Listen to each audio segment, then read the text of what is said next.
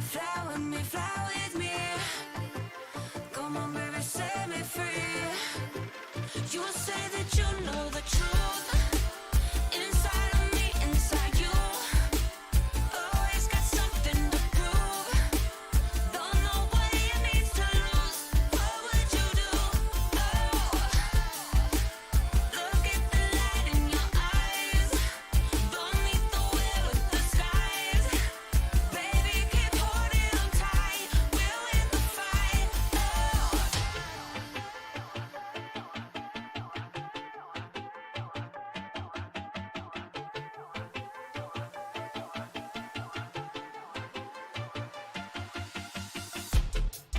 I've been walking that walk. What I hear is all talk, yeah. Never taking days off. Wait till I'm on top, yeah. That show me love. Oh, always play the same song.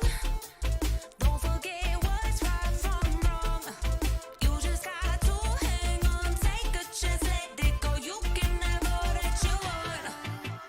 I can see. Fly with me, fly with me. Come on, baby, set me free. You say that you know the truth. Inside of me, inside you. Always got something to prove. Don't know what you need to lose. What would you do? Oh, look at the light in your eyes. Don't need the way with the skies. Baby, keep holding on tight. We'll win the fight. Oh.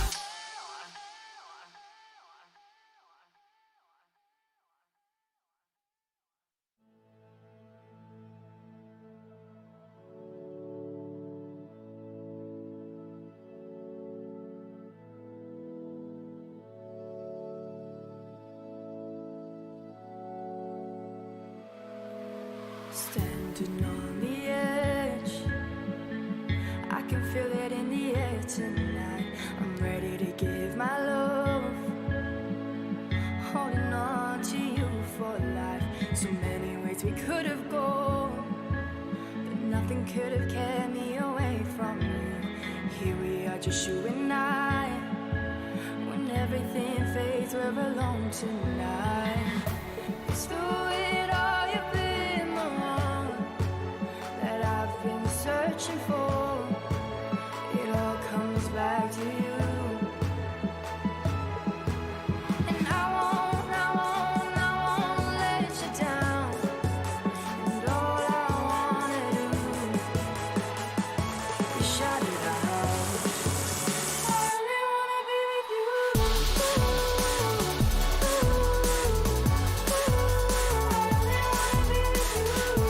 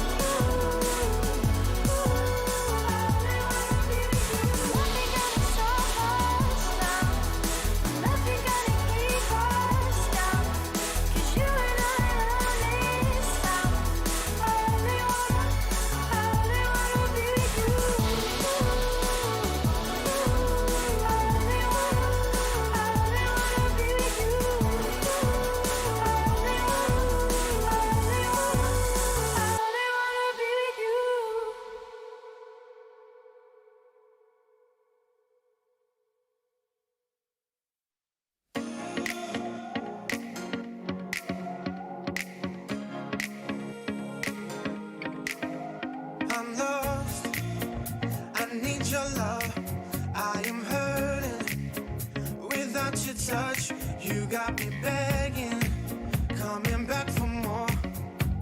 Baby, you're all that I'm looking for. If this love is all that I have, if this beat is all that I am, then nothing can take this away. I'm flying and now on my way. You got me feeling things I never thought I could. I can't stop smiling every time that I'm with you. And I know that nothing gonna break us down. Every day we're getting stronger. Rewind, take it back, let this feeling last forever. Up high in the sky, like a rocket going higher. You got me walking on the moon. Nothing, nothing can hold us back. Nothing, nothing can hold us back. Reach out and rise above, 'cause we're searching for a higher love. Don't you worry, we'll be together. Stay in this moment, stay here forever.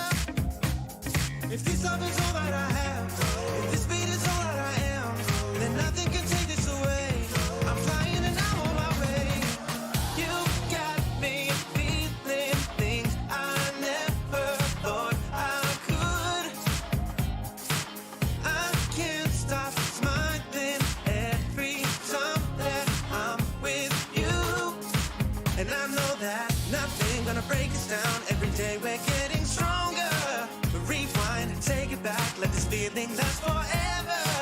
Up high in the sky, like a rocket going higher. You got me walking on the moon.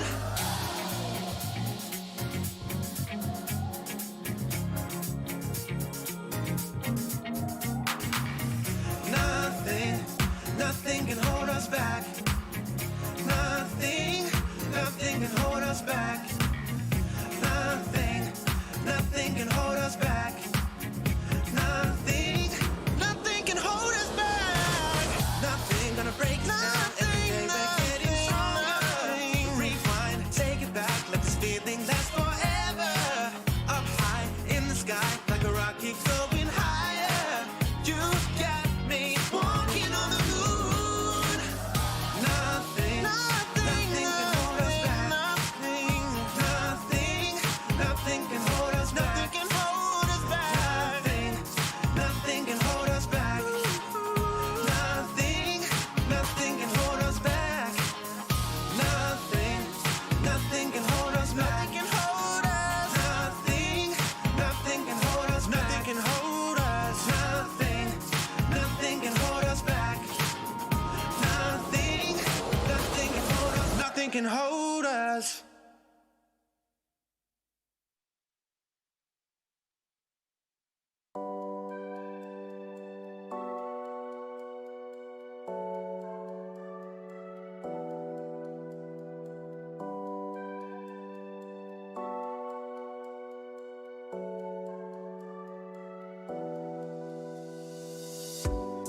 Nothing comes easy. I've learned that the hard way. I've had those bad days. Yeah, I've had those bad days. And they say, never gonna make it that far. You don't even know who you are. You'll never go all the way. Who do you think that you are? But I know, I know, I know.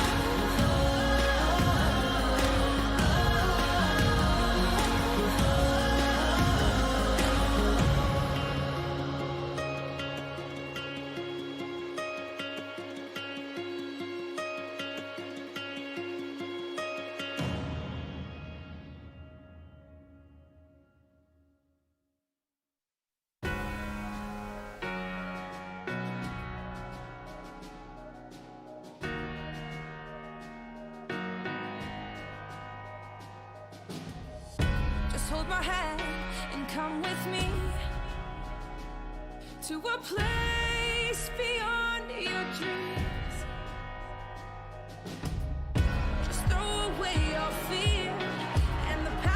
be so clear. So take my hand, I'll give you so much more. 'Cause I would give everything, everything. I would give everything for love. Everything, everything. I would give everything for love. So take my hand, I'll give you so much more. I would give everything, everything. I would give everything for love. Everything. I would give everything for love. Everything, everything. Yeah, I would give everything for love. Just hold my hand and come with me to a place beyond your dreams. Just throw away your fear, and the path will be so clear. So take my hand, I'll give you so much more. 'Cause I would give everything, everything. I would give everything for love. Everything, everything. I would give everything for love. So take my hand, I'll give you so much more. I would give everything, everything. I would give everything for love. I would give everything for love. Everything. Ooh, just take my hand. I would give everything, everything, everything, everything. So take my hand, I'll give you so much more. 'Cause I would give everything, everything. I would give everything for love. Everything, everything. I would give everything for love. So take my hand, I'll give you so much more. I would give everything, everything. I would give everything for love. Our love was what they talk about. Our love was what they talk about. Our love was wild and free. You know everything about me. From my love, never let me go. Never let me go, no go. From my love, never let me go. Never let me go, no go. From my love, this love, this love, this love, waiting on this love, this love, this love, waiting on this love, this love, this love, waiting on this love, this love, this love. Never let me go. Never let me go, no go. From your love, never let me go, go.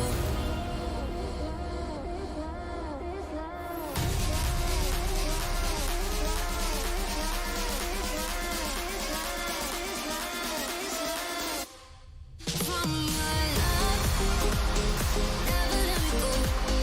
Never let me go, no go. From your love, never let me go. Never let me go, no go.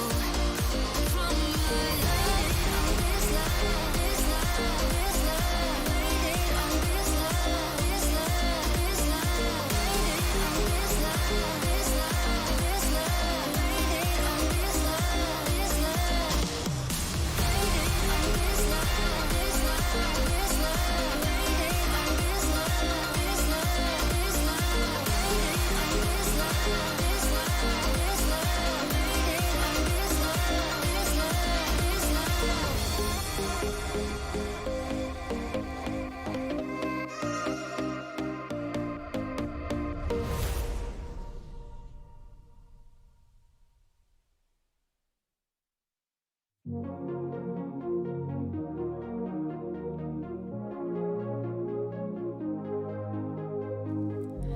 The taste of you is left here in the morning.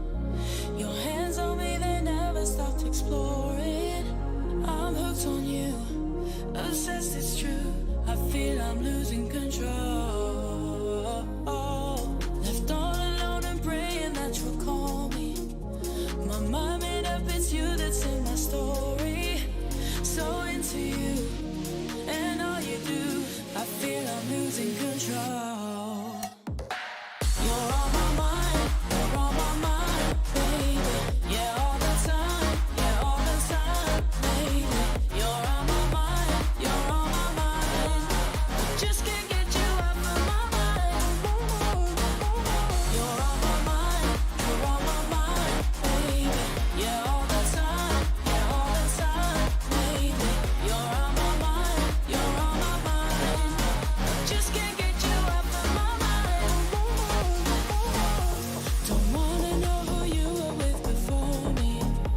The thought of you with someone I'm ignoring. Just me and you, so make you move.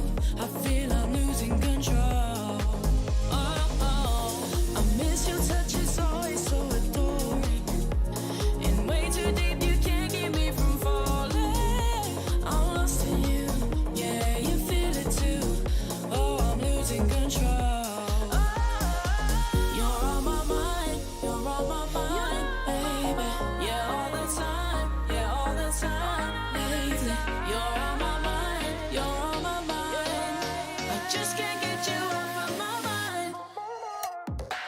You're on my mind, you're on my mind, baby. Yeah, all the time, yeah, all the time, baby. You're on my mind, you're on my mind. I just can't get you off of my mind. You're on my mind, you're on my mind, baby. Yeah, all the time, yeah, all the time, baby. You're on my mind, you're on my mind. I just can't get you off of my mind. You're on my mind, you're on my mind. You're on my mind, you're on my mind. You're on my mind, you're on my mind. I just can't get you off of my mind.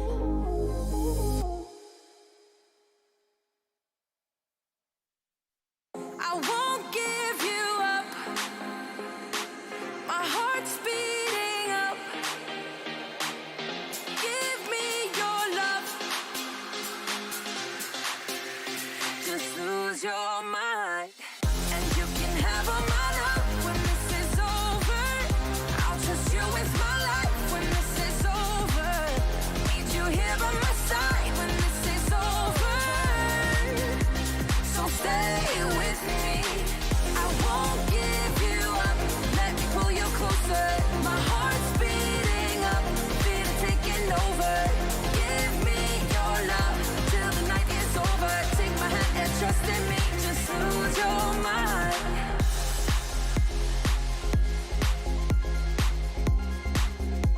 Just lose your mind.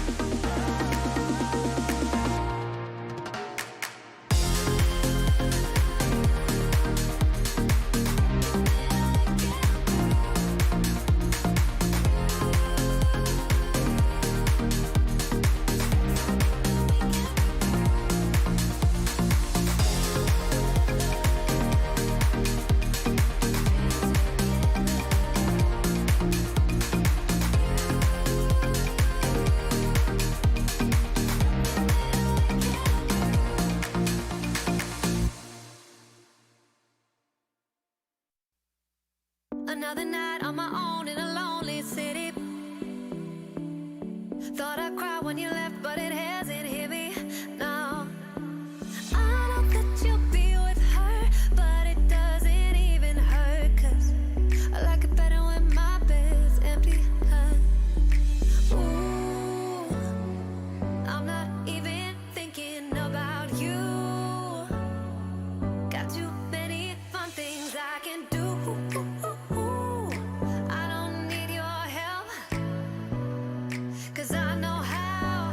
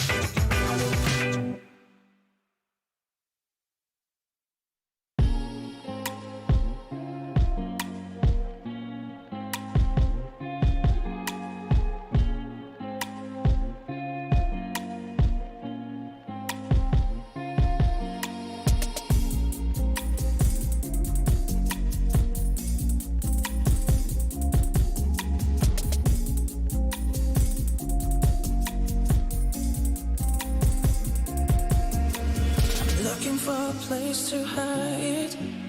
It seems we're crossing a line. My love for you is making me blind. But I want you, oh I want you. I think we're out of control. It feels like I'm losing ground. I know we had it all.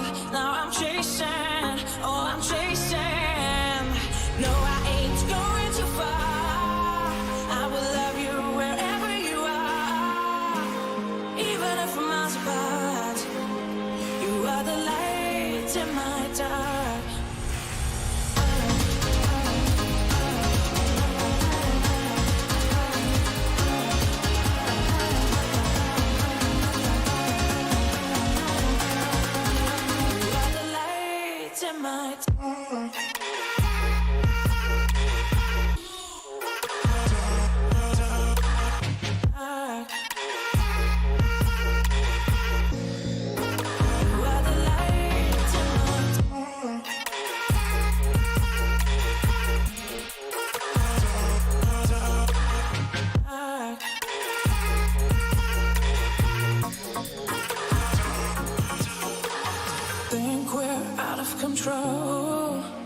It feels like I'm losing ground. I know we had it all. Now I'm chasing, oh I'm chasing. We both know that our path is ended. It's time to say goodbye. Even if you're far away, we should give it another try. No, I ain't going too far. I will love you wherever you are. Even if we're miles apart, you are the light in my dark.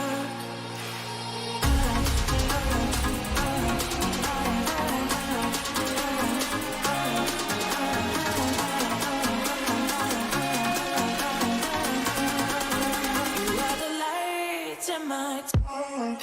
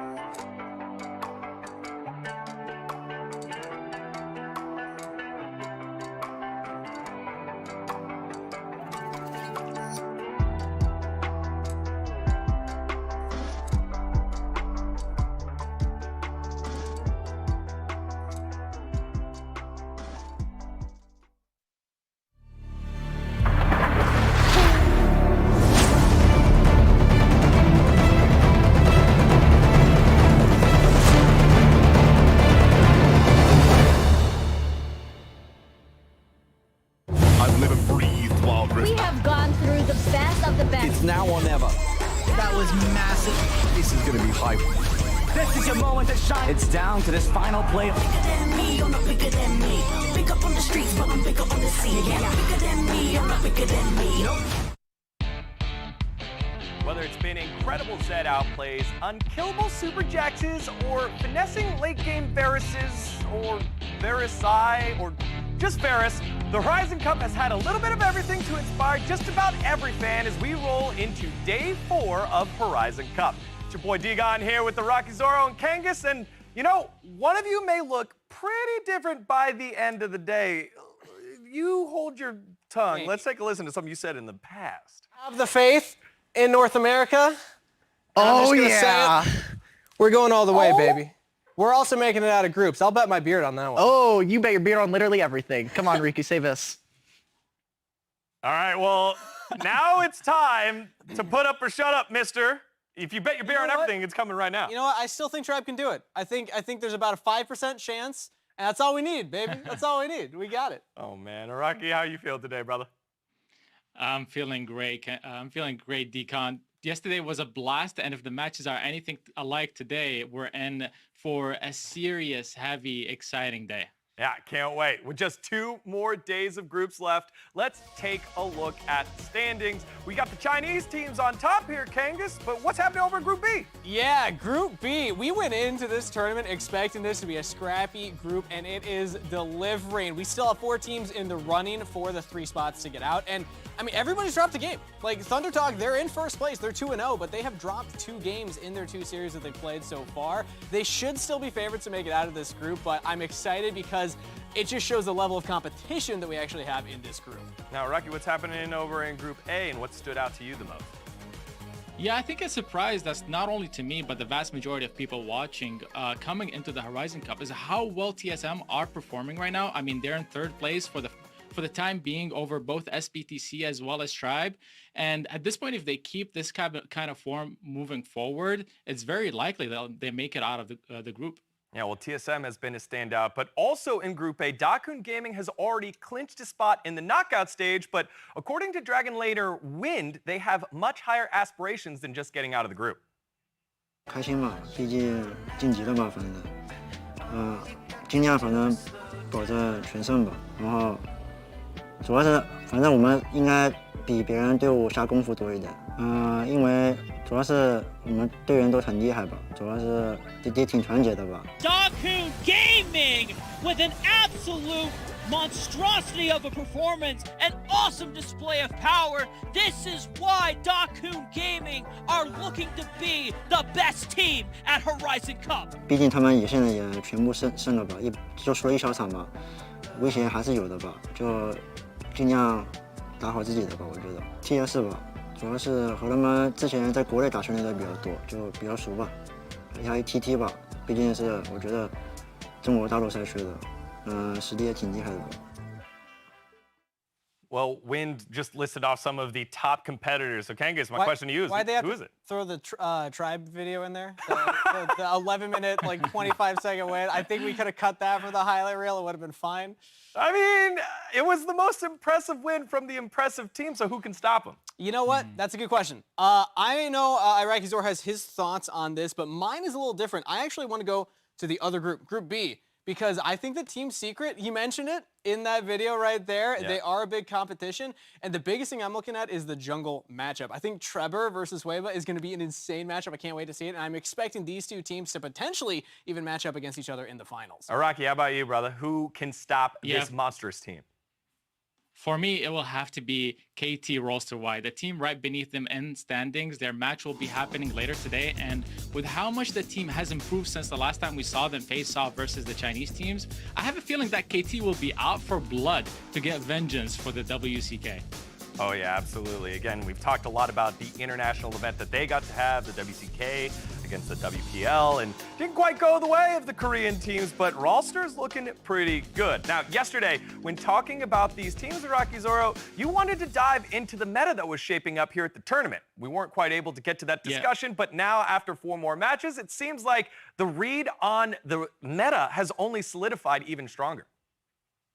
Yeah, there's been a very clear meta shared across the top teams, the ones leading their groups, and I feel like it's time to break it down a little further. The most standout priorities in the pick ban phase that we've seen so far have revolved mostly around the Baron lane. Things like the Renekton, the Camille's, the Rivens, and the Fiora.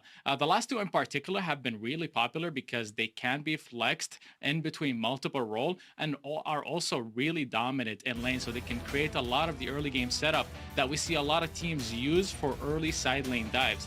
And I think we're starting to see a trend in the teams that have the players who can make the best use and are outstanding on those champions have a significant edge in draft. And as for the teams that don't quite have the champion pools, I think they'll have to figure out some answers, because if you just keep banning them, you're gonna be limited in your options in draft. But I think this is something interesting because the majority of teams are following this draft pattern, but the top 2 teams in each group are a little different. You look at ThunderTalk, and they actually play a lot through their jungler instead. I mean, Kun Gaming, we know that Hueba is the primary carry there, and ThunderTalk, Feibai is often put on things like Diana and Gragas, things that aren't those big carry champs. Now, has played the Renekton, yes, but oftentimes will play weak side top lane. So it's cool that the majority of teams have this read on the meta, but I'm wondering if it's the correct read. But what's also cool is the spillover effect that it has on other roles, because now we've seen a lot of things like Ziggs and Senna super high ban priority. Things like Varus have been coming out and played a lot of long range AD carries, and then also engaged supports like the Rakan. 20% win rate on 10 games, so it's not doing the best right now, but it shows that teams are trying to find other forms of engage to enable these kind of bruiser style carry Baron laners. Yeah, and I'd like to also add, because of what we just broke down about the prio picks in the Baron lane, blue side has become the most popular for teams to choose whenever they have side selection. And it's because on blue side, you can always get one of those champions, no matter the situation.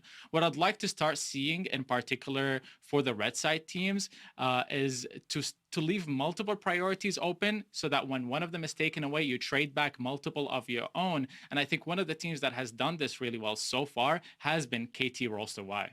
That's going to be super fun to see how these teams battle back, because a lot of the time early on in the tournament, you try to perfect the meta, and then you get those teams that are willing to dare a little bit, leave up a couple of those picks and see if they will, the other team will dare to pick them back. Now, we'll get to see how these teams adapt as we jump into day 4's matches, which has no shortage of big ticket bangers. We have Rolster Y versus DKG matchup first. We'll see if Korea's representatives can take down the Titans of Group A. Then we have a clash between Group B's Secret and Sengoku, with SBTC versus Tribe and ThunderTalk versus Team Queso to round out the day. Now, in the first match, ThunderTalk can lock in not only a playoff spot, but this could be the win that wraps up the first seed for them here, Kangas. Exactly. ThunderTalk versus Team Queso is our first match of the day. And honestly, ThunderTalk, they played their 2 strongest opponents in their group already. They got Team Queso and then Ebro coming in tomorrow. So I think that ThunderTalk should realistically be in a spot to take first seed. And the reason that's so important is because if you get first seed, you dodge out on quarterfinals. You go right into that semifinals for the knockout stage. And I think ThunderTalk are pretty much all but guaranteed. Team Queso, they still can, provide a bit of a challenge, but ThunderTalk should be favorites to take first seed by this point. And I really do enjoy that ThunderTalk Gaming are having so much success with their own style and their own meta, not really conforming to the rest of the tournament meta. We saw the Malphite support come out a couple of times, the Feibai, Diana in the Baron lane, which is very unique. At the same time, though, I do wonder if their unique style and draft has more to do with their champion pools, because I don't believe S12K does play Rakan, and I don't think Feibai plays any meta Baron laners besides the Renekton. So those are the problems that they'll need to solve going forward, especially if they make it to playoffs and they face tougher competition. Well, those are a couple of the champs from around the map, but over on the Baron side of the map, I know that there's a little bit of a worry for you that you think Team Queso can exploit.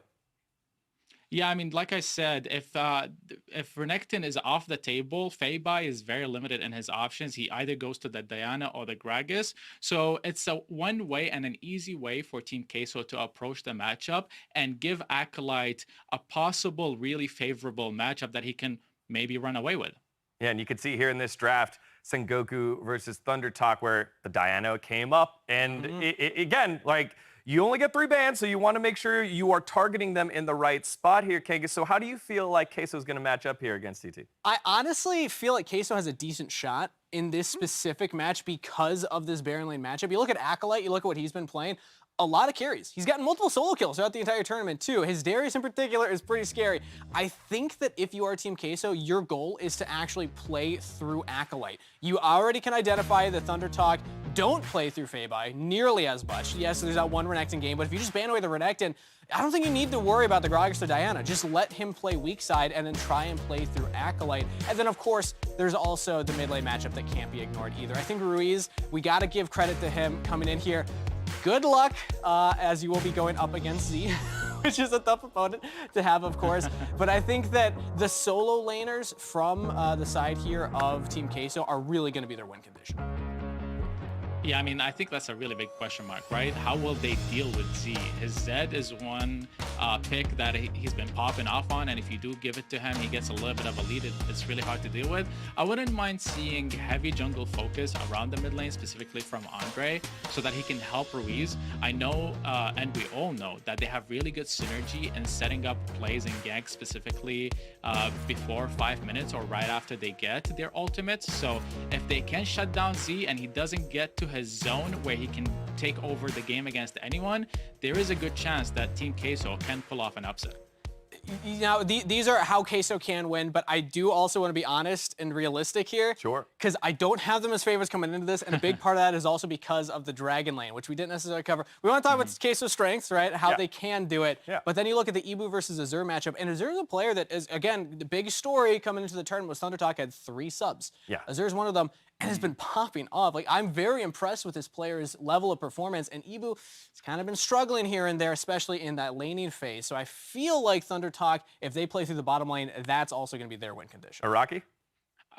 Yeah, I love that you're touching on Ibu because they did play Draven yesterday and it wasn't looking too good. It was a cool pick. I like the idea. No, it was super exciting. It was super exciting. They just need to play around it better if they go for it again and try to give it a gold lead, because if Draven does get ahead, his damage is insane, especially if he itemizes correctly, goes with the Bloodthirster, gets a little bit of lethality under his belt, maybe a GA later on. So there is potential there, but they need to put more resources if they go for a risky pick, such as the Draven. And play an engaged support, because they played with the Braum, and I didn't like that either, because that's like more defensive, like anti-engage with the Draven. If they had picked an Alistar, a Leona, a Rakan, I know that Rakan's kind of the most popular out of those. I think the Alistar's actually showing that it can be played to a very high level. That's the kind of lane I want to see with the Draven. So, I mean, I think Queso, they can still look at that saying, we tried it, but don't be afraid to try it again. I think that there is still something there, but also you got Acolyte, so you can just play through him instead. Yeah, and that was my worry about the Alistar pick, and I think D-Man talked about it yesterday when it got picked. Once you miss one of those headbutt pulverized combos, then you start getting your head like, okay, this is supposed to be secure engage, but now I might mess it up and just headbutt him away, and everyone's watching, so you're a little worried about that. You do the Kyle smash right before you don't quite get the headbutt off. You just end up smashing the ground instead. Yeah, we saw a couple of those yesterday too. Right. But in general, the engaged supports are the style that we have been seeing because, like we said, it enables those engages and Acolyte to play things like the Darius top lane. Now, if we're talking about realistic expectations, like I said, I still have ThunderTalk taking this one, but if Team Queso have a chance, I do think that they, can play through those solo lanes, and maybe we get that 2-1. All right, well, I need both of you guys to put down your picks now. Rocky, we'll start with you. Who you got? Okay, I'm going to go with ThunderTalk 2-0 over Team Queso. I do think they are overall the better team and have better, more solid fundamentals, whether Z does to pop off or not. So, yeah, 2-0 for ThunderTalk over Team Queso. Kangas?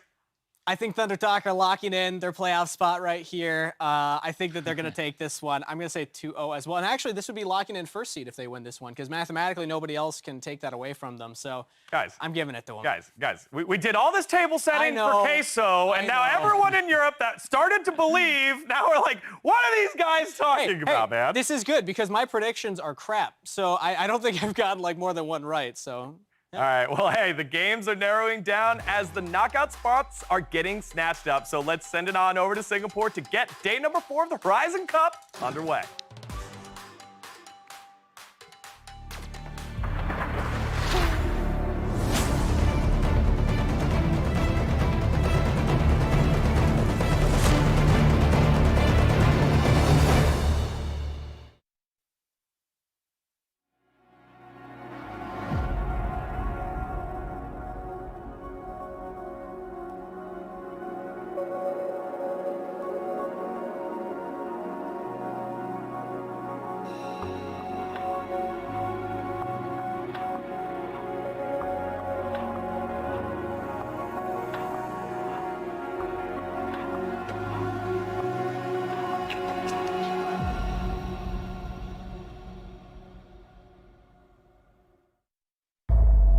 The best thing about water, every single second matters. What would I do without my people?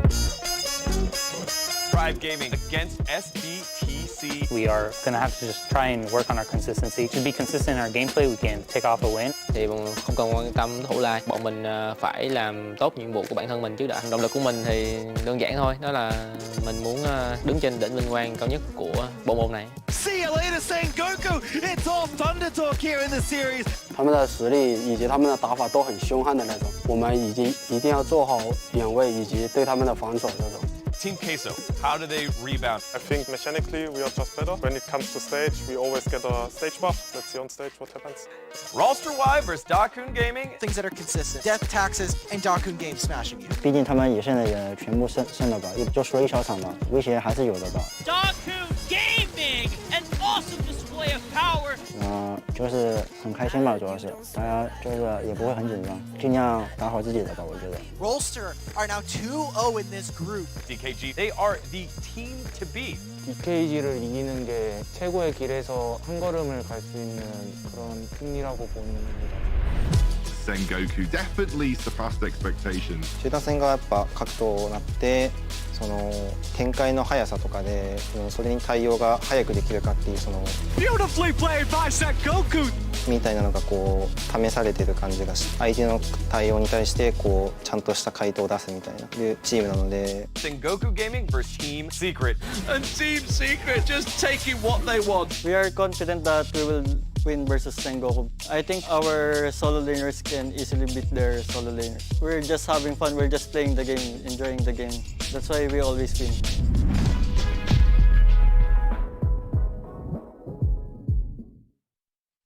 I've never breathed Wild Rift. We have gone through the best of the best. It's now or never. That was massive. This is going to be hype. This is your moment to shine. It's down to this final play. Bigger than me, you're not bigger than me.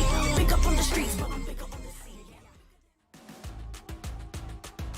Hello and welcome everyone. It is day 4 of the Wild Rift Horizon Cup. My name is Queso. Joining me is TJ, and boy oh boy are things getting spicy as we move ever closer, TJ, to qualifying those 6 teams. Teams are getting locked in, teams are getting eliminated, and we're going down the docket today. We've got a lot of very important matches in terms of group standing.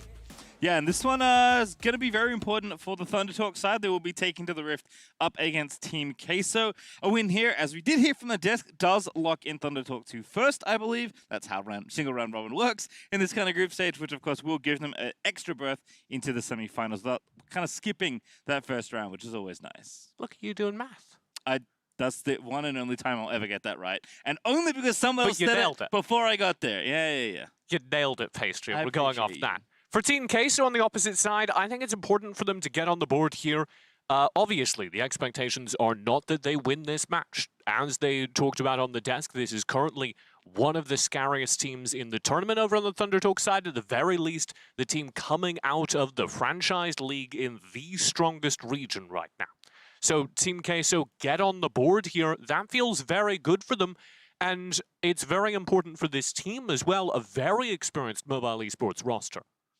Yeah, it's definitely curious to see how teams, who've come from other places are kind of finding their way here. Obviously, for ThunderTalk, they had not the roster they intended, and I feel like they are using their individual skill and kind of playing into form as a team, whereas Queso, these 5 have been around forever in some way. Yeah, particularly the core 3, you're looking at Memorized, Ruiz, and Ibu. They played together in Arena of Valor, where they were erstwhile competitors in the EU scene, but very rarely would manage to actually go the final instance. They attended, I think, 1 international event that entire time. They never won the EU regional tournament. They would always come 2nd or 3rd. And it's felt kind of tragic for me that they finally got the ticket to the international stage. This was the time coming to Wild Rift. They surprise everyone at Origin Series, get the ticket, book the ticket here to Horizon, and now they're really up against one of the scariest teams in the tournament. Right, and this group is a little messy. Obviously, ThunderTalk are leading it, but they've only played those 2 matches, still have this one to play to kind of round out the rest of their group and at least lock in their berth of first. So we'll see what happens here for ThunderTalk. Definitely a lot to talk about here. We'll start things up, I suppose, with this draft. As ThunderTalk are going to start on the blue side, Queso over on the red, and it is Ziggs taken away first off. And that Ziggs is no surprise, because of course the matchup we're all talking about is there in mid. Ruiz Even though I kind of set us up, Team Queso never won first place at any of the Arena of Valor EU tournaments.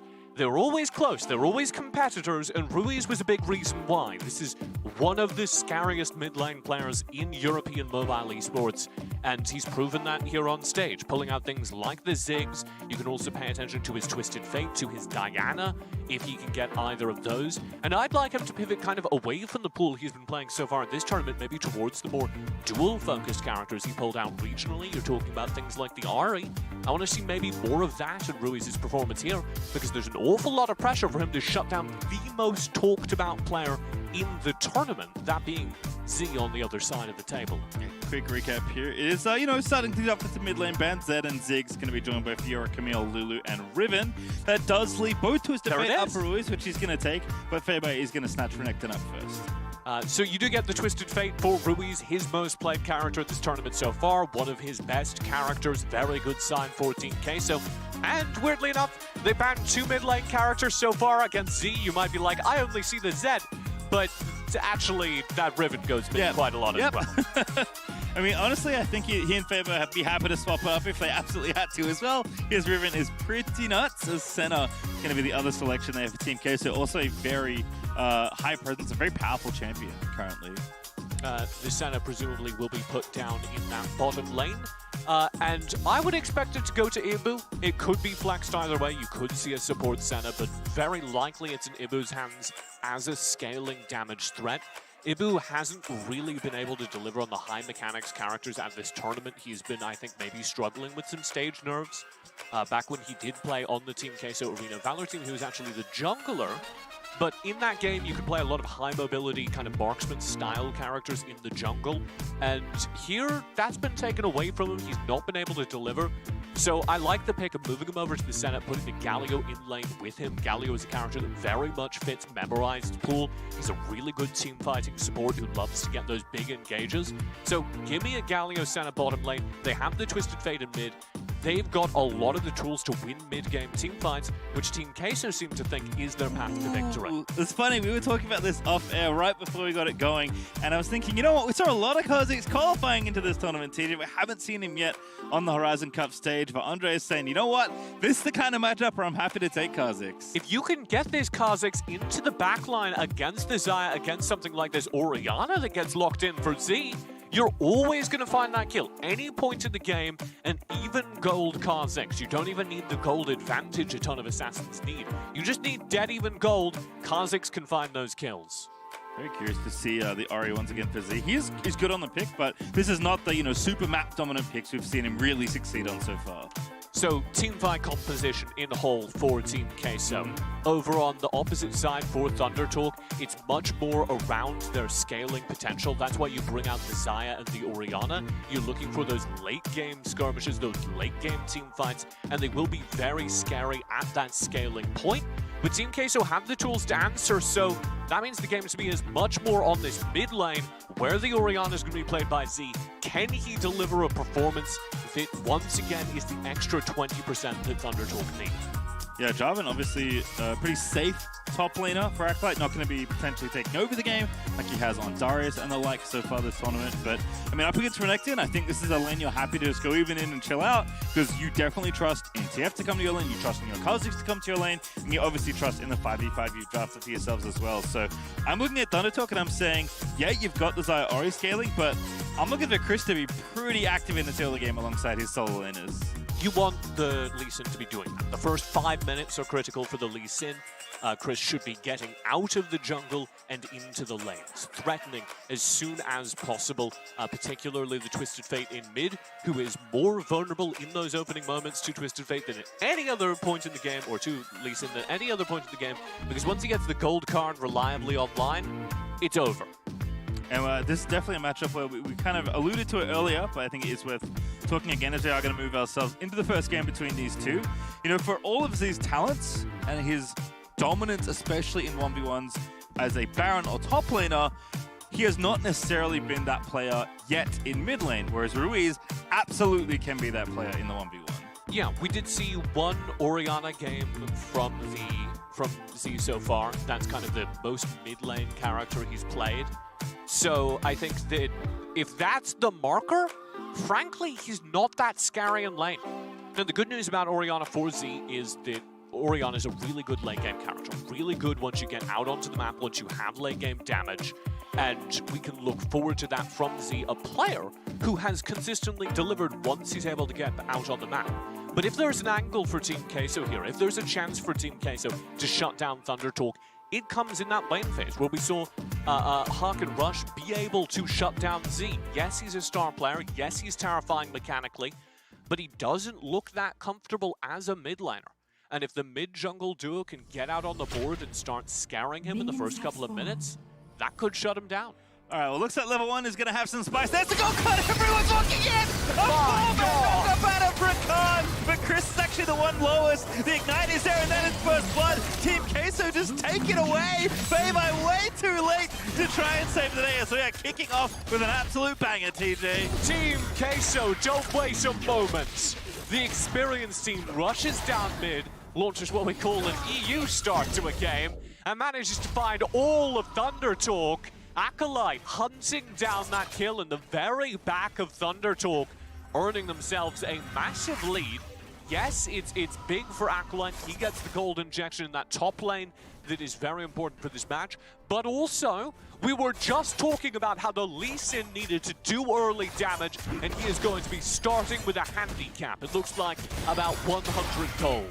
All right, well, if you do have Amazon Prime after all that, be sure to link your Prime Gaming account before more action happens. And you can link that with your WRE account for a free skin capsule, which thank you for reminding me I still need to do this and claim my free skin. I did that the other day. I was like, oh, let me get free skin. I heard it on the broadcast last time. I was like, I should do that. And then I forgot, and here we are. As Ruiz does get the gold card down onto Chris, who is trying to stay active here.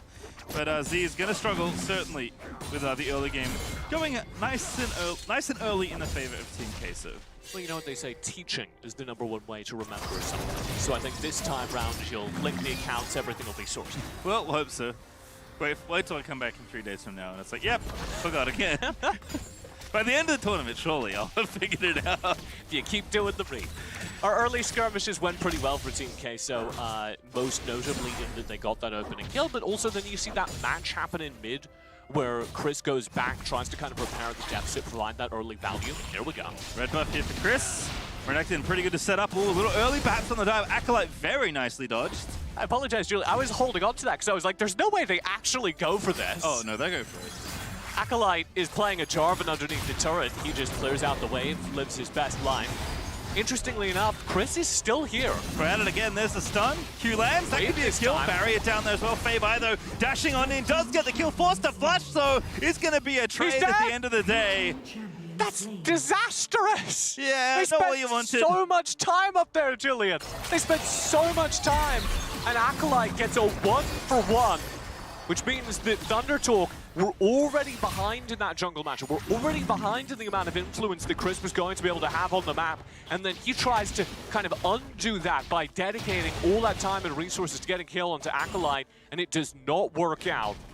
Acolyte correctly reading this situation, saying, okay, if I force the fight, if I start with some damage onto Chris, maybe I can turn things my way.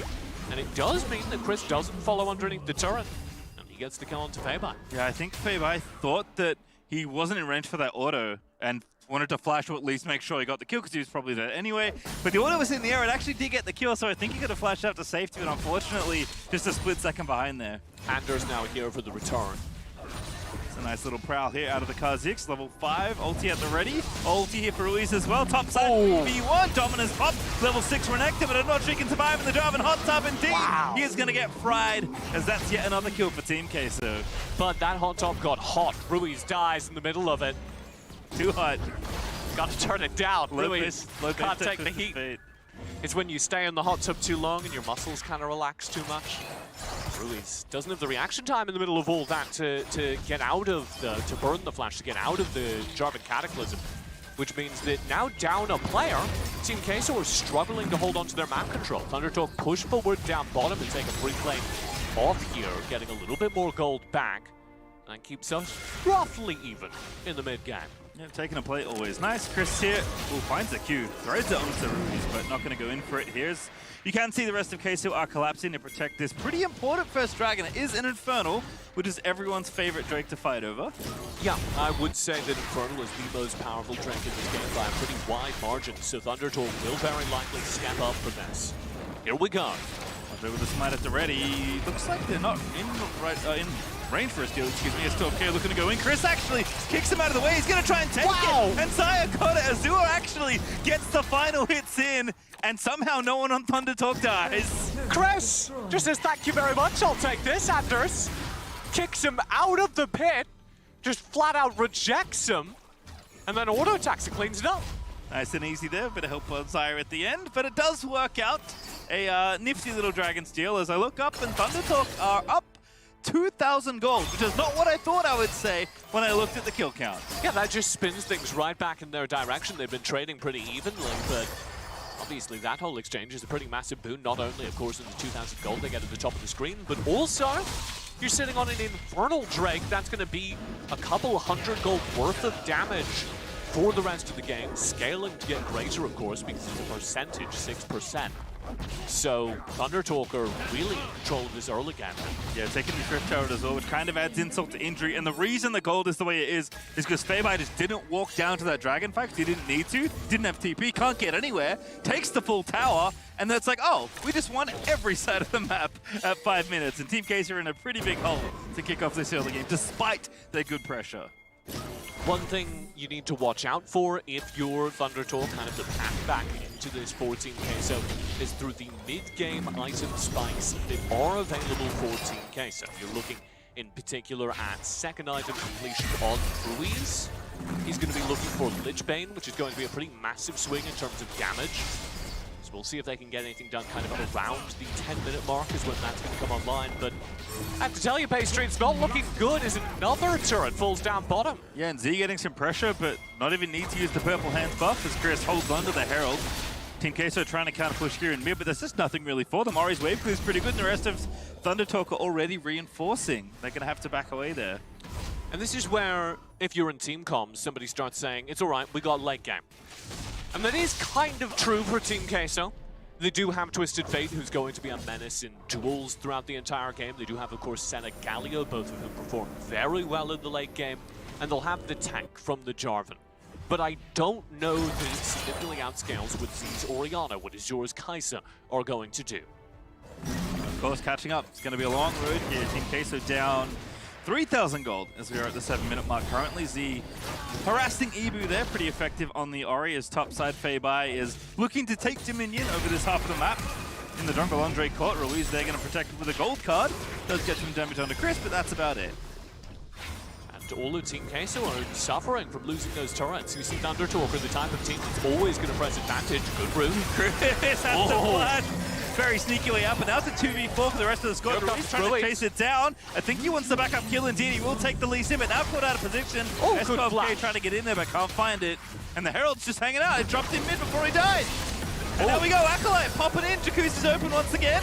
Galio ulti down on top. Z flashes out. Azure walks out just in time. Blade Caller roots on the two. Feibai flashes in for the stun and nails it. As ThunderTalk turn it around. He's slicing, he's dicing.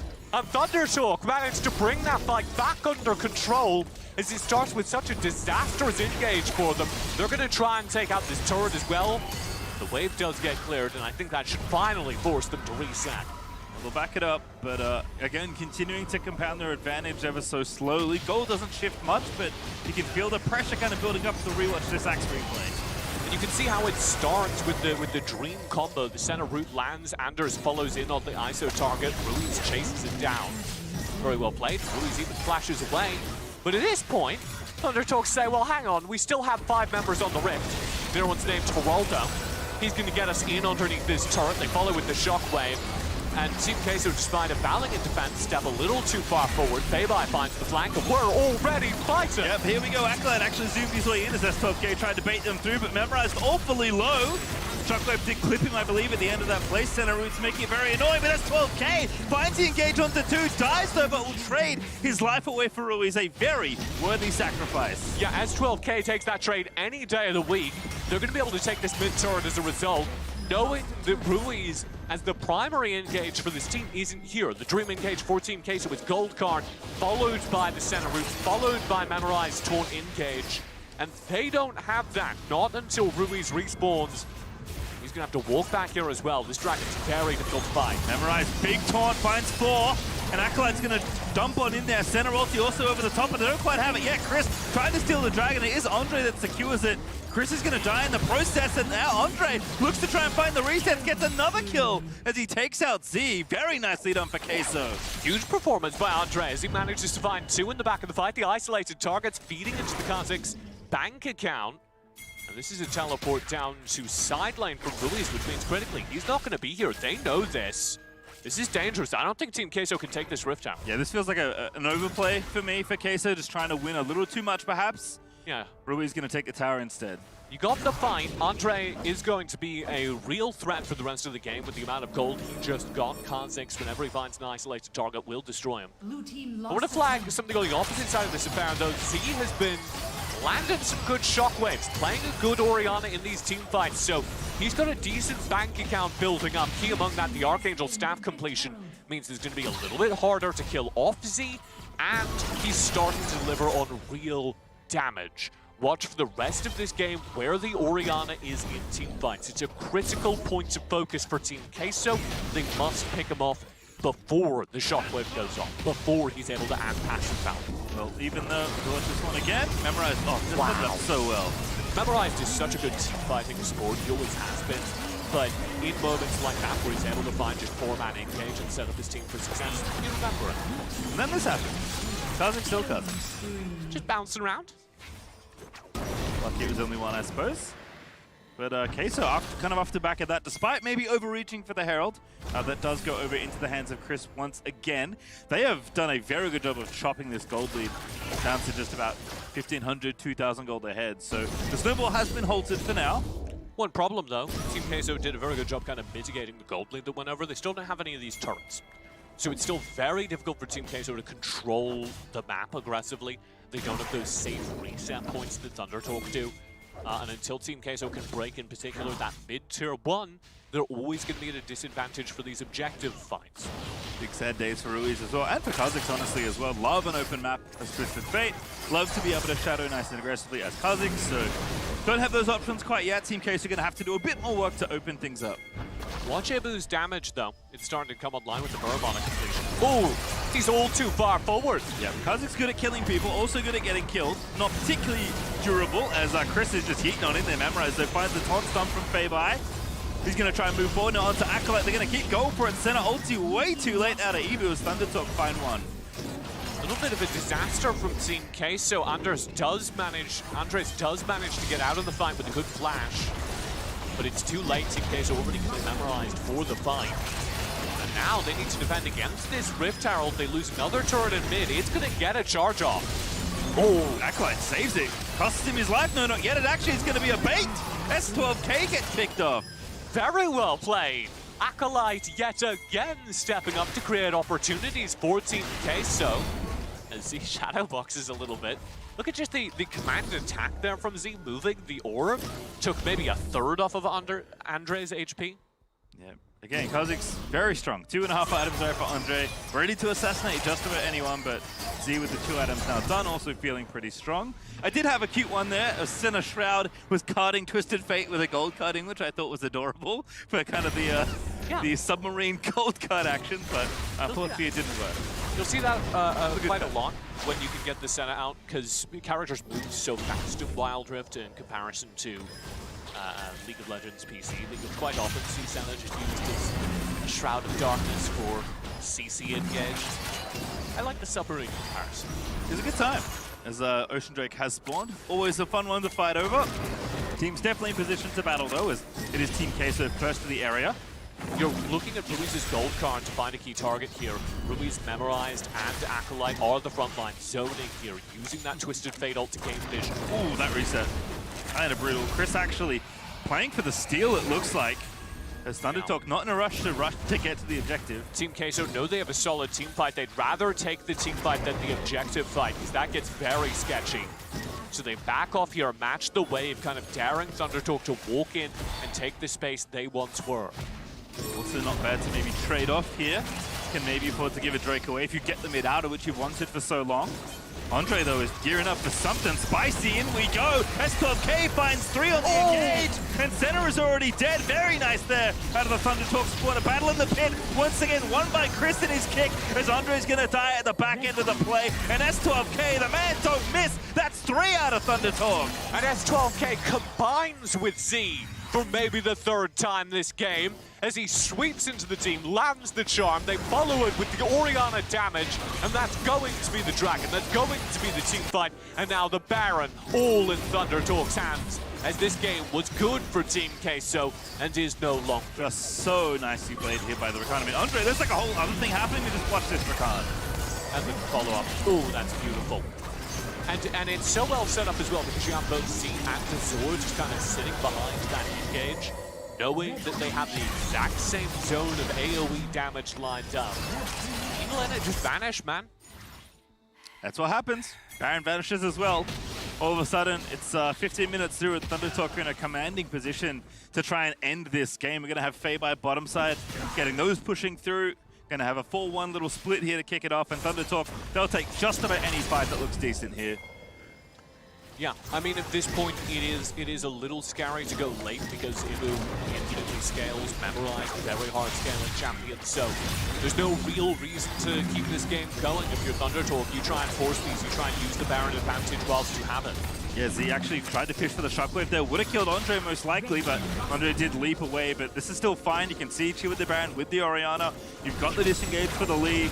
They're going to maybe go for it here. Chris getting very spicy. Acolyte diving in, pops the stone plate. In goes Jarvan over the top, and Azul with a wonderful ulti. Gets the plate crawl on the back of it all. 2 dead already on the side of Team Queso, and that's a nice center route, but it's far too late. I liked the play from Team Queso. It was their best bet, but it does not pay off. And ThunderTalk are going to open up this base and race towards game number 1. Yep, series is done. Oh, sorry, game is done, TJ. Open up the series is what I meant to say. It's definitely not done yet, but this one is in the books as ThunderTalk are going to take a very commanding opener. All right, Pastry, called it a little early. I got the words in the wrong order. Everyone relax. What I didn't get wrong, though, was ThunderTalk looking good, as predicted by the desk. Early game definitely had some spotty moments, but as soon as they got control of the game, it felt like they never let it go. Certainly, and I think there are good things to take away for Team Queso. They play those team fights well, and that was one of our key markers. Ruiz did pretty well in the mid lane, but ThunderTalk did a good job of denying them those exact win conditions we laid out at the very beginning. You know, you don't get the Ruiz VZ duel. So much that early game is instead defined by the team coming in and supporting Z, and Z being able to turn down any opportunity that Ruiz would have had to go in for those gold card fights, to find those individual 1v1 opportunities. And I will say, like, even though the early game, obviously level 1 didn't go very well, Z was never really going to apply that much pressure in the 1v1. Bottom lane felt like a wash. The one area that keeps kind of happening for ThunderTalk is Fabai on Renekton specifically. I don't know if it's just like what's happening because that game he like took a tower on his own because there was something else happening in the bottom side, or if Renekton is just that kind of champion, and if you get on top of the enemy, it's pretty easy to make it happen there, especially with Chris helping you out in lane. But I will say, you know, for a mid laner that is very much playing mid picks in a lot of these games, Renekton's looking not bad. Yeah, we're looking down the sheet, and it's like Diana, Gragas. He's played a lot of characters that you can play in both mid and top lane. And of course, that's important for Fabai because he was the mid laner until this tournament, until the visa issues. But I will agree with you, his Renekton looks pretty solid. Part of that, probably, Renekton is a pretty good champion. Renekton's a pretty good game in Crocodile right now. But also, I think Fabai has a tremendous confidence in order to play the map. And you see that, like you were talking about in that last game, where the entire team fight's happening around the Drake, and he goes, I can just live my life up here. I can do some farming, and the team's got it. And I do wonder if that's maybe an advantage of him being a mid laner. He's got a very good understanding of where people are on the map and is able to get himself some extra gold when he has space to. Well, definitely nicely done left ThunderTalk to open it up, but let's send it over to Tigris and the crew in Singapore for more on that game.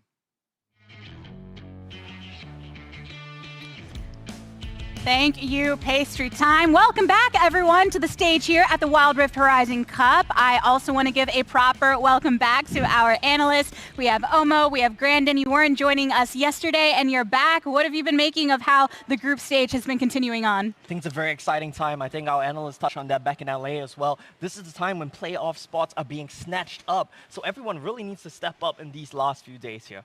Yep, we take away our expectations from before the tournament started and now get to found a new whole set of expectations. Is that the right word? I don't know, Brandon. But with these two teams in particular really shaping out what we want to see from them. I think even starting out, we guys kind of have to take a look at the draft because Queso had some interesting ideas going into this, and I kind of want to flag the Senna pickup a little bit more because my initial expectation was that Senna was going to play weak side, Senna was going to go and try and play for the late game. Instead, what they did was they used it as a means to initiate these skirmishes, try and set up for two-person, three people kind of team fights, little fights here and there, and use that crowd control in their favor. Yeah, Team Queso definitely in their draft wanting to make sure that Z couldn't have as much prowess with those split pushers as he wanted, but we were wondering how that draft was going to come through when the game actually started. Yeah, I mean, when we look at Z and when we look at his champion pool, I think this applies a lot to Feibai as well. These guys are just so versatile. We see them succeeding on all metas of pick. In the top lane, we see Feibai on both Diana, Renekton, like TJ touched on. In mid lane, Z is more than capable to pilot champions like Zed, Yasuo. But on mages as well, he always does his job. Look at the teamfight comp coming in from the side of TT, going up against the skirmish comp from Queso. Queso could never find Z. The only fights they took are the ones where they found him and killed him early, and they lost the game because they just weren't able to do that. And the clashing of those styles, even looking at those initial moments, was very interesting to see because there was a kill here, first blood with everybody coming mid, then all of a sudden somebody's trying to find picks over on Team Queso, but TT really keeping that team fight into perspective. I feel like that first kill kind of helped Queso stay in the game longer. That might have extended the game another 3 minutes, but realistically... Maybe 30 seconds. 30 seconds? Yeah. All right, but ThunderTalk I felt like had really good grasp of what they needed to do to get things done, what they needed to do from point A to point B. There was a bit of a mishap when Feibai kind of overdived. You know, he used his flash when he didn't have to and died, and that kind of slowed the tempo down a little bit more for him. But we start to see the power and the importance of having a really strong duelist bruiser kind of top laner, Baron laner. Yeah, and it's so interesting to see the way that ThunderTalk have been approaching this because even though they don't necessarily come ahead in kills, their gold lead has been consistently ahead, not just within this game, but a lot of their series thus far. Yeah, and I think that that's a trend that you will notice from both of these Chinese teams here. DK as well as ThunderTalk, they've been very consistent in finding avenues, opportunities to farm. And like our analyst Alcasta said just now, if you look at the scoreboard, you often can't tell that it's this close or that they're in the lead. But they've always just found farm on the map that you just don't know it's there, and they accelerate their lead even though they don't get the kills. Always finding the opportunities they need to pull out the victory, and now we have an opportunity to dive just that much more deep into this game. Digan, take it away. Thank you very much, the Tigress. Time for Cisco Every Second Counts, and Team Queso proved that literally by getting first blood within the first 15 seconds of the game, Araki. Yeah, I mean, this is actually so endemic to the NA meta. I feel like I'm watching a VOD from my own scrims. And to analyze it a little further, so the reason why you do it is because when you do want to push the mid-wave level 1 with multiple members, you want to make sure to position in a way that secures that river bush that you can see on the side of the dragon lane. That way, after you do shove the mid lane wave, you have a shorter path down to the dragon lane for your duo. So what we saw in the level 1 clash will happen if both teams are thinking the same thing and both teams are misjudging their composition for being the stronger one, level 1. Well, both had ways to have AoE CC. You had the Rakan knock up, but then you also had the Galio taunt, and they did select those kills first, and it ended up being a crazy fight there to kick things off, Kangas. It started off great for Queso. They got that first blood, but then I got to question where that Lulu ban priority was. If I'm looking towards game 2 and what we had set up for Queso, where's the Renekton ban? I like the other two. You ban away Zed, ban away Riven. Those make sense. But gotta throw that Renekton ban in there too because Feibai, we talked about, can carry on that champion. And even though there's that kind of sloppy dive where he flash when he didn't need to topside, Feibai, I think, was the difference maker in that game to get ThunderTalk that win. Araki? Yeah, I do like the overall approach from Team Queso. They're kind of going with our advice from earlier to leave both like multiple prio picks open. So when blue side gets one, you get back another. And that was in the form of Senna. And Senna is really good for Evo. He performed really well on it during day one. It's really safe, reliable. You simply can't go wrong with it, right? But Renekton for Feibai is too high of a prio to give away. I think if they want to do a similar thing, perhaps do Fiora. ThunderTalk haven't shown they can play it yet, and it can't be flexed to the mid lane, so Z can't take it there either. So maybe a change up a little bit in their plan and sticking to the fact that they can leave multiple prios open, trade one for the other, and go on with a plan. So seemed generally on the right path. Maybe these little tweaks will help them get the victory in game number 2. Let's send it back on over to our casters, Pastry and TJ. TJ, take it away. Thank you very much, Degon. And we are into it, game number 2. I think you're absolutely right that the focus should be more on that Renekton. I think we had a very good conversation on the desk about Feibai, and we should direct the focus in this draft towards that double threat that's beginning to come out for ThunderTalk between Feibai and, of course, Z in the mid lane. Yeah, like I said, I feel like Feibai, sometimes he looks like a Baron laner, which is rare because he became one before we even knew, right, as the tournament started. So I guess we'll have to find out if that continues. I do think Renekton is just one of those picks where it is quite good, it is pretty straightforward, and I think just about any solo player can pilot it. So if that is out of the pool, then perhaps it's a bit different. Pastry Time says Renekton's easy. Yes, that's what I'm saying. That's what I'm saying. Renekton, I don't want to be that guy, but that's what I'm saying. I believe his Twitter account's on screen at some point. You'd like to send him some letters. Could you please Degon? Here we are at the draft for game number 2, and the bans for Team Queso yet again Z focused. We get rid of that Zed, get rid of that Riven, and we're waiting, yeah, on a Renekton, I think. Are we? That's what I want. That's what Kangas wanted. And if both me and Steve want something, let me tell you, we better get it. Well, all right, Lulu instead. That's about as far away from Renekton as we can be. Well, yes, yes. But also, as 12K is known for playing a solid Lulu, but also Lulu can take individual carries and really amplify them. So if Team Queso are approaching this match as, and maybe this is something that's happened to them in scrims, but if they're approaching this match as, we need to shut down the star players over on ThunderTalk, then Lulu is an incredibly good way for ThunderTalk to amplify those star players. So it does make sense to me, especially if there is, you know, some history there in scrims during the weeks they've spent in Singapore. I do like this takeaway as well. Memorize, obviously, great teamfight support, great engage support player. So, you know, instead of the Galio just taking the Rakan away from S12K, I don't think we've seen Galio much really out of ThunderTalk. So this is just a kind of a general approach to this draft I like. A nice little tweak here for Queso. Yeah, and something interesting on the ThunderTalk side as well is those bans are Acolyte bans, Jilly. There's an awful lot of Acolyte in that ban phase as we lose both Fiora and Camille. Acolyte's other big carry, the other character he can really run the map on is Riven, which of course their team is banning out, because you certainly don't want Z to get it. So I'm kind of looking at this draft and I'm thinking, Darius? And Darius into Renekton is fine, but it does limit the carry potential of Acolyte and put a lot more onto Ruiz. This is normally where I'd say, okay, so give Ruiz a hard carry. He's on Twisted Fate. Twisted Fate is good, don't get me wrong, but not a teamfight carry. Yeah, definitely more about, you know, maybe being aggressive in the lane and then enabling the other side. So we'll have to see what happens. But Thresh is back on the map for S12K. Love some phone daddy. Yeah. He's going to come out here and play for ThunderTalk as that kind of secondary engage tool. It works very well when you have somebody that can get in and start fights already. Renekton does that, lands the stun, you follow up, you land the hook, and you're guaranteed a pretty solid one-team fight. Oh, here. Okay. So, Kai'Sa's very good. Kai'Sa is a solid teamfight carry, and this is what they were missing. I was going down the list, I was saying, I don't think I can see Acolyte on a carry. I don't think there really is one left on the meta. And I don't see Ruiz on a hard teamfight carry, so where does their teamfight damage come from? The answer is they're putting their faith in Ebu in the bottom lane. Ebu is a very mechanically talented player, as I kind of hinted at earlier. I do think he's kind of been underperforming here in Wild Rift compared to his performances in previous mobile esports. So maybe a chance for him to deliver on what I know he can do. As the team puts an awful lot of faith on him. The key to playing Kai'Sa as a carry is you need early gold injection.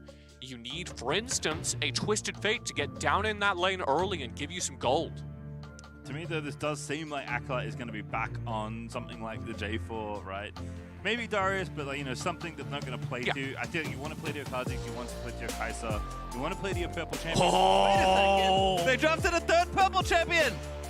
Too much purple, too many carries! Okay, so this flips things, and it makes sense now as to why they were holding Acolyte's pick till the very end.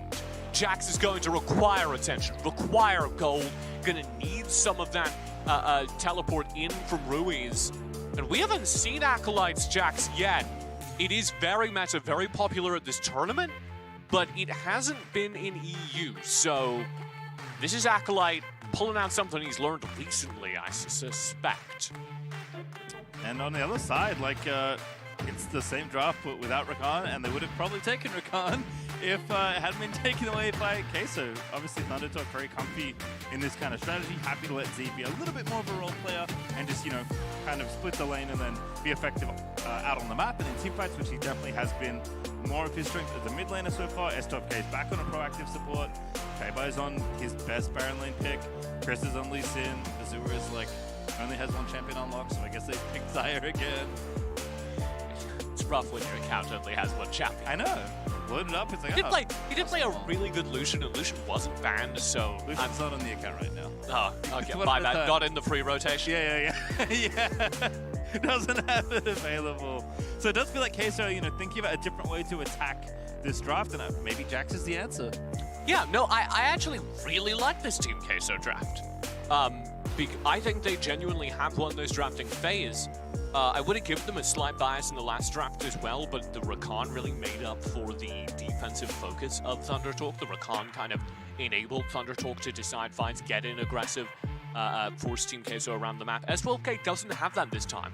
This may be the mythical Proto-Belt Thresh that we have seen a couple of times, and that does offer some engage opportunity, a little bit more than just the hook. But it's still going to be kind of Team Queso's map to run, at least until they fall behind, at least on the bottom half. Chris obviously will be an engaged threat. Fabai obviously is an engaged threat, but they're a little slower to get started on the bottom half of the map, so I want to see Team Queso play through Ibu, give him gold early, and yeah, Acolyte's just up there. You can get him ahead. Yeah, it's tough because, like you said, it feels like there are a few too many carries you want to play to, and obviously you don't really have the time to play to all of them, so someone is going to have to be self-sufficient in the 1v1. And I would bias towards that being Ibu, just both because Acolyte has definitely earned the trust of his team at this event, and also because Kai'Sa can do that. You can play an insurance policy Kai'Sa. This is very popular in the SEA meta. You just put a Kai'Sa in the bottom lane. She's not going to do anything terribly flashy, but she's pretty survivable. And once you get to late game, she'll do enough teamfight damage to be a teamfight. Why do I get the feeling, though, we are going to get Proto-Belt Thresh? I believe that's the Hummus special, Proto-Belt on every support. I think he did it on Thresh already this tournament. Yeah, S12K is famous for playing Garen support. That's also something that happens in the SEA region, or sorry, in the Chinese region. So you can't predict, is what I'm saying. I do expect this to be a little more prio on tank from S12K. So if that's the case, they're actually pretty light on engage. It's kind of just that top side, Fabai and Chris who start fights for ThunderTalk. Definitely saw them play objectives a lot, though, so we'll see if they can get that done. Early attempt to shut down Acolyte coming out here as Chris paths up. Seen this before. This is basically the same game they tried last time, and they've decided against it. Maybe not. They're going to get the wave pushed in. Ruiz gets cuts off by Z. That's pretty big. And Chris now going to zone up the Jax. Gets on top. Stun is there. Ooh, lovely Q threading. Fabai flashes in for the stun. Acolyte, not many places to go. Out of summoners now, and that is the first blood for ThunderTalk. Behind the tier 2! They are so determined to shut down that Jax that ThunderTalk dived the tier 2 turret. S12K, double play, looking very nice, but here's Andre, shutting down Azura. There's the kill they needed on the other side, as Queso do answer. And the upside to having an insurance policy Kai'Sa, as Ruiz looks for a kill here. See here, but maybe a little late. Yep, out of mana, there's the shield, just getting away there. Just throwing cards. They don't do anything magical, they're just playing cards. Unfortunate. But nice answer, honestly, from Andre. They needed to make a play on the other side of the map, and they did. And this is the upside to running an insurance policy, Kaiser, is that if things go wrong, if your ideal carry falls behind, say hypothetically to a 3-man dive behind his tier 2, the Kaiser can become your carry. I will say, though, this was very well played by ThunderTalk to set this up. This looks like impossible. Like, what are you doing? Yeah, Acolyte, as soon as the stun ends, boom, he's hit by the resonating strike. Chris with the flash to finish it off. Very well played. Just the perfect turret dive, tier 2, 1 minute into game. Yep. You know, the usual. The usual. Yep. It happens every game. See it all the time. ThunderTalk. First blood answered well, as we said, by Queso. Was Andre actually invading? We don't see this very often. S12K says, get out of my jungle. Andre says, maybe, maybe not. Rui's going to join us, and now we got to leave. Click on the button. Then we did indeed do it, but Azua burned the ulti as well. Rui is spending the Destiny, and this really does mean that it's a bottom lane game. It's a bottom lane game for Team Queso. One lane only. Because what's happening in the top lane is pretty miserable for Acolyte. He's down to a single plate on that tier 1. So all the gold for Team Queso goes to Ibu now, and you hope that's enough to win him. Almost out of plates there on top side. Acolyte is defending the tower with his life. Gonna have to start serving food in bowls. It's a little awkward. You know, you run out of stuff. Dishwasher's broken, eaten out of a mug. You're like, this soup could be drank. Ooh, good little hit there from Memorize. Great quickness there as well. Nice OTC, gonna turn it around, 1v2! My God! It would have happened, but Memorize was there with the shield. Memorized keeps Ruiz alive by maybe 1 HP. Ruiz was sitting on the flash, so a testament to his faith in his support. Almost got him killed, though, in his defense. So, Memorize did do the right thing and saved the play at the end of it. Azua, sorry, no ulti. Flash and heal, though, available. S12K shutting it all down. Andre flashes in! There's the trade, but it's now 2v1 for S12K. Oh, that's not who he expected! Ruiz! There's Ruiz over the top with the stun. Knock up out of Rakan, and that's a beautiful double from Team Queso. Rift Herald summoned in the mid lane here for ThunderTalk, and Team Queso are not plus. They'd like to keep putting gold into Ibu. One lane game. Oh, Ibu going for the play. That's not it. Fabai is going to shut that off. See, does it again. Just shredding Ibu. His only option is to ult in to try and turn that. And there's no way that works out. So Team Queso lose this trade quite drastically. Oh, no minions. Oh, there's the cannon. I take it back, Fabai. Enhanced it by the Orianna. This should be so easy, and indeed it is. Fabai just walks up and kills him. And that is a turning point for this game, because ThunderTalk have now eliminated both potential carries, as this what was a very well executed play around Thunders. Nothing works out here, but Andre still manages to lock down what he wants. We're still going. Yeah, we don't have time. We've got still ThunderTalk making the play. Z gets another kill. There's the double. Ruiz gonna make it 3, just feeding them. No, not yet. Fabai instead. Oh, that is the wrong direction. The punish is the maximum out of ThunderTalk. Disastrous. I think you're absolutely right to blame them. I don't think that was the right call to Destiny game into a 1v4 in the best of situations. But he very much should have had a 1-for-1 there with Ruiz. I don't know if it was a tap cast, the auto-targeting messing with him, or just a flick in the wrong direction. Either way, a mechanical error means that Ruiz misses out on the 1-for-1 trade. And even as I was moments ago saying that Team Queso have kind of lost their carry threats, doubly so now. This is a very difficult game for them to turn. Kind of the only angle is through Drakes. Just again here, the Axe replay setting it up here. ThunderTalk just dive and dive and dive. And look at that, teleporting to a 1v4. There is still one minion underneath the turret. So he taps it to tap cast it and auto targets the minion. You hate to see it, but could of course drag casted that and avoided all that issue. You can't tap cast. Gamers, never tap on your skill shots. You tell me that every day still I don't know. As initiation indicates, look at alright, Shockwave is very nice though out of Z. Is going to protect the low members on the team as S12K was getting a bit spicy in it. Chris down bottom, shoving in the way. Not clutched by the earlier attempt on his line. He's chilling. He's got, you know, Feibai in the back pocket. S12K is doing the thing. Chris is the Baron laner now. He wants to take these towers. He's you know, moonlighting as the solo laner for the time being, as ThunderTalk find themselves up about 4,000 gold already. Emerald tried to make it happen, stun onto Azure, but no follow-up, and that's just going to dissipate. Queso find nothing there. Yeah, Team Queso are trying to force these fights, which is understandable. It's their only angle back into this game. This CC change they do have. There we go. Feibai not spotted by the Europe lands. But having said that, it's obviously not working out for them. So how do you pause this game? How do you put this game on hold so that Ibu, Rubies, and Acolyte can deliver on your late game? I think it comes from this Rift Herald trade. Try and get just objectives on the board. Yeah, maybe don't invade too much as Feibai is going to punish Acolyte in the front line. Now fighting back action. This could be a font of life, but instead it's Z. Just waltzes on in for the double shockwave. And I think we can take back what we said at the beginning of this, which is Z, you know, looks good in team fights. Is he a good mid laner? Yeah, he's delivering here on the Orianna. Using Orianna's increased movement speed to just be everywhere the team needs him to be, delivering on massive shockwaves, team fight after team fight.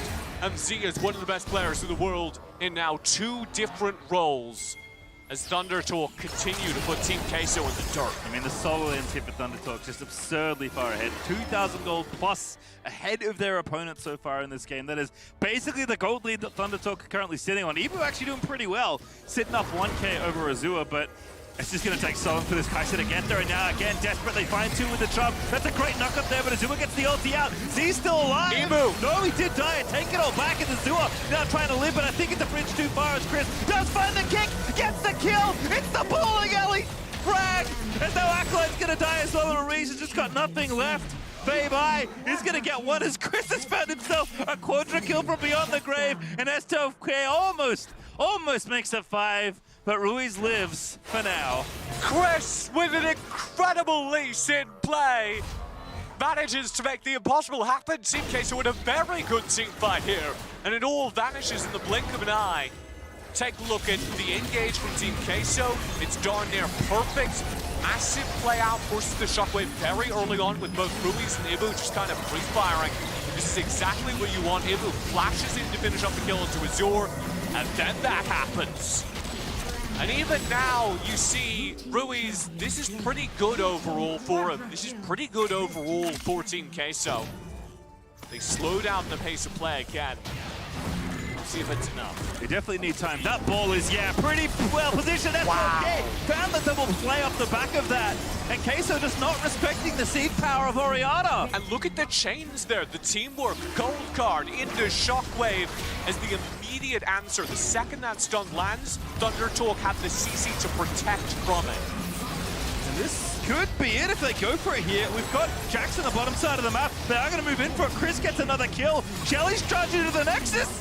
It's just disrespect all over the Rift as ThunderTalk are going to have to leave the Jax. The split lane in the bottom side, the map Acolyte has single-handedly forced a reset, and he's going for the inhibitor. They're not going to be here in time. He's going to get this turret. And keep hitting it. Feibai here just in time, perhaps, to save the day. Acolyte is ignoring it. Yep, Counter-Strike's up, hits it down. He's opened up the map. Feibai's going to punish him. I don't think Acolyte can leave here. Flash, maybe I'm wrong. As Acolyte turns around, Feibai's like, I don't like this at all. Chris says, don't worry, buddy. Oh! No, I don't. Acolyte gets the kill from the grave. And now in the middle of the map, Ruiz has found Z. He's all alone. Flashes out, gonna be okay, but Team Queso went from Shelly charging the next and almost losing the game to Acolyte saving the day.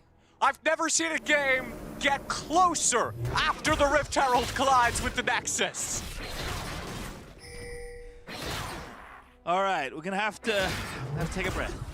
A quick pause, because we're not gonna get very many more. In fact, the pause is over as Andre is running away from S12K. So these team fights are now about carries. For Team Queso, that's Ibu, that's Acolyte. For ThunderTalk, that's Azure, that's Z. In particular, Z. Watch for the dive, that's going to come from Anders, as well as Ruiz with the gold card. If they can find those combos onto Z and take him out early in fights, ideally before the shockwave finds optimal use, Team Queso will be able to win the 5-on-5s. Ibu is going to start doing damage at this point in the game. The other thing is Acolyte is not interested in 5v5ing right now. He is straight split pushing. And that's the right call, because that's how you leverage a Jax in a game that you're behind. The fact that even from behind, the Jax can win those side lane 1v1s means that it's so hard to just send one person to contain it. Here's the problem though, Drake's coming up. This is an Ocean Drake, it's quite important stat-wise. You also have Baron coming up. How did Team Queso respond? Oh, this is interesting. Overloading topside here. In fact, they're all on the Baron side of the map, and ThunderTalk looking to respect them. They just leave Chris back to take the Dragon, but they are running it straight to this top half. Yeah, Team Queso forcing a fight. Memorize going in, Z the target, but not completed. There's the stasis. Acolyte going in, gonna get hooked up. That is a faithful take out of Jackson. Chris is gonna find the kick onto Ruiz, looks to try and take him out. Into stasis we go, S12K. There it is, the Proto play TJ was looking for as Team Queso are routed. Azua is just splitting back through mid. And in the middle of the map, Azure is going to be able to free fire up to this Nexus as Andre runs for his life. Andre is going to get back to the turret, but Ruiz and Anders now need to hold this turret for so long, need to hold this Nexus for so long versus 5 enemy players. Yep, 2v5 right now. Chris tags Anders. He's going to get to see him now. They're just going for the Nexus. There's nothing Queso can do. ThunderTalk, even with Acolyte's heroics, are going to take the 2-0. What a performance from Acolyte, who has emerged from this tournament as the, I think, by far standout player over on Team Queso. He manages to deliver just no resources. Remember the early game? We said, oh, Acolyte's so far behind. This is an Ibu game now. This is all about the bottom lane and the Kaisa. And Acolyte still manages to be the big word coming out of that game. Finding so much gold in the side lane, finding opportunities to split push. But on the other side, like, and we said his name a lot, Z is definitely a player we're excited about. S12K is looking very fancy. Baby is stepping into the role a little bit more. But for me, the most important thing is that game on game, series on series, ThunderTalk, who have also secured first in this group, by the way, are looking more and more like a team every day. That's what I was going to say, and it's kind of terrifying. Yeah, it's really terrifying. Because this is a team that, again, is top of this group, and they looked a little mortal. You know, the Sengoku series, you were like, okay, I see weaknesses, because you had to swap out your entire roster. 3 players couldn't make this event due to visa issues, and there were the logical issues that would cause, where your carries are kind of playing just mechanical outplay and hoping that's enough to win the series. Here, on this stage, we are seeing a team get forged as they work out how the team play engineers them success in these complicated series where the mechanical play is going to get challenged. And as they figure out the team selfie, definitely part of the teamwork. Beth, definitely part of the teamwork I think they can improve on. I think they know it as well. But you know what?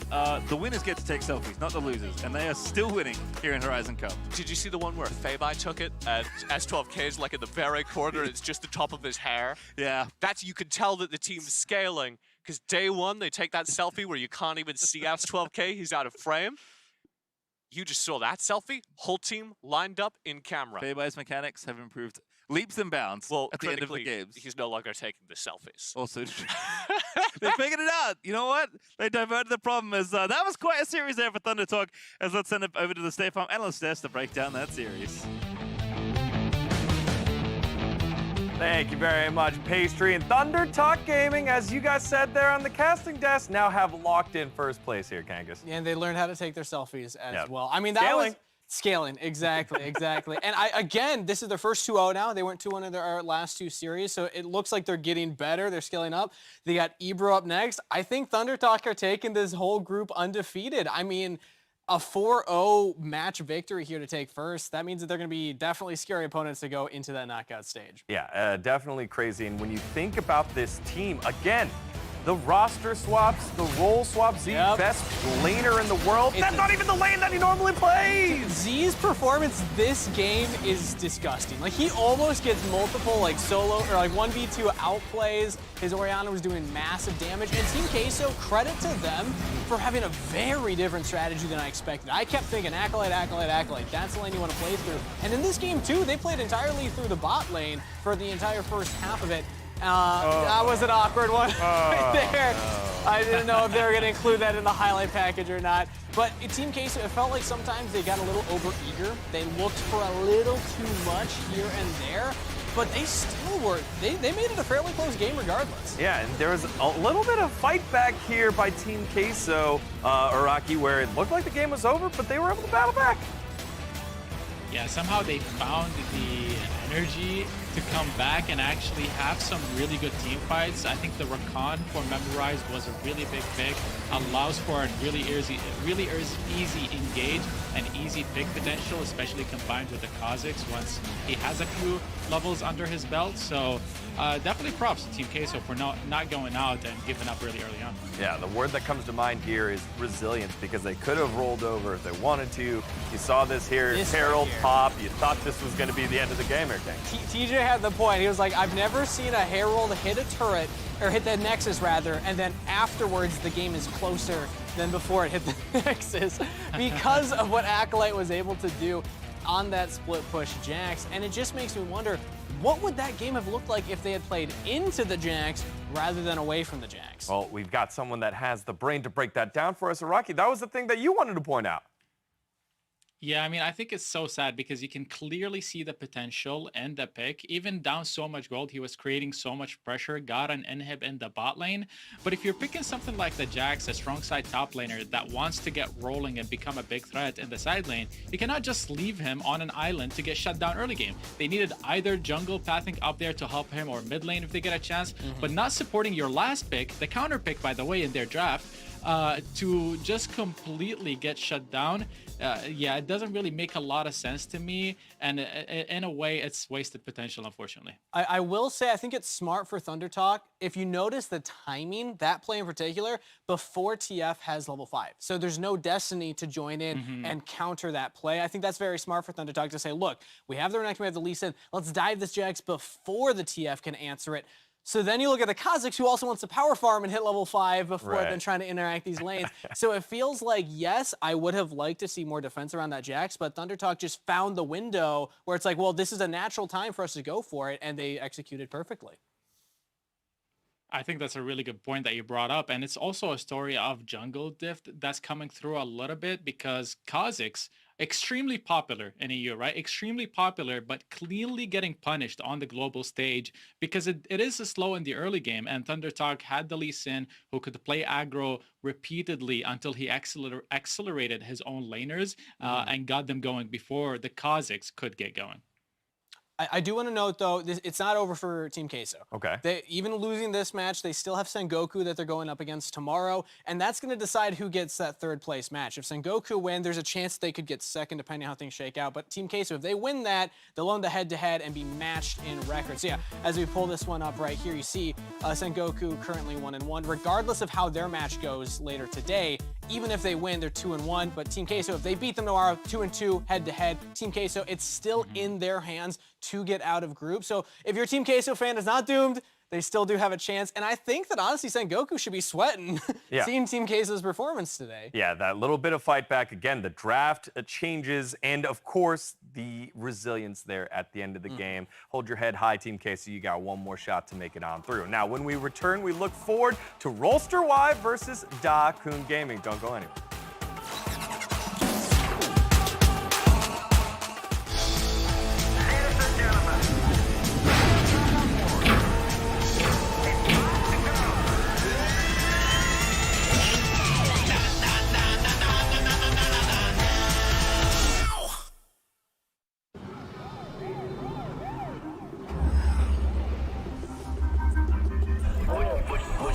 Would you ride for me?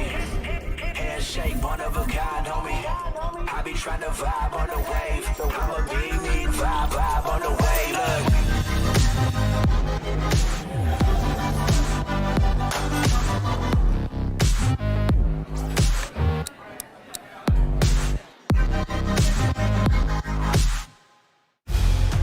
It's invisible, but it's always with you. It's the defender of your decisions, the bodyguard of your buffs, the guardian of your greatness on the Rift. It's the Cisco Network, powering every epic moment at the Horizon Cup, so you can go wild on the Rift.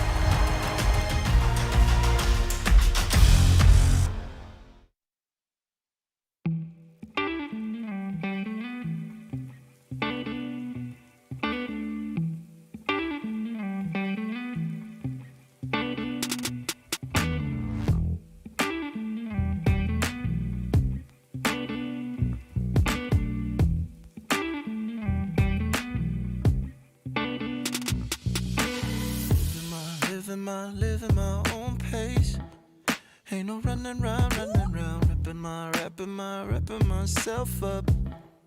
Ay, ay. Pulling me back up. Ain't no knocking down, healing my heartache. Ooh. Flying miles ahead of my shadow. Mojo. I'll be climbing up another level. Mojo. Flying miles ahead of my shadow. Mojo. I'll be climbing up another level. Mojo.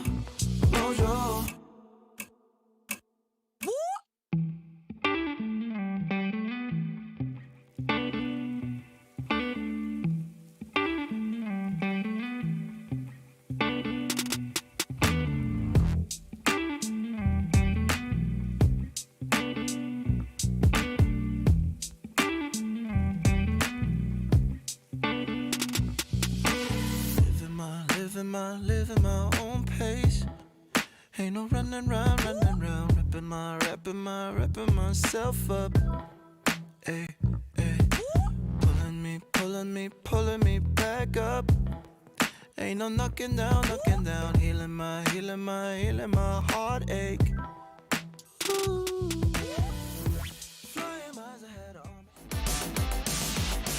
Welcome back, everyone. At the top of the show, we discussed teams that could possibly slow down the unstoppable run Kun Gaming are currently on. And one of the teams that we thought could do it was Rolster. Why? So, why is that, Araki? We're having a little trouble hearing Araki. So, Kangas, why don't you step in his steed? Why do you think Rolster Y is a team that can step on in? I'll do my best to explain what I know Araki and I were talking about ahead of time and trying to do him some justice right here. Rolster, as I'm hearing him come back in, one of the best teams at drafting on the red side, right, Araki?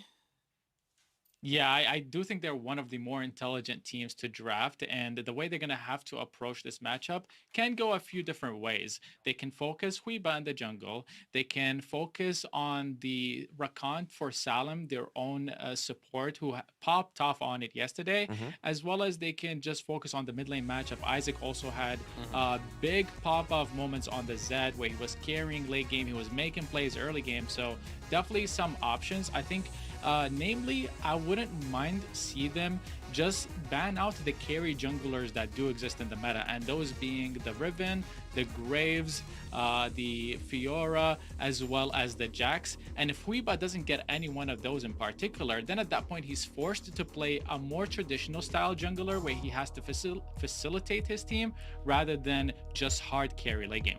Gotcha. So what you're trying to say is if you ban out the champ pool of Huiba, you're trying to mute him a little bit and transfer it somewhere else. You see what I did there? Yeah. But the problem is, if you did the math, I was counting in my head, and Iraqi's are actually listed 4 champions that you need to ban. You only get 3 in Wild Rift. So I'm actually going to push back against that. I don't know if it's going to be possible to get Huiba off of something he can carry on. I mean, outside of that, we also know Huiba can play the Lee Sin. So, like, there's probably 5 carry champions that are in Huiba's pool right now.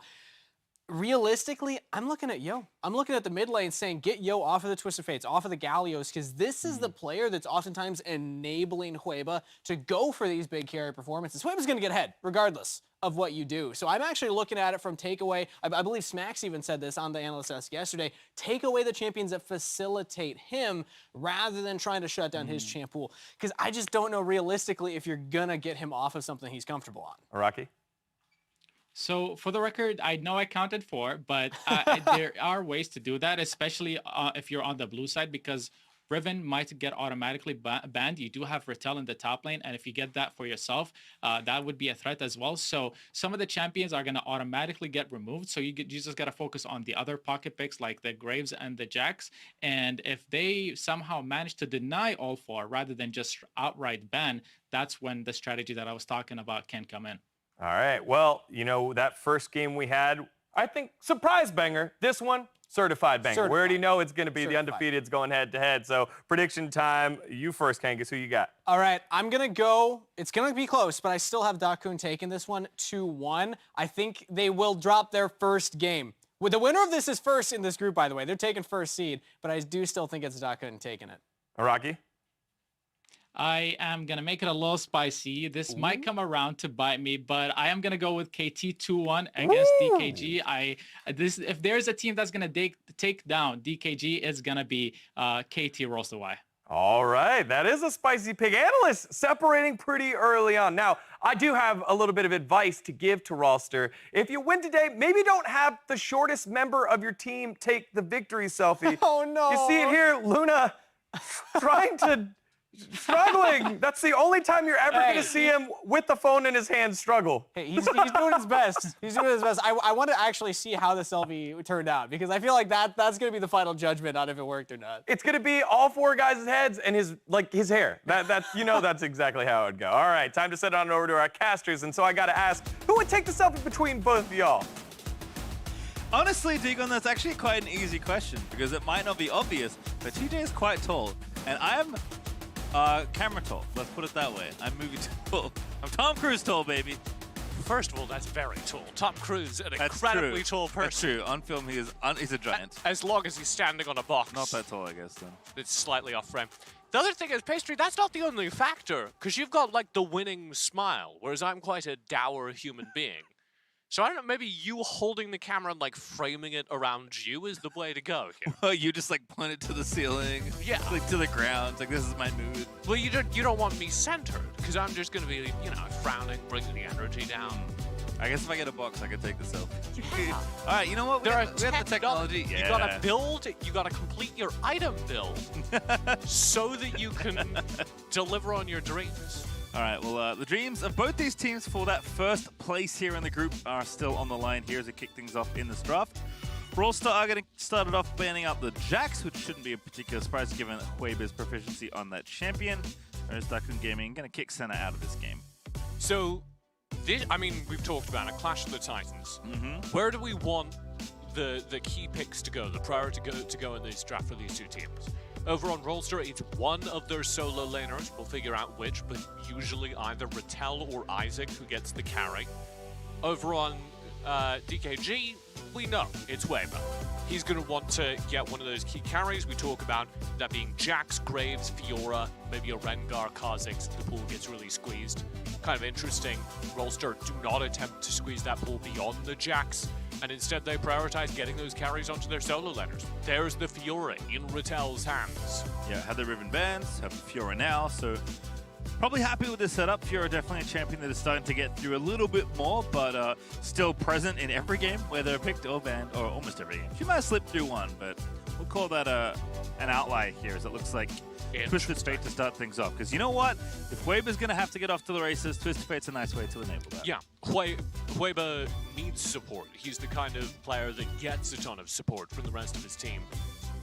So far this makes sense because you have the Twisted Fate. This is going to boost ahead whichever teammate you want to get gold, and you have the Camille, which is a solid lane answer to the Fiora.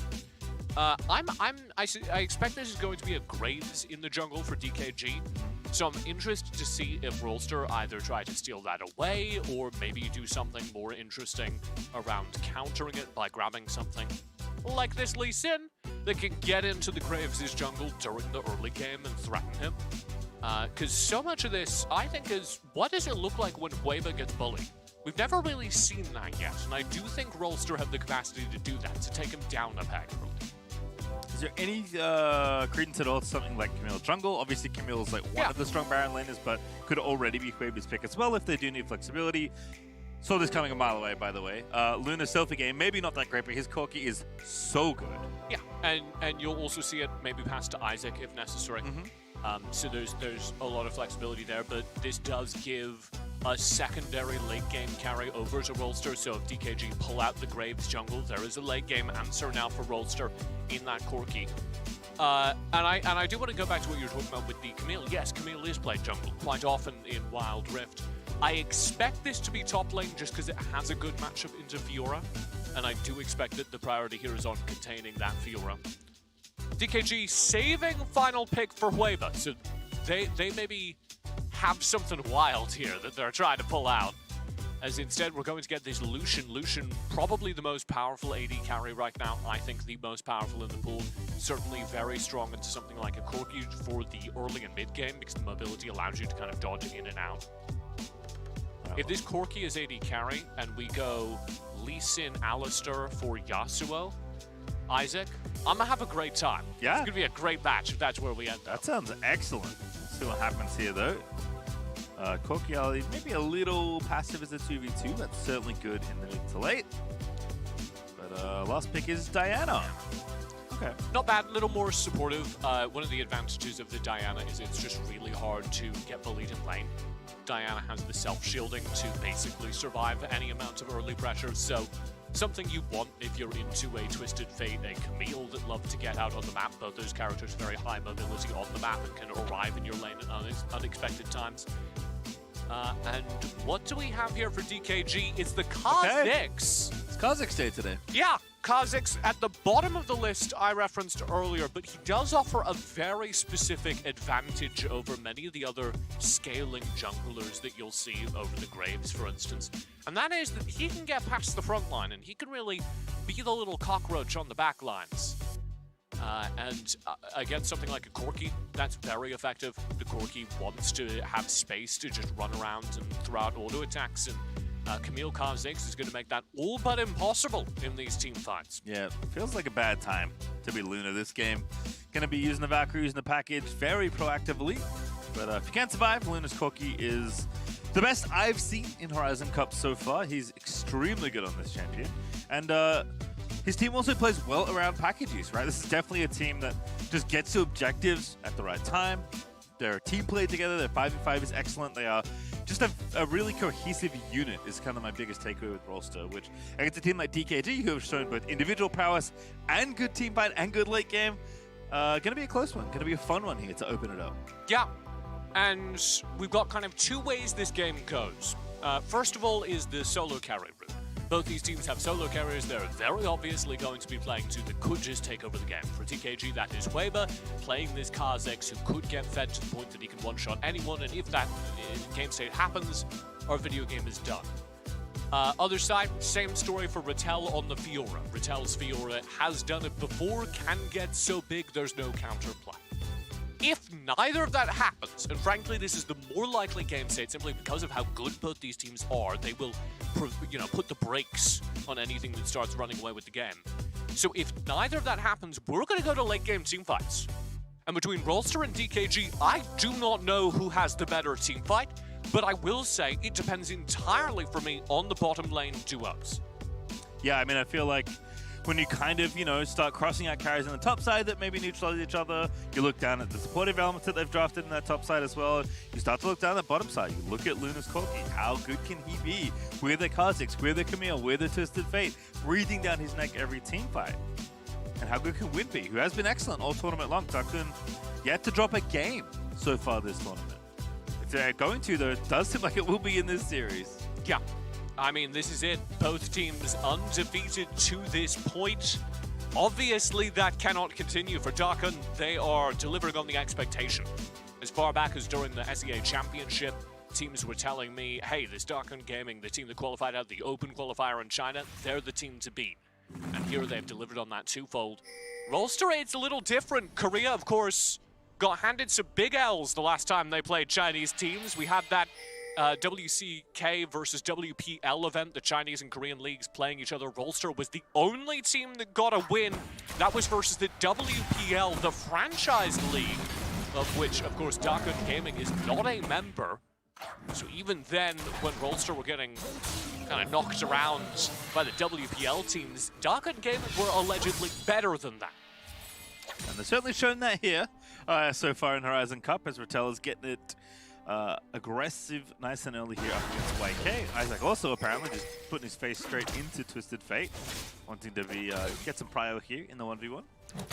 But on the other side of that, Rolster have improved so much since the end of the WCK. They were far and away the best team of the WCK. They finished the finals 4-0. They won, I think, the quarters, which was really versus the second place team, G-Luck. Who were very strong regionally. They won that match 4-1. That was the only game they dropped over the entire playoff series in the WCK. So, Rolster, the best Korea have to offer, and they've been in the boot camp, grinding, and you can see them. So far, nice and deliberate, let's say, but I think we are expecting a bit of a slow pace of play here between these two teams. Especially for Rolster, one of the biggest weaknesses of the Korean region, and Rolster in particular, is they struggle to end games.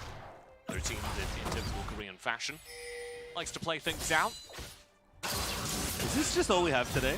Is it just Lee Sin going top lane at 2 minutes every single game? It's just Kha'Zix and Lee Sin top all the time? Oh, it's getting followed up on this time. Yo roams all the way up here. Very nice here. Have the tier. But Who is just going to back it up. I've got a number for you, Pastry. I'm ready. What do you think the average game time for Rolster is this tournament? This tournament? This tournament. 18 minutes. Higher. What? How is it higher? 20 minutes! 20 minutes? 48 seconds! That is almost 21! That's way too many minutes! It is! It really is! Especially because Rolster win a lot of their games pretty quickly, but then they just don't end them. They just bathe in them for a bit. It's like a hot tub. You gotta sit in it and enjoy it. That's Luna. He's on the clock because I'm still scared that don't win the game this year. I gotta pad the numbers. We'll check the DPMs at the end of the tournament. We'll see if they're massively skewed. Yeah, farming the stats. Gotta make your trading card look as good as possible. Well, Win so far feeling happy here in the 2v2 as I think expected. Lucian Braum getting a bit more leverage there in that particular matchup.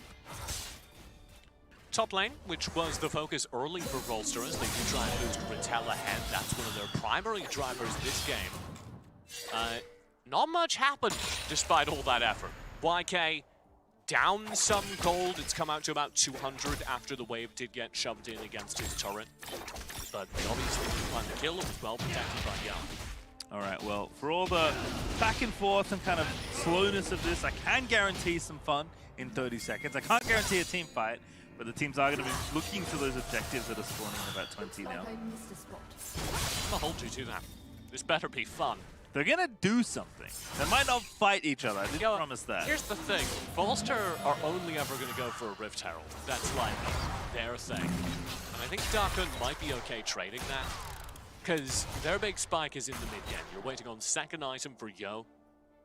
And so when your power spike is that close, I think the last thing you want to do is go for a full-on team fight. But they have warded it. Ward inside that Rift Herald pin here for DKG. That indicates they would like to skirmish around it at the very least. Of note as well, Queso is a master PvE player as Isaac is just assassinated. Flash gold card! But here comes Yo. One last auto. Was enough. Does get the kill there, at least trades back. And Emo can now roam up here with Weba and contest this Rift Herald. Yo is running back to this fight as fast as his little feet can carry him. Rattel getting aggressive. Oh goodness, Salem just kicks out Weber. Wants to try and make sure the Tarot goes down. Alistar low, but there's the assassination. Rattel is trying to take out Weber, but now he's done it! He flashed out of there, he is gonna go down. Will it force the flash out of win, but he's still trying to make it happen. Does indeed go down, but Luna's gonna get a kill on the back end of it all. As Rolster, I think, come out on top there. What an incredible team fight for Rolster. They get the Rift Herald in the midst of a positive traded team fight, and they are going to get the charge instantly spent. This is going to take the mid turret 5 minutes into game. That is a big win here for Rolster, up about 1,500 gold and counting as they'll reset and maybe think about running back for this dragon. It was so much fun, Julian. It was a lot of fun. I didn't lie to you. There you go. Not used to this. People keeping their promises. DKG now going to try and make something out of this kind of pause in the tempo. You see them set up for control around this Ocean Drake. But here's the wild thing. They do not feel comfortable to fight for it. They are slowing down the game at this point. And that is not a position DKG have been in all tournament. Here comes the challenge. Rocket Cat already at the ready, win tagged and bagged. Zoe's going to take him out. Great execution by Rolster, knowing the speed of their engage there, knowing they can just pull up and support Luna. And we're at this point, I kind of teased this. Rattel is going to try and get as big as humanly possible. But in team fights, pay attention to where Luna is. Make sure Luna is kept alive. Salem's going to be the primary person responsible for that, but you also have so much CC on this team from Isaac and Doe that should be used defensively. Because Luna, with 4 assists, with Essence Reaver already complete, is going to be a very big Corki, and he must be kept alive if Rolster are going to win these team fights. So far, so good. There for Luna. As I mentioned it already, Rocket Cow with the moon pants, Salem zipping on in. What? It's got Protobelt, Rocket Cow. And those are moon pants. You don't know? Moon shorts? Both putting it together. Right. Yeah. I would appreciate it if you said moon trousers. All right, we'll catch that next time. But I mean, you know, that is the go button, very much so, as Isaac has found himself in a spot of bother. Emo hiding in the shrubbery is going to force him away and get the fight. Because pants go under trousers. Ah, that is true. Underwear, pants. Pressure up top here as Rolster really want to boost Rattel ahead. Again, that's their perceived condition. E3 going to be okay. Yoda's going to deflect them there with the red card. It's good enough. Holds up the red card. They got to get out of there before they're disqualified. Ooh, Luna gonna meet Quaver. Ooh, Quaver gonna get himself caught out there. Salem with a nice little combo. Q's gonna land there. Wow! Flash him back. Nice kick, as that's the kill for the cow. Nicely done, Salem. Getting a win for support players everywhere. And it'll be a turret picked up. A whole lot of that gold going into Rattel's pocket. This is really the perfect start to a game for Rolster. All the gold going where they need it. All right, let's watch this again. In the Axe replay, it's Quaver just caught in his own jungle. Quaver chased out there, and Doe sits on the resonating strike, knowing there's the mobility on the Kazakhs. Not afraid to get in behind that turret and scoop him out. You know what? For all the good that Salem is doing for his fellow support players out there on the Rift, definitely, as you mentioned, the important thing is Rattel got gold. Got the tower there, opening up the map a little bit more. 2,000 gold ahead now for Rolster Y. And Quiet Marker here, just because he's not usually a carrier for this team, but Doe is sitting around 8,000 gold, the most on the map by a pretty wide margin, as he's just had incredible kill participation so far. Only missed out on 1 kill on the map. He's been everywhere he needs to be. It's been an incredible game for the Rolster jungler, who is normally a little more utility focused, but here on the Lee Sin, understanding the assignment, getting out on the map early, boosting his lanes ahead, and as a byproduct, becoming a pretty scary Kung Fu map. Good so far as DKG grouping here in mid. Emo is going to push out Doe. As the Rift Tail's been started, DKG looking like they want to respond. Way you get in here is gold card. Yo needs to find onto ideally Luna. We've walked up, Glacial Fissure onto 4. Salem, they're pretty tanky. Back in we go. 3-man pole. Everybody piles in. And now Rattel on the top side is fighting off Quaver, but the fight is won on the other side by Rolster. And Doe is just going to go for it. He just gets that free kill. 2 kills to Doe as he cleans up the second one. Riftel did get stolen by Quaver as he arrived in the backside of that fight and just assassinated poor Rattel. Watch this though, I flagged the gold card as being very important.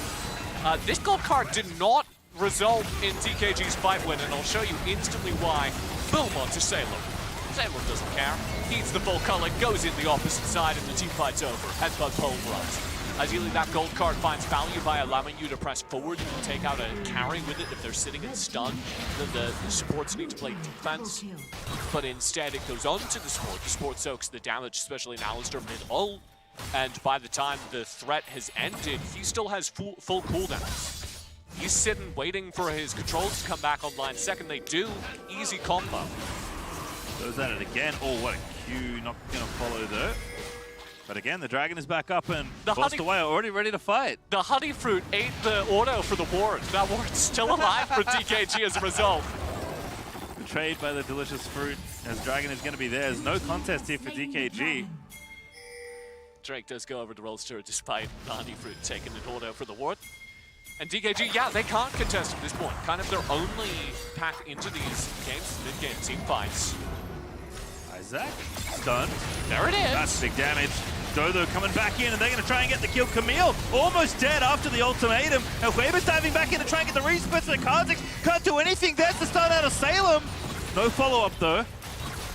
And look at Luna just living his best life, Oh, yeah. floating along. Just chilling. He's bopping. Chilling in that Corki. And there's nothing you can do if you're trying to access him and all of that soak is just being eaten up by Salem, eaten up by Rattel and Do, who are playing such good defense.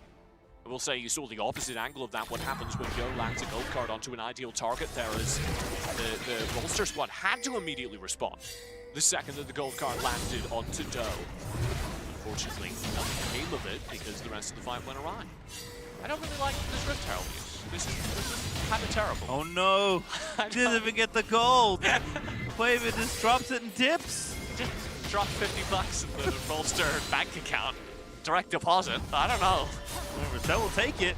Has not been the the big player this game for Rolster, but still a potent side laner here. Only going to get stronger as the game goes on, but it is definitely so right now.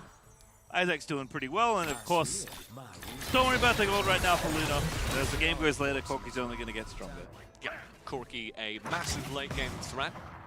And if you're talking about late game, the fact is Dakun don't have a whole lot for it. Lucian's all right late game, Kazek's all right late game. I would say Camille's strong late game, especially his utility. But nothing that compares to what's going to be online for Rolster, mainly in that Corki, but you also have significant counter threats from Rattel once he completes his item build with an advantage, as he is now about 1,000 gold flat ahead of the entire DKG squad over on that top side of the map. So, a very, very good game for Rolster. This has been a complete wish list of items. See what DKG can do to kind of come back. It's 3-item TF. You know, Quavo's decently strong as Salem just found an angle. Emo is going to be the target. It'll be an awfully sad boy today. Actually, he's going to live to tell the tale. It's Happy Days. His favorite song's being released, and Salem booking it as the culling pops out from Wind. Man, Salem just ate so much damage. And he's low now, which is why this Destiny Gate gets opened. Salem's okay. Going to be escorted out. Just peeping in, seeing what you could see. You open the Destiny Gate. Sees 5 people. Decides not to ult. But then Rattel was in the side lanes, which makes it kind of more hilarious because he saw Rattel isolate and went, I don't think so. 3-item Twist of Fate. Nah. Rattel didn't have the GA that he does have now. So that I feel like at this point, Fiora is online in these split pushes. Check me out. Rattel's not leaving, let me tell you. If you bait the riposte, it's winnable. I mean, if don't bait the riposte. If you don't bait the riposte, you do turbo lose that. I do think this is where we go back to our fun fact pastry about Rolster's average game time. Oh, true. It's coming up again. Because Rolster are in complete control of this game. They could just take the Baron. What are DKG gonna do? Fight them? Rolster don't care. Not a speedy team. Ooh, Isaac, good catch here. Great stasis there. Isaac gets out and goes back in. Maybe the target. Banner goes through. Oh, goodness, that was messy, but it still works out in the end, and Isaac is going to fall. But a worthwhile trade, I have to assume. Yeah, no jungler here as the Inferno comes up, so. Rolster take that. And case in point, Isaac was at every possible disadvantage there and still won the fight, because that is how far ahead Rolster are right now. They could end this game. DKG are just going to keep throwing Hail Marys, see if one of them works out.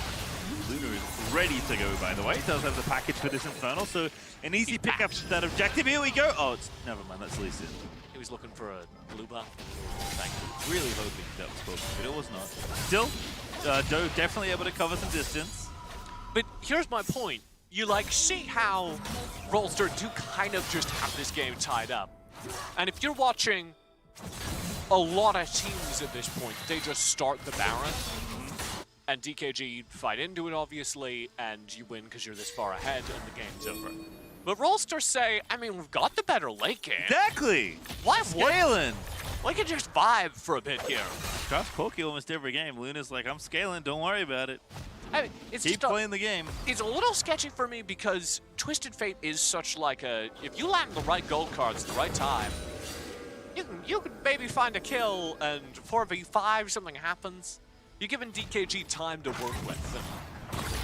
If I'm a Rolster player, I don't want that. Right, and that is definitely scary, but I think it does certainly speak to the style, obviously, of Rolster, and they're confident in their ability in these late game 5v5 team fights, and to their credit, they have been very good at that all tournament long. As Doe gonna get it started there onto Emo, and it is not Sad Boy Hours just yet, but it's about to be as Doe dives back in to finish off what he started as Salem! Rocket bounced in for the kill! Nicely done. Yet again, Salem, that's his second kill this game. Teamfight breaks out as DKG press forward into a 4v5. Oh, Luna's just so strong. Doe flashes in, they know they can get this here. Isaac pops the moonfall, doesn't grab it, and oh my goodness! Doe just dives straight through the backlines, assassinates Wind, and that could be the game! It should be. The 4v5 attempt from DKG kind of spells out exactly how desperate they are. And this will be a dive underneath the Nexus. Look at that, not even 17 minutes in and we're leaving the base. Okay, we're going back, surely. Miniwave's coming in. Nope, we're recalling. Oh, it's TP. Ritel's still here. 20 seconds on response, here's Emo. 20 seconds on. Oh, they do have TP, all right. And also enough, don't worry. There's the Nexus we we're looking for. Lowering the average game time, one team fight at a time, TJ. As Rolster take game number 1. You're darn right, Pastry. That is ahead of schedule. That is faster shipping than we expected on what was a dream game for KT. That was exactly what they wanted at the outset from that game. They delivered on the set win condition, Ritel winning top lane. They shut down Weber early. They really wasted his time. That's exactly what they had to do. They very clearly did the preparation, came in with the game plan, delivered on the result. And that is the first game loss for Kun Gaming this tournament. That is, like, we're talking them up. They were extremely potent, look like the best team right now. The team to beat.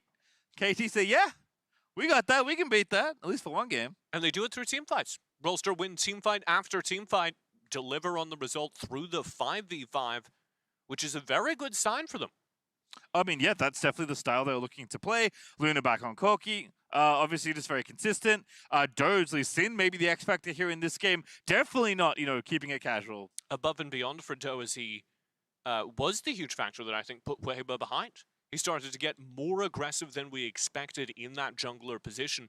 And the second you're watching him, start finding some cheeky kills around the side. You see that early Rift Herald fight where he's chasing over the wall with Ritel to shut down the key targets, to shut down Weber early.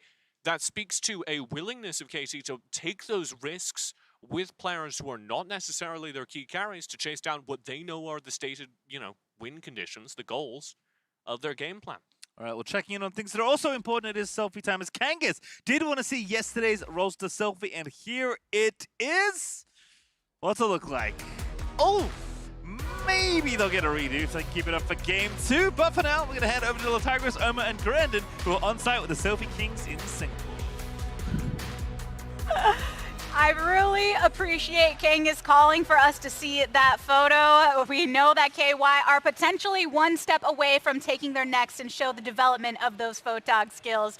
We're back here on the ground floor in Singapore. Now, this was a great game for a lot of reasons. I think it's important to note the fact that DKG haven't just not lost a series. They hadn't lost a game until this point, and now Rolster Y have taken that chip off of their shoulder and put it onto themselves with such a standout performance and a great game to boot. Fantastic game. I mean, I think everyone on the side of Rolster Y played so extremely well here. They proved that they really do deserve to be one of the teams in contention to be the front runners for the entire Horizon Cup. And it's interesting you bring that up because going into the competition, I think a lot of people were curious where they were going to be. We knew they were in the top. We knew they were going to be in the top half, but nobody expected them to be this strong. Yeah, and the one thing that was consistently said about them is they're a team of fundamentals. Yes. In an interview before, talking about their reliance on their coach and the work that they did before. But it's one thing to be said. It's another to see that in full effect, having that consistency because of that preparation. Yeah, exactly right. And when we've used this narrative point a few times now, but I think it really drives home the point. They are one of the most improved teams here at the boot camp for the Horizon Cup. And you really see why. They just show that they're such a well-drilled team. And another part of that preparation came to the drafts and what they've been bringing to the table, still bringing that through in their gameplay. Exactly. Stuff like the Alistar that they've been playing in their own regional leagues. They are one of the few teams alongside the likes of Sengoku that really enjoy that Alistar pickup because it's, in your words, almost the better Malphite, right? It You really don't have is. to pick odd fringe picks like that. Go for the Alistar. It's so much more secure and offers so much more to the table.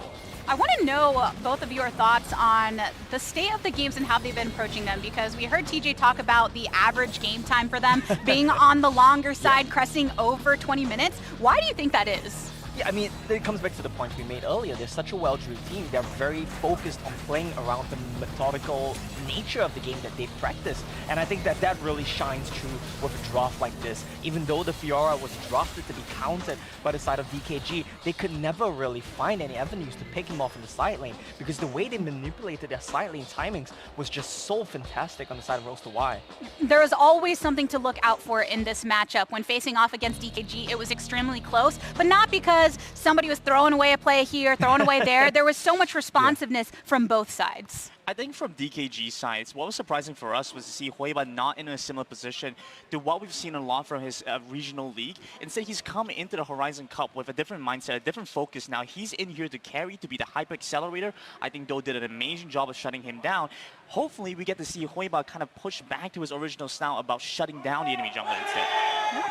The excitement already rising within the teams themselves. You can hear them getting themselves energized for this next game. But diving into that matchup a bit more, when we were watching the game, talking about the fact that Huiba's brought out so many different picks, really showing that versatility. But having the different look here maybe allowed Do to really be the standout for his team. I mean, when we look at Huiba so far in the Horizon Cup, he's been a 1v9 player. He's picked champions that take a lot of farm, take a lot of resources, and he delivers on them. This time around, changing it up a little bit, playing the Kazakhs to facilitate his side laners, to be more of a skirmisher. And we see that doesn't really work out here. So do we expect to see DKG go back to what worked for them in the next game? Yeah, and the thing that they brought to the table here, speaking of that skirmishing style, it did have some similarities to what we saw Team Queso bring out in the first match of the day, but with some minor adjustments as well. But why is that? Why was it better? I think when you look back at it, they still have a lot of the similar concepts. They have a decent side lane, you know, they have good side control, they can get some decent dueling potential there, but they have some. But where Queso kind of focused their eyes on were getting that initial engage, playing for stuff like the Javan, for the Galio to get that initial engage off. But as a result of that, they sacrificed way too much dueling power. DKG still held on to a big part of that, and so they were still at least able to hold on against Rolster. So when speaking a bit more about those changes that you like to see, you had already noted, Omo, that maybe some kind of adjustment in draft. What is that? Is it just getting Huiba on a carry? We obviously know his Graves and plays like that. But well, yeah, give me those two things. Number one, put Huiba on something that can take resources, that can excel, take the farm, and carry the game by himself. He doesn't need to rely on his teammates. He might be the best player we have here at the Horizon Cup. Let him be the carry. Number two, don't test Rattel on Fiora. That champion has been basically perma-banned for a reason. I know you came in with a strategy to counter it, to shut it down, but just don't give it to him. See, here's the thing with that. I was talking to What the Jess, right? And I was asking him a little bit nice about... name dropping. Yeah, well, I was asking what he thought about the Z meta that's been kind of showing up a little bit, especially with these Eastern teams. He was telling me, well, if you leave up any of the big three, right now it's Fiora, it's Riven, it's Camille, stuff like that, then Z automatically increases in priority. The thing is, we've seen both Isaac and Yo both play that champion, and to a really high degree. I think in this game, there could be a chance for them to push towards something different like that instead. And based on the self-criticism that we have heard from members of DKG, even after absolutely smashing games, you know that they're going to come through with some fire in their eyes for Game 2, make the changes they need to try and pull off the victory. But I want to know if RY are going to deliver them their first series loss on the side of Kun Gaming. Let's send it back to the Gasters to find out. Hello and welcome back. As TJ, we have had an historic moment in the Horizon Cup here. Kun Gaming have officially lost the game. And if they lose another, it will be the first time a Chinese team has lost a series here in Singapore. That's true. Kun Gaming was looking like the team to beat coming into the day, and Rolster have risen to that challenge here, taking them out in the first game. A meaningful improvement for the Korean region. Rolster, of course, the only team to take a single game, a single series off of any Chinese team until this point in competitive play internationally. They did that in the WPL versus WCK. And Rolster, it seems, have only grown more powerful since then, as they come in here and shut down Kun at their own game, getting very quickly out on the map using Do's Lee Sin, winning an early fight, targeting Weber, boosting Rattel out ahead, and most importantly, turn it up in those 5v5 team fights. Yeah, I think, Rolster are definitely establishing a pretty consistent identity as a 5v5 team, as a slower team, but a team that is almost inevitable once they hit a point. Even if they're so far ahead that they could end the game, they will make sure the game is going their way and leave very little to chance by the end of it all. But I think the thing you said in there is the one that stands out to me. Shutting down Hueba seems to be the key to victory up against Kun Gaming. And it's a little confusing for me that is such a hard counter to Dakun, because they do have other really good players on that squad, but they are, it seems, so set on boosting Hueba, on making Hueba the key carry of the team. Putting all their eggs in that basket was bound to go wrong sometime. Somebody was bound to start bullying Hueba in his own jungle, start finding him in early team fights. We'll see if there's an adjustment made. I think you could play through Yo as well. You do have other star players on this team that Dakun could pivot towards playing through as we get into draft here. Players will be loading back into Champ Select in just a moment. I'm sure Kun Gaming going to have to shake it off again. Haven't had to go through this quite yet in the tournament. We'll see how we end up here as Rolster is trying to get that potential sweep, actually, which would be even bigger. No analyst predicted the 2-0, even though we did have a split on who was going to win the series. And of course, if we go to a Game 3, it will be the first Game 3 of their entire tournament over for Dakun. As we do also have some question marks hanging over the draft over on the KT side. Last game was a Rattel game. A lot of emphasis passed towards him as they got him Fiora early in the draft. Can you do that again? Do you get given the opportunity to draft a top lane carry onto Rattel, who has been so impactful in a top lane meta, now that it is obvious Dakun cannot contain that?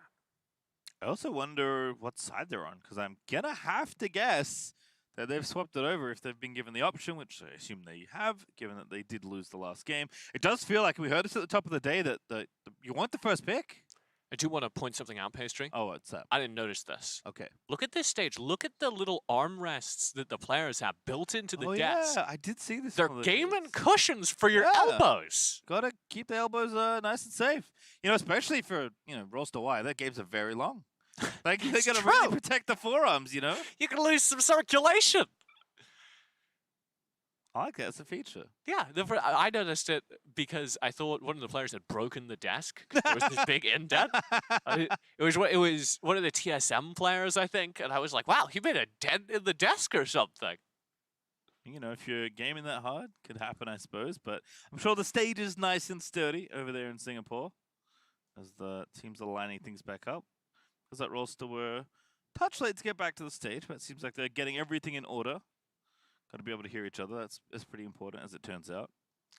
And they do have more options than they've shown us so far. Obviously, we're putting big emphasis on Rattel playing on the top side of the map. But Rolster also have Isaac, who showed up when they wanted him to be the carry. They said, we're going to play through Isaac. They gave him Zed, Yasuo at various points during their competitive history. And he's entirely capable of delivering. So this double threat out of KT is, I think, the key to their long-term tournament viability. If you only are playing through, we've got a star top laner, it's easy to shift your strategy, contain a top lane, though it's hard to contain Rattel. But if you have the opportunity to say, we can win through either of our solo lanes, either Isaac or Rattel will take you out of the game, that's much harder to play into over a long tournament. And they do also, I think, just have the option of Luna, who is very, very good in the late game spots. Like, I talk about this being an inevitable team. Luna is often that inevitable threat on this team. Yeah, he is, as I like to phrase it, the insurance policy. Right. Very rarely does Luna define the early game. He's usually on a scaling threat like a Corki or a Vayne, something of that ilk. And that means that for the early game, he can't really do much. He's got a little Nerf gun. He's squirting some water out. That's about it. But as things go late, he inevitably scales up because he is so good at staying alive in that lane, doing his job, farming up, and then once we come to team fights, KT protect him, and they shift the strategy. Okay, Rattel dominated the early game. Hopefully that's enough that he's a real threat in this fight. But also, you'll notice during those fights, Rattel's primary mission was to protect Luna. He wasn't going for the insane dives in the late game team fights. He was sitting back and acting as a bodyguard to the Corki, who was their major win condition. Now, I suppose we'll find out in a minute or two, as the draft is on the way, but not quite there yet. Do you think that this is the game, after the first loss where Dark can say, okay, Quaver, we're going to pivot away from playing around you in the same way, maybe not so much on the Jax or the Riven, unless you, I guess, get those picks. Maybe, honestly, on something like the Lee Sin, just now facilitate someone else. Because, like you said, there are plenty of carries on the Dark side. I mean, here's my thing. Okay. We picked Kha'Zix. And I feel like maybe Darkon are just going to go, yeah, Kha'Zix, not what we normally go with, not a hard scaling team fight carry, the way Jax is, the way Graves is. Let's shift the focus back over there. And I don't think that's the correct lesson to learn, because I think that Hueba was really knocked behind in gold during early team fights, and that would have been the case unless he had been on something early game, like maybe Xin Zhao or Lee Sin. So I think shifting away and demonstrating the capacity to draft and play two other carries at this point would be the most interesting thing Darkun could do. But to answer your question, Pastry, no. I suspect that we are instead going to see another performance focused around Hueba. I don't know who that is, but they just took the top off of their cup in order to drink out of it. And Julian, we actually have some very similar ones here at our studio, and they have this hole in the top of them to drink out of. Yes, that is correct. At the point when you drink from them, I learned this recently. Yes. When you have the top on and you spill them, it's not as bad as when I backhanded an entire cup of tea during game number 1. He did. You did not see it. Maybe it's on camera. Maybe we'll show it later for a bit of B-roll. But it did happen. I was there. I just turned around and was like, oh, okay. Imagine how bad it would have been if I'd taken the top off to drink. I mean, it would have been an absolute tragedy. You would have completely, created all the surface area for that to just spill everywhere. Probably hit the analyst desk over there. My notes are slightly tea-stained. Now they look weathered. There's like a little... That's why I had to switch to electronic notes, because I used to have a binder that was just full of pages and pages of paper, and they would get horrifically tea-stained over the course of the tournament, because that's not a one-off Pastry. I am a very clumsy human being. So now, you go back through that, it looks like you've got like ancient tomes of tournaments of your... That's true. I have a shelf at home that's just all my notebooks from previous tournaments, and they're all weathered. Well, I know you've been around a while. Not nearly as long as the notes make it seem.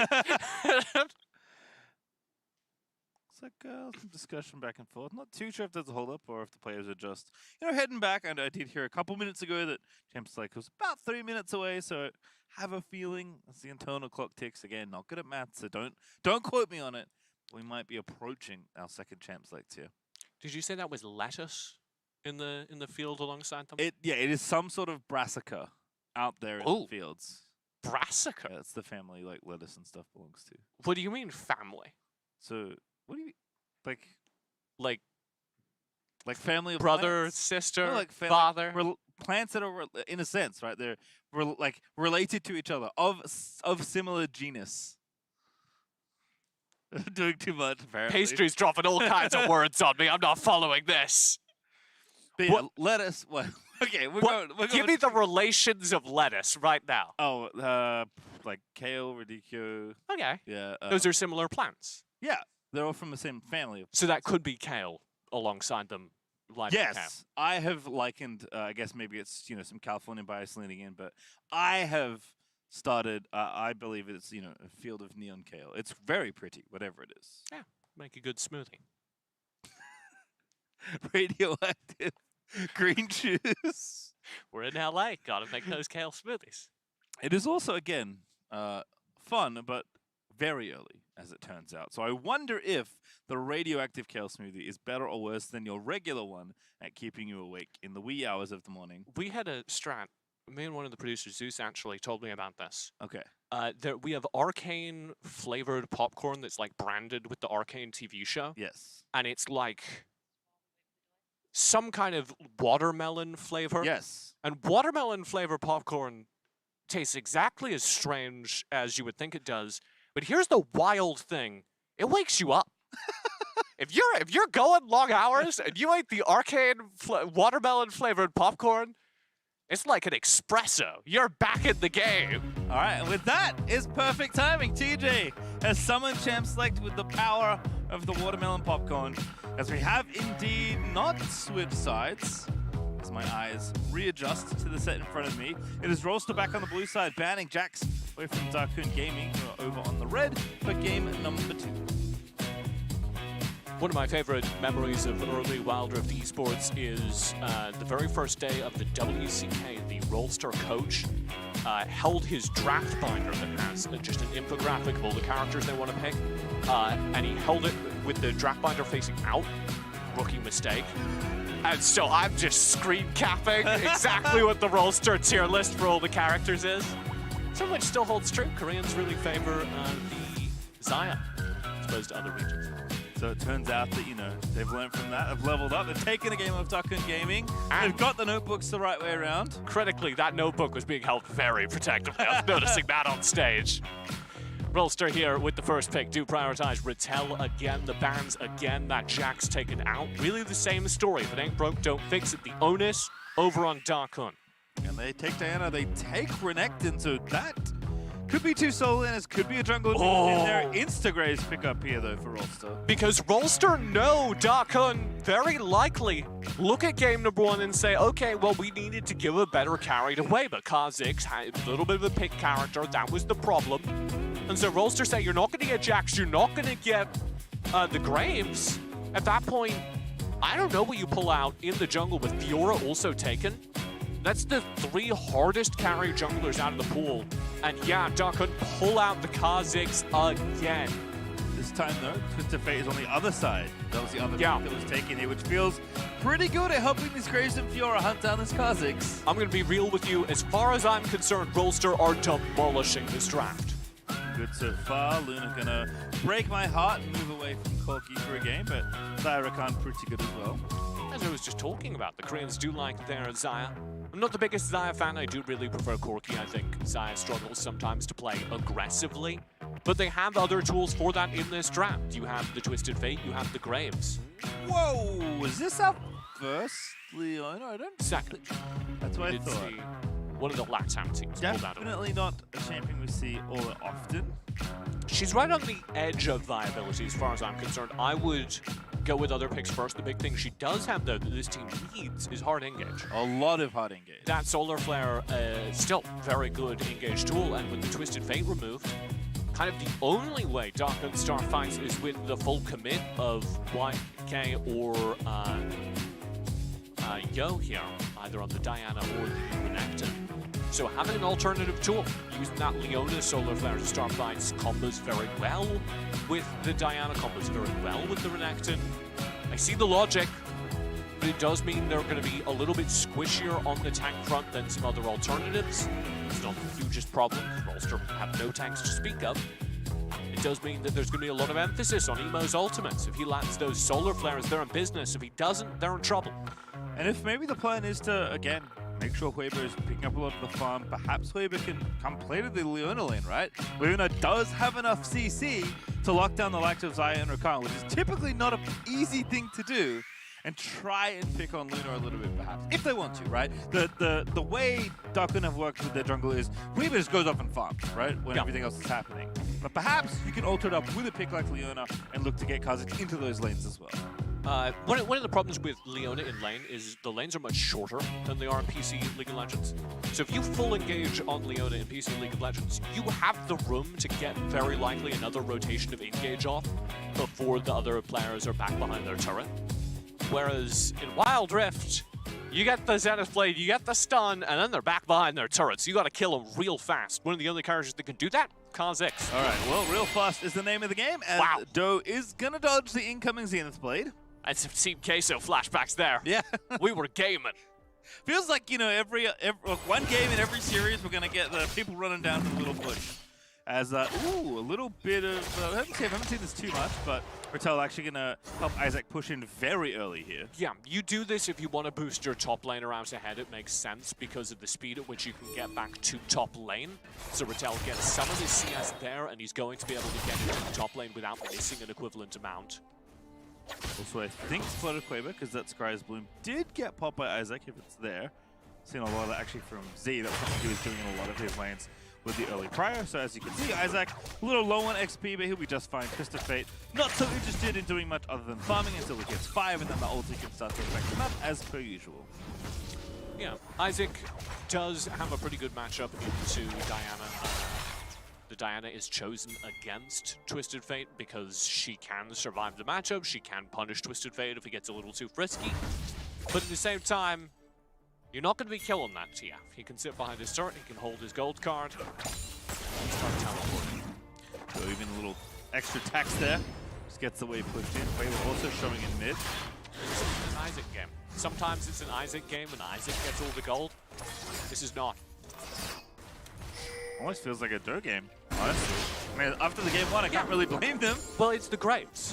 Whenever you're playing the Graves in the jungle, you want him to get as much gold as possible, so they are intentionally incentivizing extra CS into their pocket to get the carries for Rolster are over there on the top side. That was such a sick little bit of movement there from Luna, dodging out that skin of play.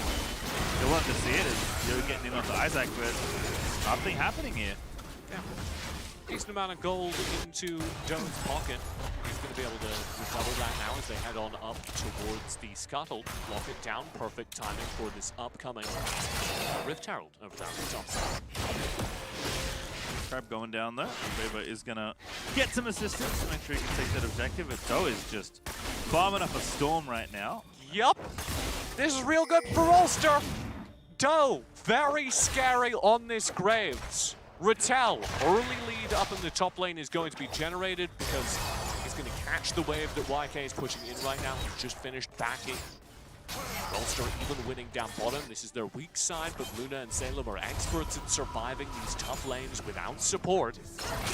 And DKG, if they want to turn this around, need to get out on the board early as soon as Quaver feels comfortable. Now that he's hit level 5, to start showing up and finding gold, finding kill opportunities.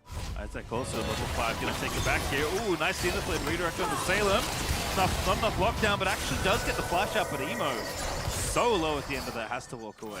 You just can't tank here on Wild Rift on Leona. You just take those hits and it hurts. Luna manages to dodge out on being hit by the solar flare properly and deals the damage necessary to turn things around. Emo is to back away. Wind at no point is comfortable in range, just pumping out orders. That's not a situation he lives in that lane. No eyes on that first. Big objectives are popping up in 25 seconds. Looking at Isaac, who doesn't have the Rod of Ages quite finished yet, but does of course have the ulti. So ready on either side of the map they want to play to. I love this from Salem too, actually hanging around in case of emergency. We are 10 seconds away from this Rift Herald, which would normally mean you can't back right now, but Isaac of course has ultimate. So he resets rather late, picks up Rod of Ages. And he'll be in range to ulti, shoot the spike pop up early. Quaver spotted, yeah, there's a ward that he was trying to clear out. Oh, Emo face checks it, and now they're going to try and make him pay. Isaac just walking back to lane with the gold card there. He's going to lock down Emo, but the solar flare is going to turn it back around. The culling is massive, but Salem's going to block it. There's the stun, but Isaac's too low. Salem made so much damage there. That was brilliant Rakan play. Manages to keep Isaac alive through Wind's entire ultimate. He's still here, ready to play. However, it did force a back from Isaac. He's going to be reset. DKG want to take advantage of this opportunity. Here we go. Still has the ult though. Salem pop the quickness, looking for the play. Backline they go, way with the target. First blood on the table, but it does go over to YK and they're still going for it. Isaac is trying to take down Quaver, but Quaver is still fighting. Finally, dives to Doe and he got a double kill. Isaac held on to that for so long. He didn't finish off Quaver so that Doe could get the kill. He waited for so long. They are feeding gold. They're handing gold over to Doe on the Rolster side. They are so desperate to get this Graves out ahead. And Pastry, it is working. Yeah, 1,500 gold ahead right now for Doe. Got the Herald as well to maybe deploy and get even more gold into the pockets as we watch this one again. This is quite a nice little act replay we have for you. Now watch the initial engage, obviously. Salem popping off here with the Charmed 9. YK is fully engaged, clustering everyone together for an ideal fight. And then very top, watch this! Isaac doesn't even auto-attack Weber, waits for Doe to come through, giving him the double kill. And even though it was YK that got the first blood, the big recipient is still the Graves that Rolster are trying to grow bigger and bigger into this mid game. As the Dragon is going to be started by DKG. There is resistance though, not enough. Drake will be picked up. Not a huge worry for Rolster because they're going to take this time to try and take the mid turret. Here's Mo and Go for the combo as they arrive here. Go is just forcing YK away here. Level 9 Graves. That's the highest level in the game. That's upsetting. I'm going to be real with you. Look at him. He's bullying him. Oh, Salem tried for the fanciest play, or Grand Entrance perhaps tap there as lockdown here onto Doe. No! It's not the gold you want to feed back over. It is Emo that collects it as DKG come back alive. Rolster kind of get a little wild here.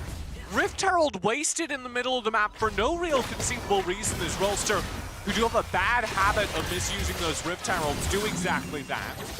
And then they, instead of just taking the easy gold, farming the turret, Doe insists on diving behind the tier 1, which backfires, cost both him and Salem their lives.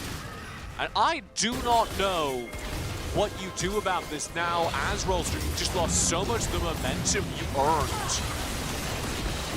Doe just caught out.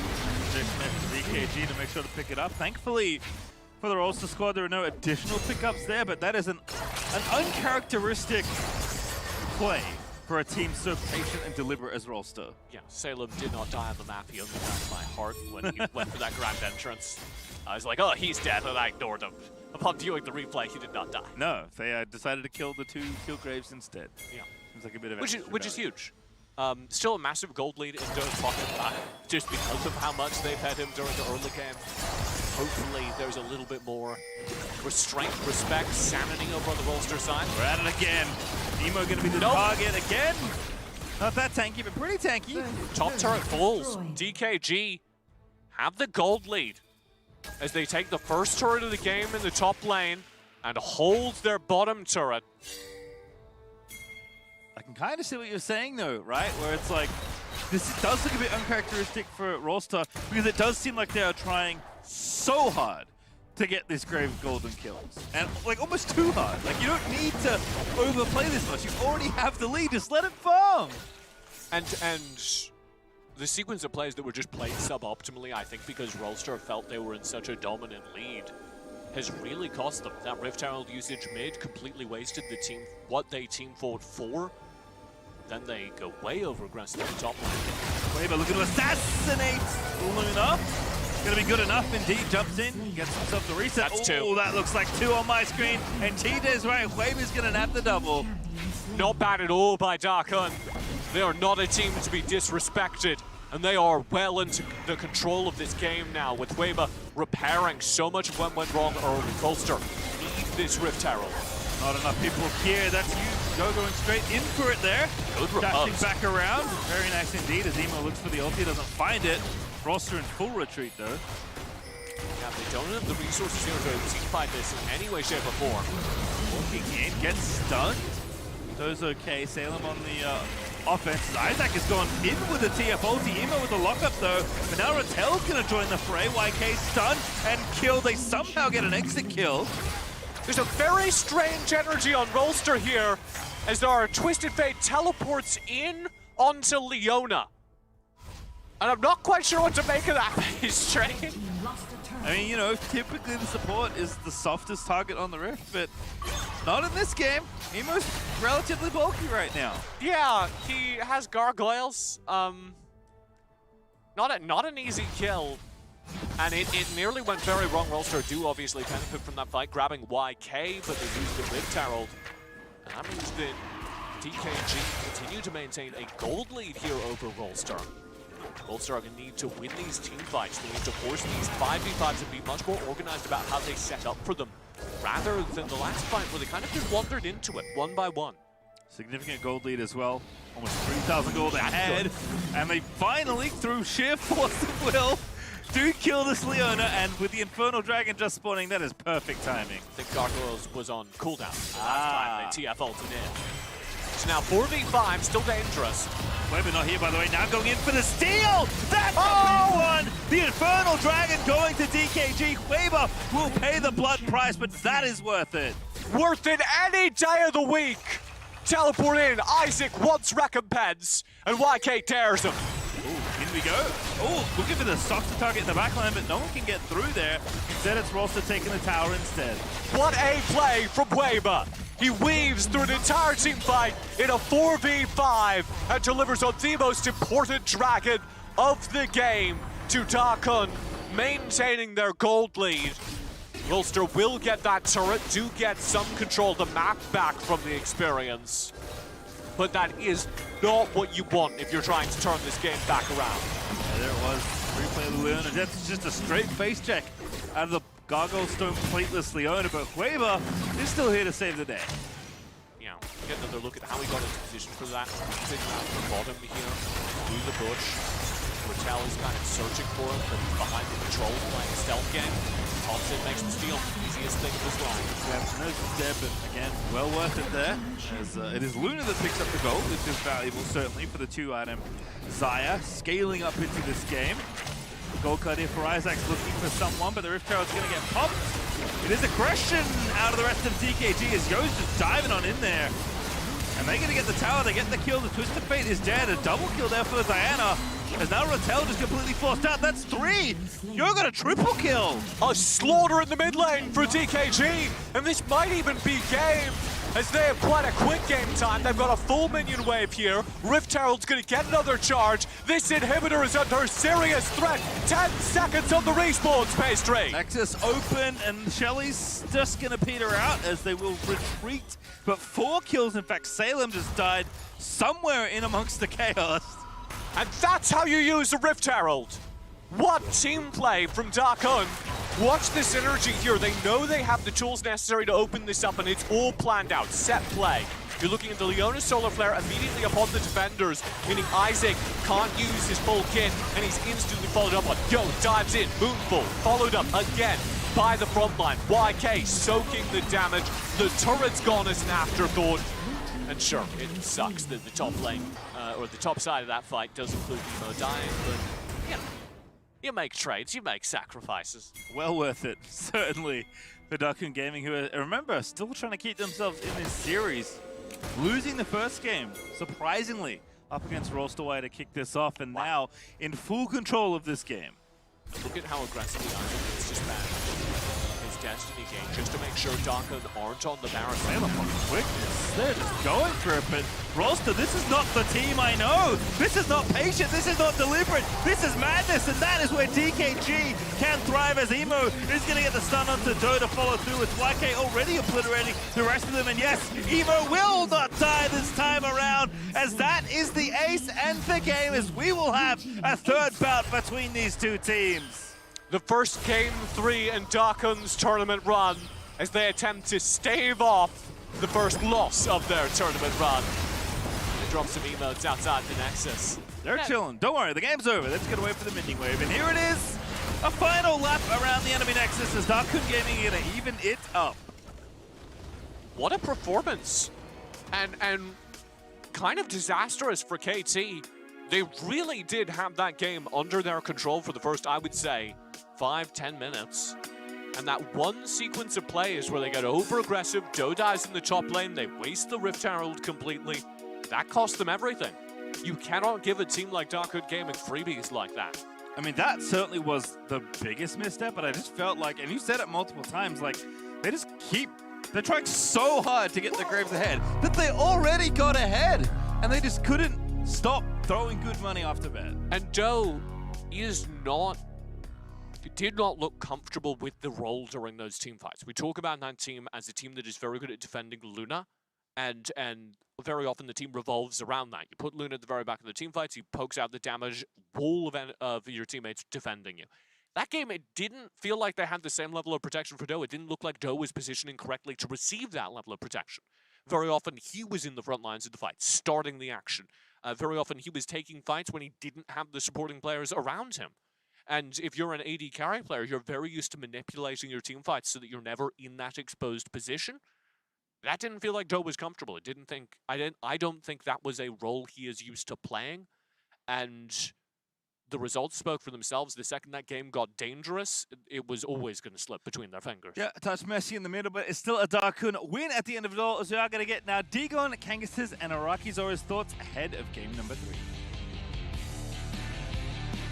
Thank you very much, Pastry and TJ. And so we've got ourselves a best of 3. The 1-1 is in play now. And now both my analysts, you guys went 2-1 both sides. True. Kangas, how you feeling about it now? I feel better based on that performance from DKG. I think they got back to where they're strong. They were utilizing their grouping and their team fight much better this time around, and they didn't let the early game slip away from them nearly as bad as last time.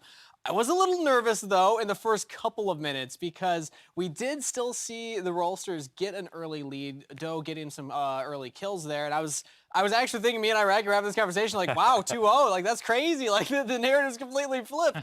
But then DKG brought it back and came back into it just by playing scrappy. You know, they didn't allow the Fiora split push to come into play. They didn't allow this Graves to be a threat because everyone just kept diving on top of him. I think the Diana was huge there. So I think that, yeah, this is exciting because, again, the winner of this next game takes first in this group. Yeah, Araki, you were definitely pointing out that draft a little bit. What stood out to you here?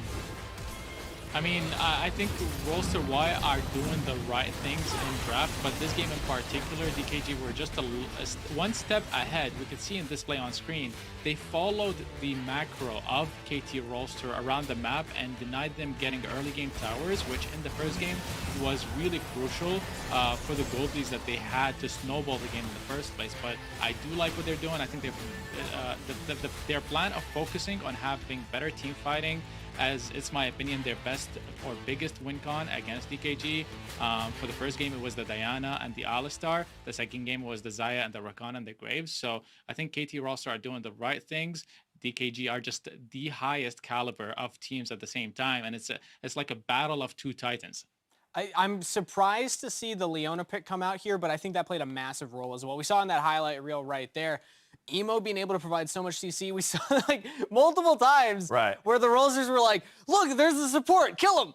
And the Leona's just so dang tanky that it takes so long to take it out. And also all the CC that it provides enables all this engagement, enables Hueba on the Kazakhs to pop off. And this is now the third pick of Leona, 100% win rate. So in the right situations, we're seeing this is a dangerous pick. And going back to those engaged supports, the pool is so deep for them, and I think that you need to start respecting this Leona pick now. Right, and think about how much was coming out from that champ pool at the support role. We were talking engaged supports in terms of Rakan. We're seeing James use Gragas a little bit. That can be both engaged and disengage. Alistair. Now Leona coming in that has a little bit more tankiness. And when you think tankiness, you're like, okay, maybe Alistair when ult is up. Maybe Braum for that disengage. But now Leona fits in a tanky engage compared to like a Rakan that's like quick engage, get in, get out, and how that utility plays out here, Rocky. Yeah, I mean, it's a pick that's went under the radar for quite some time, but proven to be really, really strong at the right situations. Like you said, Kanga, so many times he did get caught out, but didn't pay for it with his own life simply because of how tanky Leona is. And I think another pick that is becoming really contested in this series is the Diana. First game went to KT Rolster Y, they won the game. Second game went to DKG, they won the game.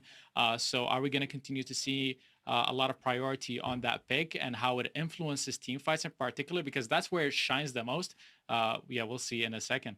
Yeah, you saw the photos of the pictures of the players there. Everyone a little exasperated. This is the long break that started at the beginning of it. A hectic game up against each other's toughest opponents so far. This is going to be a true test of their mentality. And again, a lot's on the line. If you get first in your group, you're into the semifinals. So you know that both of these teams want this one. So looking at the next game here, Iraqi, you were mentioning Diana, the importance. I also want to see Luna back on the Corki. I think if you get Luna back on that pick, I wasn't fully convinced by the Zaya Rakan. I mean, in theory, I think it can work, but we saw that there were multiple times Luna wasn't able to get out damage during those team fights, whereas a Corki that can reposition and also look to get aggressive with the package. We saw what Luna did on it yesterday. We saw what Luna is capable of doing on this champion. I think that one of the primary picks. And also, maybe give it the TF, because Isaac, you can play the Zed counter matchup into that. So I think that there's still a lot more that Rolsters can do in the draft phase in particular, even though I still haven't happy with that draft. Rocky, what do you want to see? I mean, I think team fighting focused draft would be really smart for KT Rolster Y, as long as they don't split up a lot, because the game was lost right there when Xayah was split pushing and her team got caught without her. So it was a 5v4 that DKG recognized really well and jumped on the opportunity. So Rolster Y just cleaned up a little bit, played together. They had some mechanical issues as well in that game. We saw that one time Rakan flash W'd into absolutely nothing. So yeah, I think if Rolster Y just clean up a little bit, continue with the same drafting plans, they can definitely pull this through. All right, big question now. We sticking to it? Sticking to our picks here? I saw what they did to Riku when she swapped her picks, so I'm sticking with mine. I'm sticking to it. I'm committing right now. I'm not going to have a graphic grade about me, and I do still think that DKG just have the mechanical prowess to pull this one out. You too, Rocky? Yeah, I'm sticking with it as well. I think they're looking really good, and I would be really happy to see DKG go down just to make the tournament interesting. Well, before we get to the exciting conclusion of this series, our boy Rafa thinks Kangas is copying someone's look. Kangas, what do you think? Yeah, you know what? The vest is a different color, and also Braum has hair in that picture. So any resemblance, circumstantial. Yeah. Hey, I mean, the vest looks fresh. He's fresh. Time for a fresh game number 3 ready for you. Let's send it back on over to our casters, TJ and Pastry. Thank you very much, as we have arrived here almost at the end of our second series of the day, TJ. We expected a match, exciting matchup here between two very hot teams here at Horizon Cup. The hottest team, in fact, in Kun Gaming, up against Rolster Y, who have looked excellent so far as well. And their first meeting is just as spicy as touted. Yeah. Hot in every sense of the word as they go toe-to-toe. We're now at game number 3, the first game 3 in Kun's tournament run. This would also, if KT pull it out, be the very first loss in Kun's tournament run. Rolster, for their part, are coming in trying to earn some redemption for the Korean region after they got rather thoroughly destroyed by the Chinese teams in their last meeting. This would be the first international defeat of Kun Gaming, or for that matter, any major Chinese team. Right, this is, the biggest international tournament so far in the young history of WRE Esports. The only Chinese team that has lost internationally before now is BLG. To be frank, they're not that good. And they're also not here, which they're also not because they're not that good. Oh, I see. See, that lines up. As we are back on the same sides, interestingly. Definitely felt like Rolster navigating these drafts really well. Yeah. But it definitely felt like they were not comfortable with the style that they had selected, which was basically steal the grave so Hueba can't get it, but then you kind of have to play the Hueba style, which they weren't ready to do. And also, pet peeve while we're here, the Koreans really do like the Xayah, and I'm just not a fan.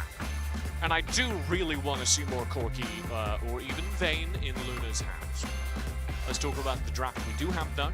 Very early pick for Rolster onto this Fiora. That's again going to be Patel getting his superstar carry in the top lane. He's had an impact on this series. And yet again, the Jax gets banned down, countering Hueba. Yeah, I don't think we've changed anything, at least in the bans. Certainly the first pick and the bans have stayed the same, I believe, every single game so far. We're back with Lee Sin Corki. They are indeed going back to, I would say, Luna's best champion. Certainly he's the best Corki here at the tournament that I've seen so far. So, never a bad insurance policy, as you said, to invest in Luna. Not. Premiums are high after that game, let me tell you. But with the Corki, your premiums are always low. You don't need to give him that much money. Sits in the sideline. When you need him, he's there. Well, they did get to an accident or two in the last game. So you got to be a touch careful as Hueba does take the graves away. Yeah. Now they're going to have to play into the style that DK So Famous says But that's a game plan, Pastry! My favorite champion in Wild Rift. That's the Kali. In the middle of the map, that's going to be handed to Isaac, who does have a carry performance or two inside of him. And the game plan is very simple. Isaac go in, Hueba stop playing. Oh, and there's the Garen! And not just any Garen, TJ. That's It's the Garen Garen. support. It is the Garen support, the famous Garen support. Is it Emo's famous Garen support? Is he the one? Is he the rascal doing this in the domestic tournaments? He was the very first Garen support I've seen. As I talked about earlier with ThunderTalk, they do Garen support as well. A lot of Chinese teams think Garen supports. Right. I was gonna say I think the important note is that this is definitely a Chinese teams thing, right? Yeah. They are the ones that do the Garen support thing, and they are doing the Garen support thing right now in potentially in the third game of what could be their first loss here at Horizon Cup. No, I saw this Garen support for the very first time, which by no means is necessarily the very first time it got played. But I saw it in the Spark Invitational Grand Final, which was where DKG qualified for this event. And Emo brought it out, and that was months ago. That was 3-4 months ago. So very early on that train, DKG, and they also, of course, had the Graves kind of ahead of everyone else, way back at the Spark Invitational. All right, well, this is fun because, you know, I feel like Rolster figured it out in Game 1, how to approach the draft and shut down Quaver. Game 2, they had a way to do it, but weren't comfortable necessarily executing on that style, even though they did get the lead. Game 3, they have basically been forced to give DKG the style that they have, until recently, not dropped a game with yet here at Horizon Cup. Yeah. On the opposite side, though, Rolster get their dreams. Both their carries have carry characters. Both Rattel and Isaac are on their favorite duel lists, and you have the Corki as Luna's insurance policy in the late game. It is the dream draft for Rolster versus the dream draft for DKG, and that means this game will come entirely down to execution. That is exactly what you want in a Game 3, TJ, as the teams will head onto the Rift for the final time today. Only one can remain undefeated here between these two. Will it be Rolster White? Will it be Kun Gaming? We're going to find out in about 20 minutes' time. Or less. Depends who wins. Yeah, if it's the Rolster win, it's minutes. definitely 25 minutes. Guaranteed. Not guaranteed. Getting quoted. Unlucky. I'll hold you to it. I know. This is the problem. I knew you would. DKG obviously are going to be playing towards Hueba on that Graves, so a huge priority here for Rolster is, as they did during game number 1, how do you get onto Hueba early? How do you bully him in his own jungle in early team fights with picks like Isaac's Akali, like Rattel's Fiora? Once again, Rattel is off to a good start here in the 1v1. Been pretty consistent with the pressure. As our bottom side, what can you tell me about Garen support, CJ? Because I don't know. I don't know what it's supposed to do. Have you seen Beyblade? Yes. That's it? That's all it does? Well, the big thing that DKG think, and I think they're right about this, he's got a trap, it's fine, is that there aren't enough health bars in the game, and more specifically, the health bars that are in this game are entirely too small. And the great thing about Garen's support is he's got a very big health bar. Yes. So you can put him at the front of the team fight and allow him to soak damage, use that spin silence to zone entire groups of people. And towards the late game, he even starts doing damage. I was going to say, you know, in lane, it's looking good right now, but I think that's more the matchup and wins Lucian than anything else, as apparently it's Lee Sin goes top day. Literally every game this has happened where Lee Sin has been on the blue side, but YK's going to dodge it thanks to some help from Quaver. If you have a Lee Sin, it's your responsibility to gank level 3. Oh, nice from Salem. Ignite down, they really want the kill here. Only going to get the stun onto Emo though, as Win did flash. If you have the Lee Sin, it's your responsibility to gank level 3. And if you have Rattel, it's your responsibility to gank Rattel. Thus, we will always see those Lee Sin gank Rattel the first 5 minutes of the game. Math checks out on that one. Doing some equations. The thing I didn't mention about Garen, because I was trying to be supportive, I don't see him that often, is that's the other side of Garen that you just saw. Is he doesn't really have any CC. He has soft CC in the silence, but if somebody's determined to run past Garen, the only thing you can really do is yell, "Hey, stop!" It kind of makes sense, you know, as far as Garen's character goes. As you see there, going forward, getting aggressive. Great time for Garen support. Your AD carry's getting run at by 2 people. Real bad times. Yeah. So, kind of a mole call at that point. Stop! Bring it back! They never stop. They just keep on running. Yep. Those kids. Alrighty, Rattel. Chilling out. You know, just vibing. Got the Trinity Force on the way. Feeling good. Rattel is going to do pretty well in this matchup. Renekton isn't an answer to Fiora, but he is a very good survivable lane. It's very hard to bully the Renekton in lane. And Rattel's not going to be able to do that without going above and beyond. And he's not going to do that before our first team fight. We are 30 seconds away from the first two major objectives of the game. You have the Rift Herald, which is normally Prio 1 for Korean teams, but the spanner in the works this time round is that there's an Infernal Drake as well. Infernal Drake, by far the most powerful dragon that can come up, a very significant damage boost for whichever team gets it. And I suspect Rolster may prioritize it because so many of their characters rely on having damage in the mid lane game. This has been consistent in this series. These teams have basically waited till these 4-minute spawns, and then kind of the first big inflection point of action has happened here. So Doe gonna go ahead and try and kill this crab. We'll get it. But no one's rushing to the dragon just yet as Isaac, going for Yo-Hit. That was so close to a kill. Isaac starting to pop off here. He's going to keep doing that. Isaac, an incredibly mechanically skilled mid laner, and he was on support duties last game, playing the Twisted Fate, letting Doe steal his wave. This time round, it is Isaac carry time. There's Rolster, as expected, going for their standard objective. It is going to be that Rift Herald up top. DKG will trade this. They are going to take the Infernal. All right, so this is the first time in the series, I think, where we haven't seen the team do battle at the first objective. And you get that a lot with Infernal Drakes, because the Infernal is so high value, it's kind of the only time that the Rift Herald is equalized on the opposite side of the map. There's the Herald, because Rattel is going to get funneled this early gold. Yoda up here to potentially save the dive. White Game popping Dominus. I might go for something here. Good kick. No! Doe. Kicked away. Doe denies the fight. I have to say, I do really... Okay, team fight breaks out as Salem goes in. I don't think that turns into anything. Yeah, nice polarized, but nothing to follow. Almost dies actually in it. Yeah. I do really not like the way Rolster use Rift Herald. They're very eager, very trigger happy on it, and they'll use it before they've got the confirmed damage to kill turret. Right. Which makes it very difficult for them to get first turret of the game, oftentimes in circumstances where you would think they would. The upside is it does get some quick 30 gold onto Rattel. Yeah, feels like they're just cashing in for the plays where I feel like in Wild Rift, you can certainly, set up waves and maybe a bit more easily guarantee a turret actually being taken. Yeah, and just, it's not even just Rolster, it's kind of the entire Korean scene. Just spends the Rift Herald for the instant cash. Don't know how I feel about it.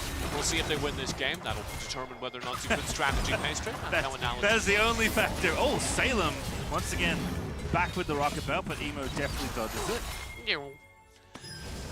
Spinning in the mid lane. Meantime, this wave is farming up. You're a DKG fan, that's what you want to see. Oh, I take it back. Never mind, good flash. Gets out from under Isaac's ire. Yeah, look at the defense Yo's providing there. He's shadowing Quavo across the map, and this is a huge part of Quavo's success. It doesn't look like Quavo has any support there, but he's actually getting the attention of Yo, who is not gaining XP. He's not gaining gold during that time. He's sacrificing all of that just to be there outside of turret gold range, shadowing Quavo so that if Quavo gets in trouble, he can be defended. And that's incredible teamwork. That's an incredible sacrifice. Isaac's so low. Yeah, does not want to headbutt Emo in. Emo's just going to go spinning. Isaac going to have to back here. And this tower looks pretty dead on my screen. You're never going to believe what he does. Okay, hold this thought. Rattel is fine. Ganks out of the Quavo. I like the attempt, getting some pressure. Again, any lane where he can go and potentially hit the tower is a great time. There's minions, there's gold to be had everywhere. Bottom turret did fall during that exchange, as there was that dual pressure down there from Emo, and it was enough to scare Rolster away from the turret itself, meaning the first break of the game does go to DKG, growing their gold lead. Let me tell you, DKG fans, you should be quite pleased with where that gold is. Upside though, Quavo is rubble. I take it back! Yeah, and all of a sudden, Doe first bloods him. Nicely done by Rolster, converting the gold not only away from Hueba, but over into their own carries. As Rattel gets a massive gold boost out of that. Currently, the second most wealthy player on the map, second only to Wind, who's doing quite well on this Lucian. He'll be a serious threat in these team fights. He's still able to go toe-to-toe with him, though, just because of character. I want you to know, though, that you've now permanently drawn the ire of the Korean fans because you curse Weber. Right here, this is you. I'm sorry, Chan. It's also do. Dive in. Down. Well, I knew what I meant too, and I still said the wrong. Incredible. That's okay. It happens to the best of us. Happens to me too. As Salem here in mid defending. Luna with the package ready to go. No objective just yet, but 8 seconds in, and we'll have one to play for. So I do again love the timing rolls to always use the package well. We're into teamfight territory now. I was curious if we get a 5v5, but Rolster and Stanfield, and they are in control of this game states. The priority is over on this Drake. Darkhood do not feel they're in control of the game state. They want to get key gold onto their key carries, so their priority is over on Rift Herald. We handshake yet again, very polite, lots of business being done here today, Pastry. It's very cordial. Third game here as getting a little rougher for Emo here in the bottom side. But that's a big HP bar. That's what I was going to say. That's a big HP bar. There's a lot of health in that Garen. And they can't chew through it. It's a big boy right there. Not a whole lot you can do. Emo spins a bit. The attempted gank down bottom is just cancelled by Rolster. They do currently have a gold deficit. You might be like, that's great for DKG. But a whole lot of DKG's value is going to peter off, particularly in that Lucian, I believe. I'm also not a huge fan of the late game team fighting influence of Diana. She's kind of a moonfall and that's it. Whereas Rolster do have Corki, who's going to go toe-to-toe with the Graves. And they got the Akali, then they got the Fiora. That's very scary to DKG. And they'd like to make some action happen here. Isaac going for it. There's one. That's going to be an easy kill. That's a big HP bar. Gets the flip. Going to be able to dance back. Didn't have R2 ready to go, so that's actually a double He's going to get a kill. both. Yo's looking for them here. Does have the flash. Flash in. That's it. Flash Q. That's enough for DKG taking over. And DKG benefit from some over-aggression, some desperation from Isaac. As he did not need to do that for all the reasons I just outlined. And he full commits to kill DKG's support. The second time in 2 games he's actually done that, if you remember the Destiny gate in game number 2. And I was going to say, as you were saying that, right, where if I'm going to trust in anyone late game team fighting with this kind of comp, it's going to be Rolster. But they are so far behind now if you watch the Act replay. And Isaac just overplaying. This is, again, very uncharacteristic of this team. Yeah, look at this from Isaac. Completely unnecessary. And you know Yo's going to do exactly that. Diana's a very good defensive character. Top lane fight. Yep, it is a kill. This time for Rolster, getting one back. Do take out YK with a 3-man gank. Nicely done by Rolster. Somewhat mitigating what went wrong down bottom. The gold again over to Rattel. We will see if they can get more. It has to be a Rattel game almost at this point, and they are going to put some more eggs in the basket. Sailing with the C. They're going to hit the tower. Yo's up here as well, though, and here comes Wins. Emo just zones him out. Turret goes down. You can see Rolster learning on the fly what all Chinese teams have had to learn for a while. Just don't even bother auto-attacking the Garen. It really is not worth it. It's a big old distraction. It is also for anyone following along font of life, Garen. The game plan is you go in with a spin to win. Everyone on your team gets to regen. Good time. Seen this in a couple of the bot lane melees. We did have the center as kind of the most obvious example of font of life at work in a bot lane. We did like a big bulk T-pose type deal to demonstrate the Nasus. Yeah, it's kind of what's going on here with Emo as well. He's just a large health bar and he can sit there in the front lines and force Rolster to play around him. And that's going to be a problem as we get to the late game. Rolster dependent upon their team fighting skills, and that means 2 things. First of all, Isaac Rattel must get onto Hueba. They must convert that kill. Second of all, Luna must stay alive. To be fair, Luna's often very good at Salem here charging in. That's a very nice stasis. And here comes Emo. The defense has arrived. The tower is dead. But in the 2v3, what's going to happen? Wind on your screen as CJ highlights. lets the culling rip. Great kick there out of Doe. But that's not enough to save the day. It is Salem that falls. And with Weber on his way as well, Rolster need to break this off. They're down a player. Drake's gonna be burned. Doe knows what's going on. He can't step up here. Yep, just flashed on instantly by YK, and that's gonna be enough zoning for the Dragon. Kun Gaming grab Dragon number 2. Lunafort to package away. And Isaac ready with the ulti, but what are you going to do as Ratel's chased out of his own jungle? Rolster are making me so nervous right now. The way they're playing this, not respecting DKG's CC, walking up into YK blind, that could have broken so poorly for them. As is, they trade a turret for a Cloud Drake, which as we say in the business, we take those. It's definitely better than nothing, but as I look up and I see the gold lead that Kun Gaming have, I see a lot of different things here in this series. I think about what happened in that first game, and even in that second game. And TJ, all I can see is Weber having the most gold in the game in 3 hours on a farming jungle. They are back in the form that they have been showing us all Horizon Cup long. And that means that we're going to get exactly what we kind of started this series discussing. DKG have now executed their dream composition, and it comes down to this. Can Weber provide the value he should in these team fights, or can Rolster burn him down? Look at Ebo go! Spinning around with both the sweeper and the blades. He's just a ward, a battle ward. The biggest ward you've ever seen! Yup. That's what the Garen support's gonna do. Weber steps forward here, not punished. I'm spooked, I'm scared. Ratel gonna have to back away alongside Salem, but Baron is on the menu. Weber's gonna start He'll burn it. Winded Weber, this is gonna be a very quick Baron take. Doe knows this, he's in the area. Yeah, he's gonna kick that pretty instantly, has to burn the dash, but DKG are patient. It's all about Weber here. Does he stay alive in this team fight? Only burn by Win just to poke Isaac. Decent amount of damage. I don't like that culling use because it is now down. Will be for about 30 more seconds. Way to the target, as we know, there's the kick! Oh! Target they needed, Doe! It's gonna make it happen, they take out Emo though! That's not what they wanted, but Isaac is gonna try and save the day, and again, too far there as he's trying to dip his way out. Maybe gonna be enough, actually! It's DKG that have gone too far, but Weber is still alive, but for how much? He's dead! Ratel finally gets the kill they need! Rolster put the team fight together! They show up when they need to! 15 minutes into the game! And they scoop Weber out from behind his defenses! Fight him twice underneath the turrets!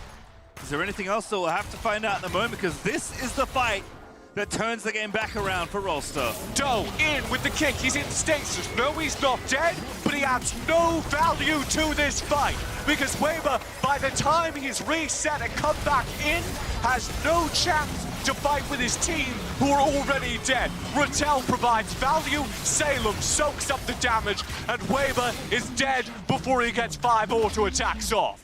Ratel diving on through. Baron still up though. Elder Dragon not spawned just yet, but it is coming up here as Kun Gaming have the Dragon lead right now. This is starting to get to Rolster's happy place in any given game.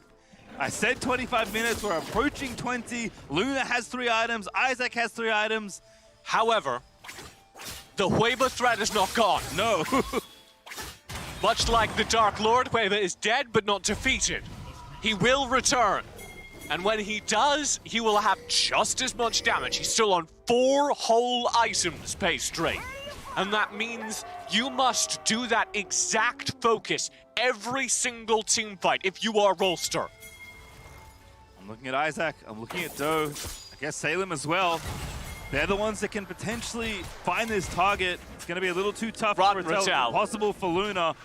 Ratel going back in for it though. The Elder is up, as you said. Salem find the engage, trying to take the 4v4, but YK just ripping through them alongside Emo. Isaac, he's going to try and take the kill, but Weber is arriving, and that looks like a real trouble here for Isaac. He's going to dip out of the way, and somehow, despite all that, there's no kills. So Rolster go for the fight because they see Weber down by the Elder, and they realize they can fight it. The second Weber returns, they are out of there. TP, Salem went back. They do not, but they're running back here, and now DKG have to face check the fog outside the Elder, but they haven't started it just yet. do get a ward down. Queso will do a massive amount of damage to this Elder. As a result, they cannot be left alone. Rattel cannot recall. They have to fight here. We're going for it again. Salem has the flash. Rattel, they know he's there. He's not going to surprise them. They have to find the angle here. Isaac going around. He's trying to find the flank. Board in. Rolster know exactly the HP of this Elder. Here comes Isaac on the flank. No, that's the kick. Isaac though diving back in again. It is Weber they need to look for, but Emo grabs the first kill. Isaac though is taken out to Renekton. The double kill though for the... Yo! It's Yo going off for the triple. The Elder's still on the table. Weber's still alive, and DKG still in this game. Weber survives the team fight, and Yo cleans it up. A triple kill. Secures the Elder, secures the ace, secures the game out the series to DKG as they push down the mid lane. 30 seconds on the death timers. There's no chance, Pastry. They had to fight very hard to get to this point, but it still remains the same. A game loss is not the same as a series loss, as DKG will have a scratch on the record, but are still undefeated here at Horizon Cup. And so is the entire region, as Dakun and ThunderTalkers continue to lead both groups. 4-0 here in Group A for Kun Gaming, and Rolster look distraught.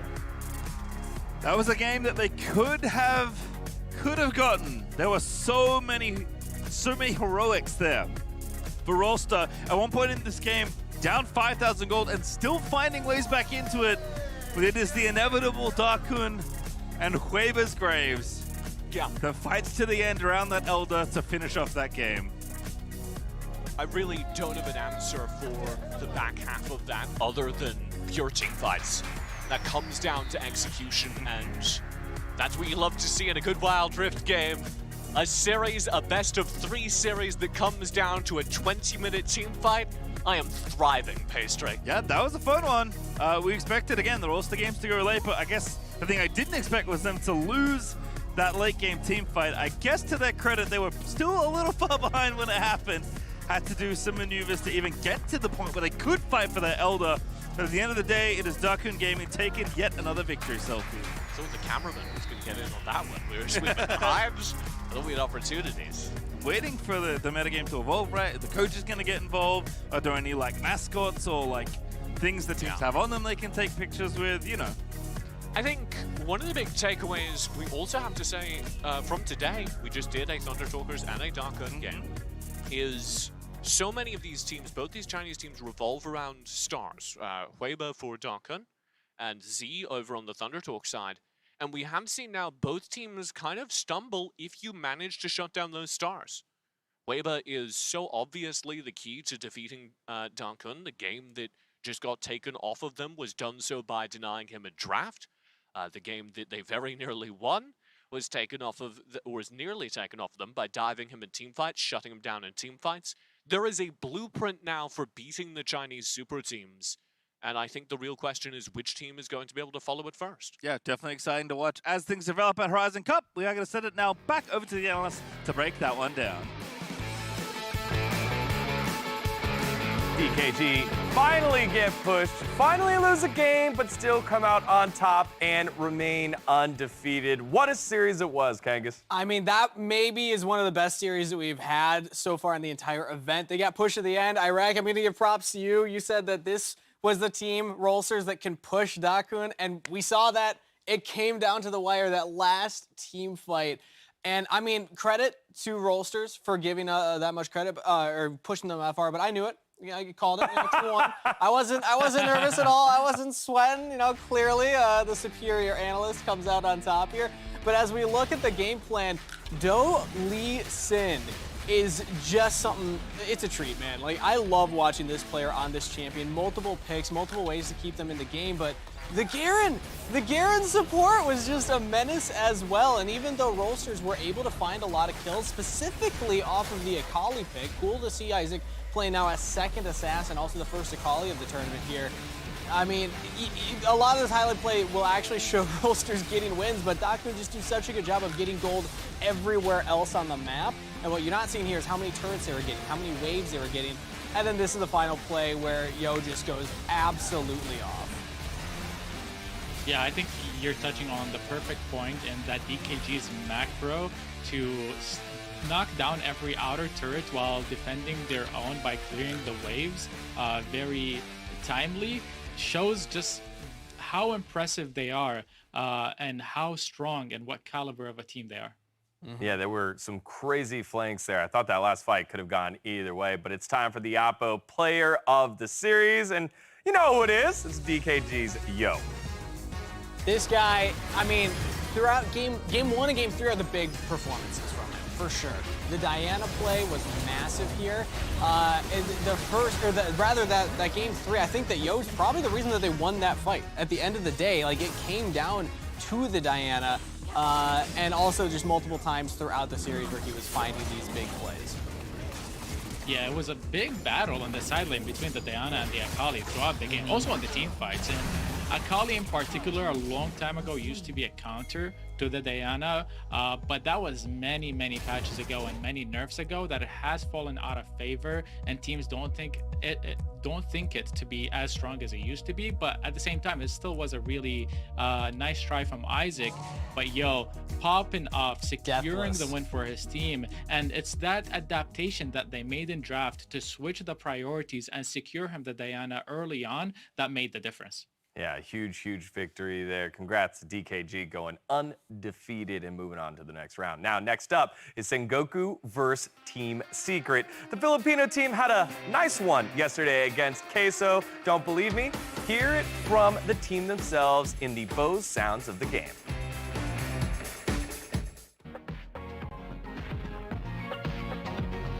Sige, sir. Pwede ka pa dyan na, sir. Start na? Wala silang word. Sige. Abang. Dito sila. Ito, tara. Tara. Pwede ko flashan yung Varus, Bert. Ito na lang. No flash. Gogo naman tayo. Sige lang. Basag ka lang, sir. Sa akin. Nag-ulti ako, chupang gulo. Buhay pa ako. Basag ka lang, sir. Huwag ka sasunod. Gogo, safe ng Graves. Place low, yung Graves 1 HP. Bert, okay ka lang? Oo, okay lang. May flash pa ako. Yung Graves 1 HP. Pwede mo ako yung Graves. Sige. Nice one. Patay pa tayo eh. Nice one. Diyan pa ako, Bert. Nice one. Nice one.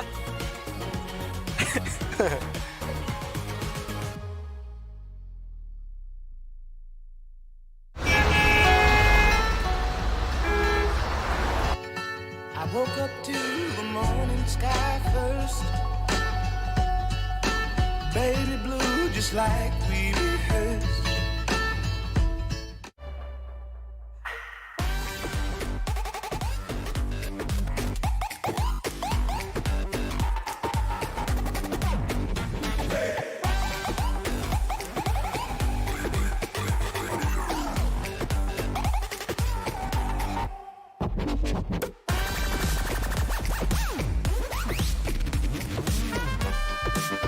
Okay, now, from the beginning.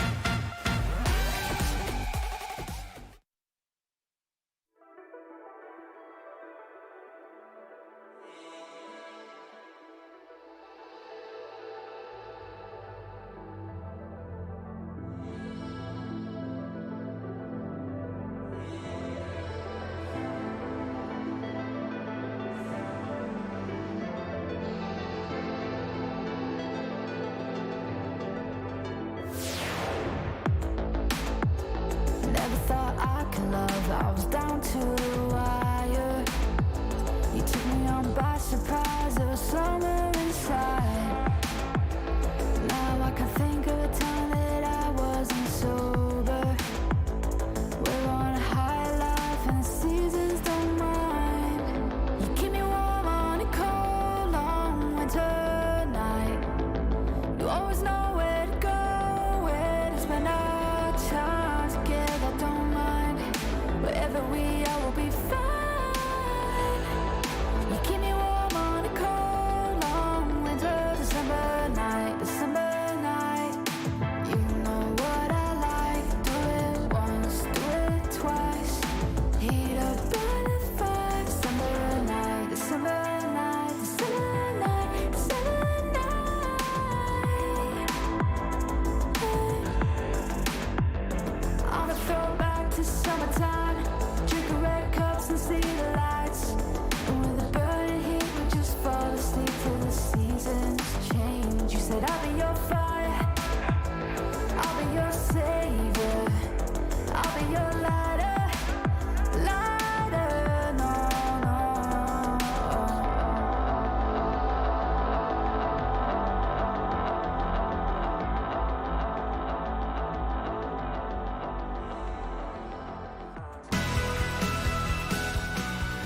Welcome back for our next match of the day, where the fans have spoken in the MasterCard fan predictions, and in a close race, Team Secret pulled ahead with a 52% of the vote at home. And I think it's about right here, TJ, because this is going to be a pretty epic match between two closely contested teams. First of all, I told you they would.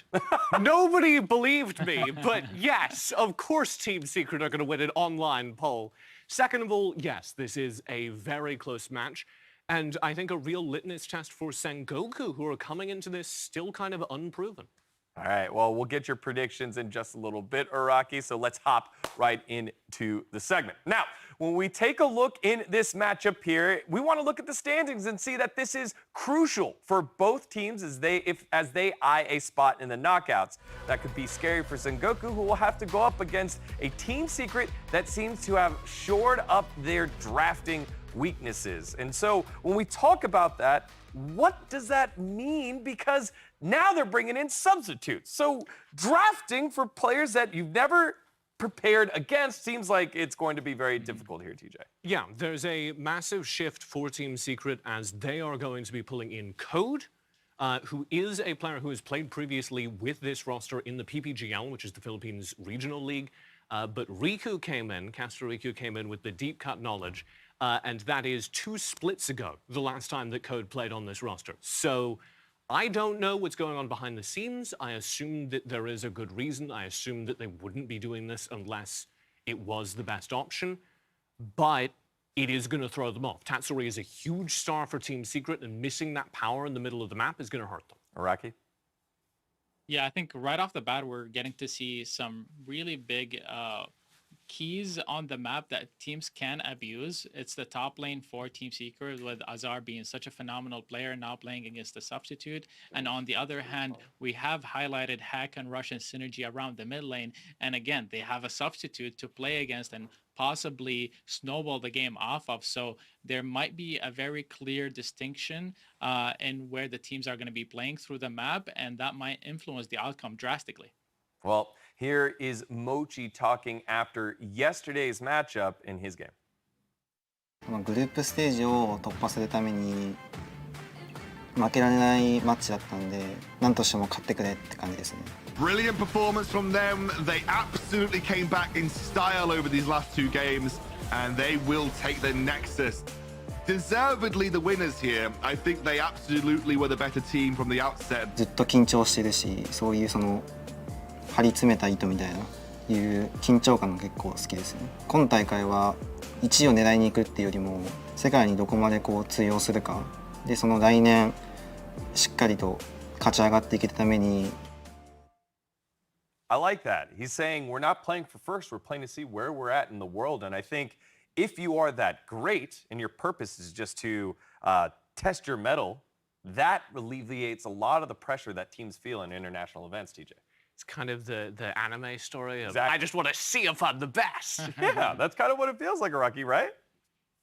Yeah, I mean, I think it's a very realistic expectation coming in. And even though they did surpass expectations, it's going to get harder and harder from this point on. So for a team to have this mentality and not be knocked down when they do lose, and instead just worry about improving the experience they gain in, I think it's a really good mentality and an outlook to have. Well, one way it's going to affect things, the mentality of things, is the draft. And so we've highlighted Team Secret's draft before, Araki. How is this going to compare against Sengoku? Yeah, I think there's a dynamic here that we should definitely be paying attention to, and that Team Secret are really, really smart with their drafts, and they usually target very specific players to squeeze out their champion pools. Something like we saw yesterday with Acolyte and Azar, where they allowed Azar to run away wild with the games, with the Fiora, and then highlight on top of it the fact that Rush does seem to have a little bit of a small hero pool, where the Lee Sin is a big prio, the Graves is another big prio, but if he doesn't have those, he goes back to the Nunu and becomes more of a utility jungler for his team. So that dynamic in particular, where Team Secret are really smart in draft and Sengoku Gaming have limited champion pools, it can play a big factor. I will say, though, there are limited champion pools, and we're playing in a game that only has 3 bans. And I do not see a world in which they exhaust all of Hark's potential in the pick ban. I do not see a world in which Rush is completely out of picks. He still has that Vi that he is an all-star on, that he hasn't even had to pull out at this tournament. I think it is very reasonable, especially with the substitute, to put the focus on Sengoku's mid lane, their mid-jungle duo, to dominate this match. Rocky? And on top of it, we do have Machi coming in. So he did show the Darius before. It didn't even look that good. But how deep does his champion pool run is a question that they have not answered yet. So one really easy approach that I can already see for Team Secret is to ban out Darius or play the Fiora into it and have a huge advantage in the top side of the map. I will say, though, Araki, I have a little bit of an inside scoop. I was talking to Dagger, who is one of the casters over on the Japanese broadcast, not just for this tournament, but for the regional league as well. And he showed me the secret strats, the secret comparisons. Okay. Here it is right here. Sengoku's mid laner Hack. And maybe a guy that you might know from League of Legends PC show mix. They got the same eyes. The crazy eyes. It's the intensity, the killer instinct that puts you over the line. Well, I love the fact that you had the opportunity to talk with the casters, because this is truly a global game. A friend of mine from back in the Philippines messaged me saying, hey, I'm supporting Team Secret as well. So it's time to get ourselves into the game right now. Grandin, Omo, take it away. Get us into this very important match. It's a global game, but they've all come together here in Singapore at the Suntec Convention Center to play in the Horizon Cup. I'm Brandon, with me is Omo. Let's get this thing going. We're going to Champs Select soon. Sengoku up against Team Secret, a matchup that will determine the standings of Group B and where things are going to keep progressing. Yeah, it's going to be a really exciting one for me because I think right now in Group B, both of these teams, they are contesting to second. Who's going to get out second? You're not going to get the bye, but you're competing for a spot to, face up against the third place seed. Team Secret immediately get out, by the way. If they win this match, they are done. They will get through into the knockout stage. They just need this next win. My man's got the stats here, right? I love to see it. And Sengoku, I love to see this bend from them as well. Code's a player who didn't play much with Team Secret in the recent splits, but he is known for the stat. It's one of his premier picks. Get rid of that. Get rid of Azar's Fiora. I completely get that. His performance yesterday was kind of nasty. He had a bunch of different showings in the C Championship, right? He had some good moments on the Fiora, on the Akali, stuff like that. Akali, we just saw a game where it was played for Rolster. Why do you think there's a chance that Azar might want to go for that again? It's very possible, but I think the Akali matchup is something that's very niche, and you really need to see certain specific picks before you pick that one up. So I don't want to get too in-depth there until we see a likely situation for it. I do want to touch on the roster swaps really quickly, though. Code, he didn't get played much. Maybe this is just Team Secret giving him a game, but I'm more inclined to believe they have a strat prepared here. I'm interested to see what he's going to last pick in this game, and Mochi as well. This man, he showed off his chops yesterday. Didn't do too great. He kind of got, benched after one game. It hurts to say, but I hope he can pull off a better performance here today. Sengoku going back to the Zig, something that has been working for them incredibly well up until this point. Team Secret making a very good decision to ban away that Nunu. Rush's signature pick at this point, and his other signature pick, that Lee Sin. Yeah, I love this draft so far from Team Secret. You do give over the Ziggs, and the Varus is not the best situation into it, but you do match wave clear, poke, whatnot. I do like the Lee Sin pickup. You really choke out the champion pool of Rush, and I'm really interested to see what he has in response to this. Maybe a Grave would be pretty good here because you do need a marksman. Camille's going to lock in for Sengoku. That pairs very well along with the Ziggs having that Mega Inferno Bomb. And of course, Sengoku back towards one of the more premier support picks on their end. It's down to this Alistar. We saw its success the last time around, and this is the adaptation from Team Secret. Janna as a possible option that Monsoon could knock back that Alistar. It is a Hamas special. This is a really great pick from him. Now, what can we expect from this Janna pickup? Two things. In lane, he's going to be dominant. He's going to bully the crap out of this Alistar. And in the mid game, he's going to deny engages. He's going to deny the Camille. He's going to deny the Alistar. And he's just playing spotted duty for Chewie, Trevor, Azar. Let them shine. And Code's going to pick up that Orianna likely for himself there, since we only see that Varus. Code coming into this competition, a couple of question marks being raised. We're still in the group stage, so things could still be flexible. Let's see what this Orianna spells for Team Secret. While Sengoku will pick up another regional favorite for their end, is that That Wukong pick here, it is so amazing. This is something you commonly see against mobile carries. It's really good against these low mobility carries like Varus and like Orianna, where you just get on top of them, you spin to win, and they can't do anything. The question is, the Janna is pretty good against the Wukong, so it's really, once again, down to Hamas to keep his teammates safe. Interestingly enough, we get that Corki. They need the marksman. Both Hawk and One have played Corki and Ziggs before, so it could go in either end. A little bit difficult to say exactly where they're going to go, and I think that's the beauty of these matchups, these pickups, Flexible right? picks. Exactly. Even towards the last pick, you're not exactly 100% sure where things are going to end up going. So now down to Team Secret, still lacking that Baron laner, a lot of those options being banned out already. Yeah, I like that they do know for sure it's going to be Camille top, and there we go. What are you going to counterpick a Camille with? Fiora is gone, Riven is not really the best counterpick. It's banned as well. Yeah, it's banned as well. Yep. So we go for the Jax, and this is something that we have seen to varying degrees of success, especially in the jungle. Earlier today, we saw the Jax picked up. I think the team that picked that, was it Queso? Correct me if I'm wrong. I think it was Queso, yes. Didn't play too well around it. When you have a Jax, you want to make sure your jungle is pathing to the Jax lane. You want to keep it safe. You want to make sure you can farm, you can scale. So what do you need? You need stable lanes on the rest of the map. Varus, Janna, Orianna, you need just that. This Jax picked up looking really good here for Team Secret.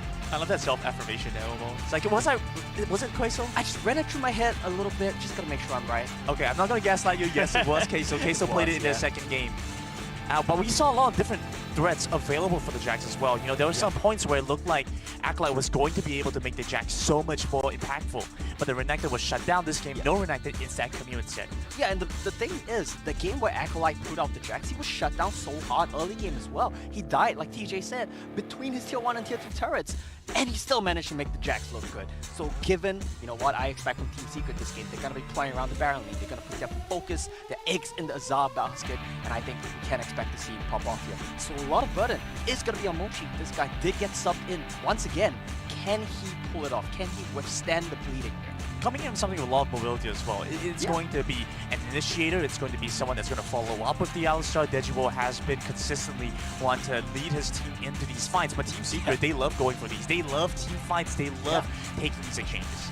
Well, we say that, right? But this time around, Team Secret, their draft requires a little bit more discipline.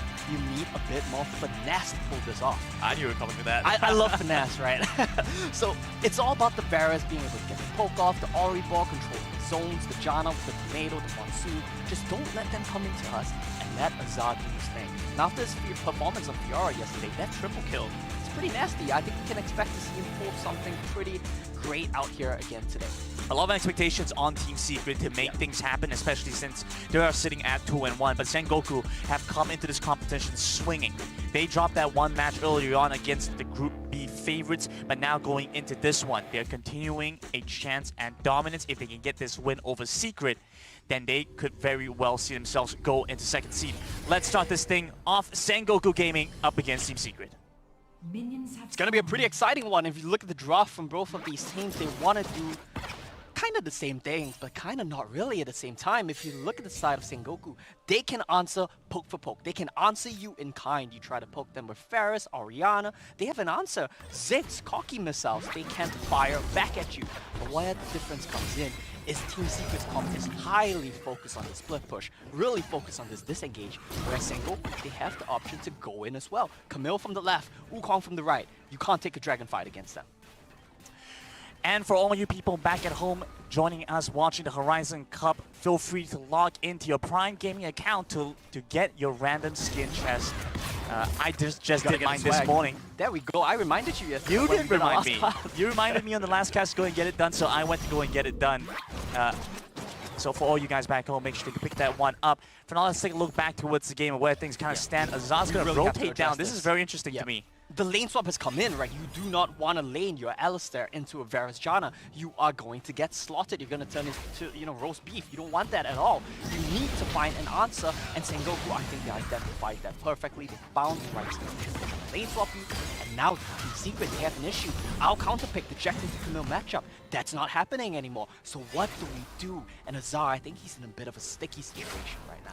And this is very interesting to me because both of the Scuttle Crabs are going to be spawning right now, they're going to trade Scuttlecrafts on both sides, but it seemed for a moment that Sengoku seemed to have priority over really both sides. dangerous. They might have been able to actually punish something there, maybe take away those additional Scuttlecrafts. Yeah, this lane swap does two things. It punishes your strong point, and it alleviates our weak point. So Sengoku, they're really getting everything they could possibly want right now. They're threatening this dive on Azar. Hamas has to come up to keep him safe, and it looks like on the other side, Team Secret, they want to threaten a dive with their own onto Mochi. But 2 against 1 against Camille is not really a situation you want to take a fight in. And like you mentioned earlier on, Azar is going to be the guy that needs to shut down early on, to put the pressure on, make sure he's denied resources. Hamas is going to end up sharing some of that golden EXP. You can see Azar a little bit behind right now. He might be matched in gold, but his EXP is a little bit slow, even compared to Hamas here. Yeah, I mean, the option that Team Secret went with, they went for the slow push. They wanted to crash the wave, maybe try to do something down in the bottom side of the map.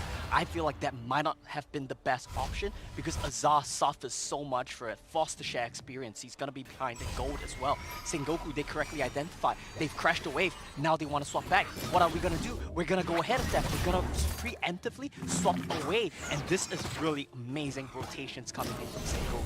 I think they're answering in kind to every move that Team Secret make, and I think that Sengoku, they're really setting themselves up for success in this game 1. And it's an interesting move from Sengoku now to go back to initial lanes, especially with the dragon spawning up. So it could be a sign that they want the dragon over the Rift Herald, not want to take that early fight. Team Secret are just getting played on the map right now. Azar's going to be completely fine, but he's forced to swap again. And right now, Team Secret, they are just marching to the beat of Sengoku's drums. They're always one step behind. And the longer this goes on for, the happier Sengoku are. You dodge the Varus Janna matchup, as well as you get your Camille out of the Jax lane. They couldn't be any happier, I think. I really don't think they could. Sengoku have just been able to get everything they want. They get the reset timings. They get the items that they want. You can see Team Secret coming in now. They just lose all momentum in their own lanes. First objective to spawn, it's going to be that Ocean Drake. We see a little bit of priority around the Dragon, but Sengoku, knowing this team, they're going to go straight for their Rift Herald. They're going to get the first one, they're going to get the second one, and Rush is going to break open that mid turret. Yeah, I'm a bit curious about why Juan hasn't resetted yet. I feel like he could have gone for that a bit earlier here. It seems like what's going to happen right now, Team Secret, they have the priority with this dual lane matchup. They're going to use that, they're going to get control of the map, and they should be able to get the Rift Herald. Okay, I might be wrong here, but I'm assuming they don't want to contest this, and they're just going to try to trade to give the cocky space to scale. But it seems like they want to fight this. I don't know what's going on right now, Brandon. I couldn't tell you. It seems like both of these teams are making some pretty odd choices here. Looks like Azar just wants to scout the grounds. He doesn't want to commit to anything here. Alright. Low disadvantage to go for a fight. I'm just really curious why Chewy and Hamas didn't come up to fight this Rift Herald. They knew that once reset was late, and they didn't manage to come here and get here in time to get control of that. This is going to mean an even harder time for Azar right now. They have the Rift Herald trapped in a dive. Hamas, though, always one step ahead of the play, keeping his Baron lane safe. Code's going to come in as well. So that's actually a really key part of making sure that Azar gets the space that he needs to scale up and to be as strong as he wants to be. Sengoku actually missed that chance, so Juan's going to make a second recall back, pick up his item, the full Essence Reaver, before coming in. But if he at least had the package, or at least does have the package to help him get back in a little bit faster, but we see what happens here, where that single early mistimed recall kind of changed the tempo for Sengoku. Honestly, I think Team Secret, they are getting red like a book here, and Sengoku's rotations around the map have been amazing. I cannot really criticize it at all. I think they're doing all the right things. They're checking all the right boxes that they need to check to get into the mid game, to get their champions where they want them to be. Team Secret, you really need to find something on the map right now. You do have the Jax late game insurance plan, but your Varus Janna, your Lee Sin, you really want to get something. So what does this put things? Sengoku looking for this mid game. Do they have the power to actually go for these fights, or is Team Secret going to have a fighting chance against the composition that Sengoku have drafted? Well, it comes down to team fight modes, right? It comes down to how you execute on these team fights. If Team Secret, they can keep you at an arm's length. They don't let your Wukong come in. They don't let your Camille come in. They're gonna have a really good time. Now Sengoku, they too want to poke. But if they get on your backline, Wukong, Inferno Bomb, Camille Ultimate, you just can't really play. I love that you mentioned that because look at what Rush is building. First item, fantastic. Guardian Angel, exactly as you mentioned. He wants to go to the back line. He wants to dive in.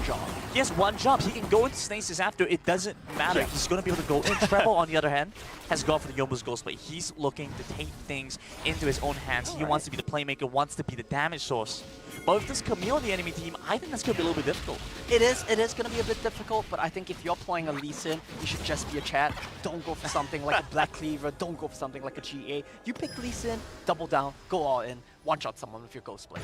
And a much slower game than usual. Team Secret and Sengoku both love to take these early fights, so the fact is we haven't seen a single kill happen yet. Taking their time to make sure that everything's set up right. Huskers, they start the fight off. Hextech Automated locks them within that cage, but that's the damage that you expect to see from the Camille, but Hermes is there to back them up. That's first blood, right as we call it.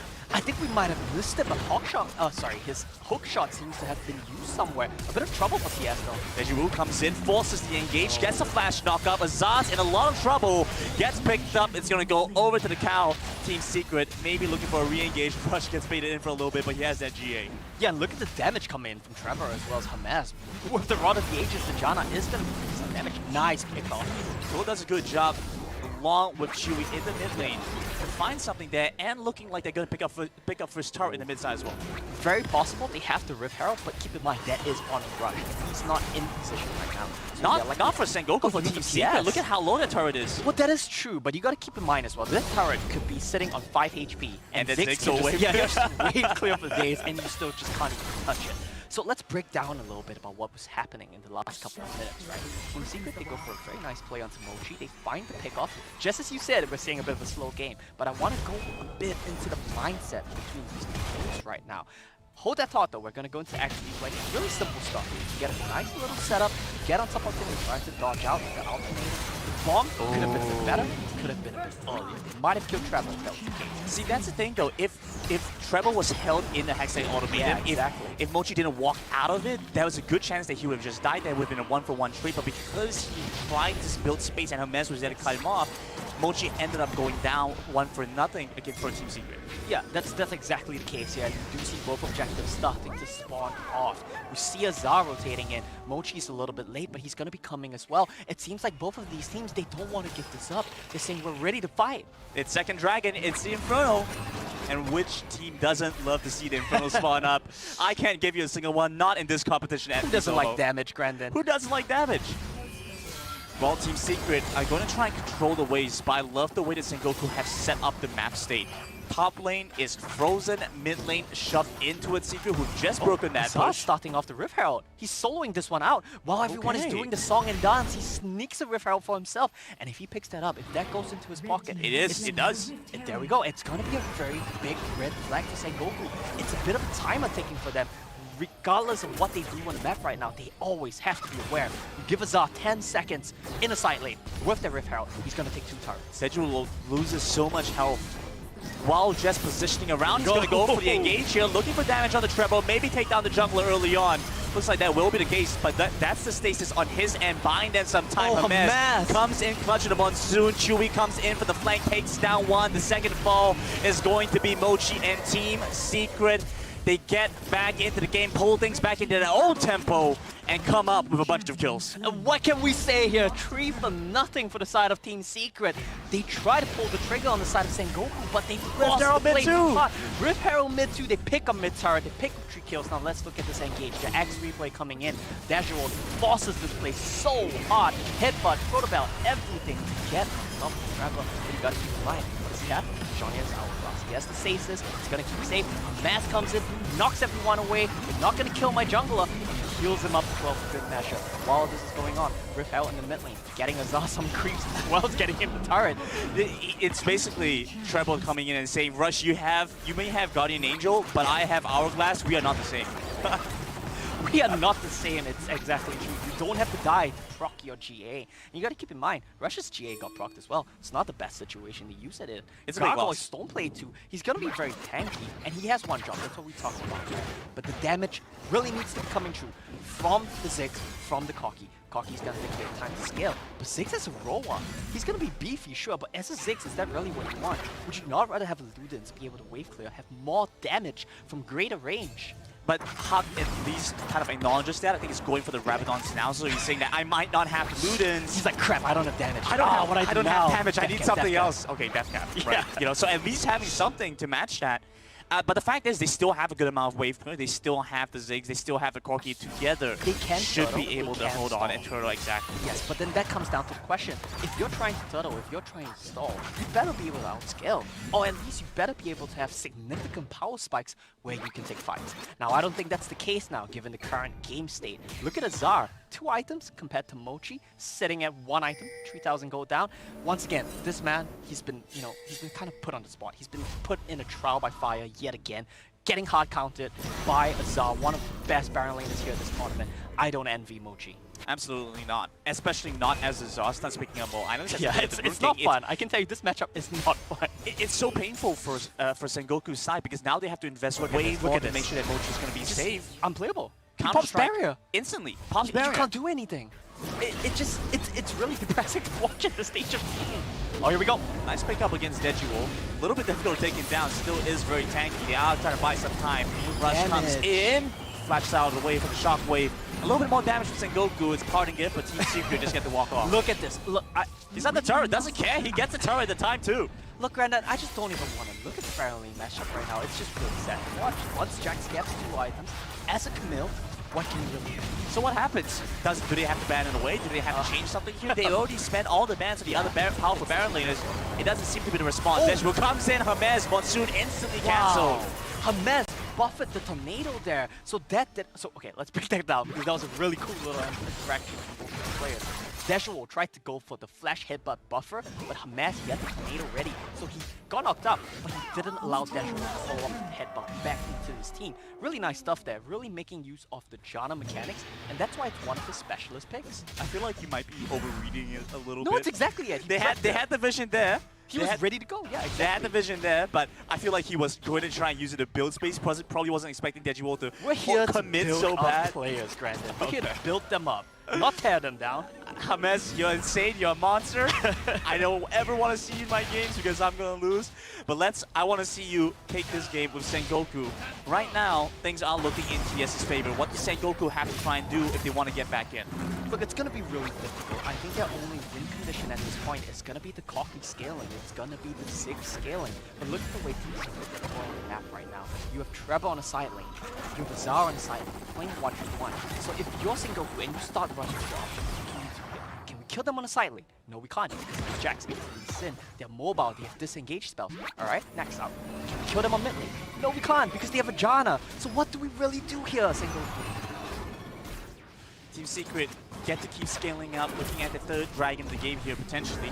Code coming in for TS has been an interesting change. He has been quite active and participating in a lot of these fights. Oh, here we go. Different dynamic because Wait, not with Dejuol? Matsui's kill potential. Well, Dejuol's going to get caught out. Has to be unchained by some time. Valkyrie kind of leads the charge in. Instead, he leads Treble into a kill for himself. Nice use of the Corrupting Chains. Rush is going to have to get away. Has got the Angel back up. Hot falls as that's yet another player from Sengoku dead. Rush is only going to be able to buy a fraction of a second as the rest of Team Secret collapse in. That's 3 and Azar just pushing in the mid wave. Absolutely nothing the Sengoku can do right now. Mochi, the last man standing, he can't even match Azar, but he has 5 members of TS coming in. Azar finishes him off, and that's going to be Team Secret taking game number 1 against Sengoku. And Grandin, that was a statement win here. I said the early game from Sengoku went about as good as they could have possibly asked for. It doesn't matter. When you get to the team fights, when you get to the mid game, Team Secret, they are showing off why they are one of the favorites here in Group B. And I'm just going full bias caster right now. I'm going full SEA pride. Team Secret, they are gonna redeem our region, and that was an amazing performance, amazing statement from them. And Group B, looking as competitive as it is, it was going to come down to the question, Team Secret versus Sengoku Gaming. What does Sengoku have in store? Because we saw them play an amazing set up against CT as well, right? We were able to put up a very competitive performance. Team Secret the same. Is the gap actually as big as it is, or is it just a matter of them not being as aligned with how to play the game? Well, I don't want to put anyone on the spot here, right? But I think one of the first changes they have to make is they need to bring Kai back in. I don't know if you guys can read the words, but this is Southeast Asia right here. I'm just going full bias caster. doesn't matter anymore. Team Secret, we're going to win it all. Back to the point about Sengoku. I think Kai coming back in is the first step they need to take. So Kai coming back in and being able to hold down Azar, do you feel like that also means they have to invest heavy resources to make sure their Baron lane, including just the draft phase, all the bans to make sure the Baron lane doesn't get its options? Well, you obviously can't ban Jax because there's too many bans available. You just need to play around it better. Honestly, in this game, I think the draft from Team Secret went about as perfect as they could have asked for. I don't think they could have taken a better draft gap in that game. And Sengoku, they really need to reassess their priorities coming up here against Team Secret. Well, Sengoku are back to the drawing board. They still have a chance to reverse the series, to break down that match, and to look forward to what we have going into the future. Let's toss it back over to the State Farm analyst desk. Thank you very much, Grandin. And look at that, you and TJ. Blue suit top, white shirt, looking fresh. Both of you all take the same. And what's incredible is we're equally well muscled. Yes, that. Araki, let's get into the game here. I know that's something you wanted to do was hop into the draft just real quick before we take a look at some of the highlights. Yeah, I mean, I wanted to talk about how Jax can take over the game if he's not shut down early, and how that ties into the impact that Rush had now that he is being focused in draft. They took away his Nunu, they took away his Lee Sin, and on the Wukong, he was having good team fights and good ultimates, but there was no early lane assistance to his laners and helping them shut down the Jax and also snowball the mid lane. I will say, though, a lot of what happens normally is that Sengoku get away with this sort of draft because they have Rush and Hawk able to ensure a very early gold lead. And I think there was a whole lot of very good work that Team Secret did during the first moments of this game to ensure that there were none of those early mid-jungle duo ganks that ensure such a massive gold lead, usually for Hawk.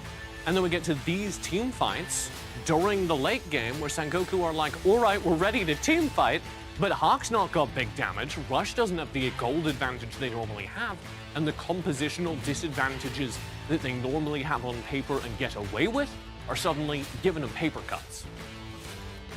Yeah, I just don't know how Sengoku's comp is supposed to win unless you get in a position where you're able to siege down turrets, and then at that point the Ziggs and the Quirky Poke would come through and be an impact. But unless that becomes a situation, forcing fights onto the Varus, onto the Janna, onto the Orianna with a pick like Alistar is really difficult, and you simply do not have any answers for the Jax. So, TJ, question for you then, because I know that you'd like to steer clear of the draft and want to talk about the play styles and what happened in the game. We had two substitutes come on in. Code coming in for Tatsuri. How did he do? I thought he did pretty well. I think there was a lot of really good insurance to, again, prevent those dives from going on. But at the end of the day, he was playing into one of the most aggressive mid-jungle duos in the entire tournament, and he held his own. He played the Orianna at a distance. He contributed to the team fights. Yes, on a safe pick, but he was able to survive the pressure and come through with a win with several assists in the backline of these fights for Team Secret. And so the other question is, the other side of the coin, the other substitute that came on in, Mochi, Araki, how would you grade him? Not very highly. I don't think he was able to hold down Azar, but it also wasn't entirely due to his fault. I think the matchup is not very playable with the Camille into the Jax. I think it was part of why Sengoku did initiate a lane swap. It's both to avoid the Varus Janna lane, but also to avoid the Camille into the Jax 1v1. It helped him get through the early game. As we saw, the early game was rather passive. Almost nothing happened, right? But eventually the Jax did scale, and Machi was not able to hold down Azar. Well, again, for the second game in a row, Kai coming back on in for Mochi, who, again, gets the start after Kai looked good in the first series. Sengoku getting their Baron laners some games there, TJ. And I have a theory about this. Okay. Here's the thing about Kai. He really only plays weak side. And he's very good at it. He pulls out the Renekton, the Darius, that sort of champion, and he doesn't lose lane. And he stays there and he holds strong, and nobody builds huge gold advantages off of him. But this is a meta and a tournament in which there is so much emphasis on the top lane that they are really trying to make Mochi work. They are trying to bring in a top laner who is willing to play things like Camille. And I suspect for the rest of the tournament, every time Sengoku think they can get away with it, they're going to bring him in for game one. See if this time they can start working out that synergy that's going to give them a proactive carry option in the top lane. Well, speaking of proactive carry options, it's time for our State Farm Assist of the Day. Impressive play here by all of Team Secret, specifically Azar here on the Jax. I mean, it's a good team fight for Team Secret, but if you watch Azar, he does something that is very critical when you're playing against somebody like Hawk. He jumps in and he forces him back behind the turret. This entire team fight, Hawk not throwing out bombs because Azar's zoning him. And Azar even needs to burn the flash behind his turret to stay alive. Yeah, that huge little decision-making piece there let the rest of Team Secret clean things up. So quick double checks in. Kai coming on in. We're not sure if Code and Tatsuri are changing out, so we assume Code's there. You still feeling confident about Team Secret in this one? I mean, it is, these are still big shoes to fill. I think it would be disingenuous to say that Code played as well as Tatsuri did this tournament. So I still need to see more from Code in order to prove that this isn't a disadvantage for Team Secret. But they did win the late game team fights, and Sengoku opted into them. So as long as Sengoku are waiting for the late game, playing quiet early, and going for the team fights, I'm going to favor Team Secret.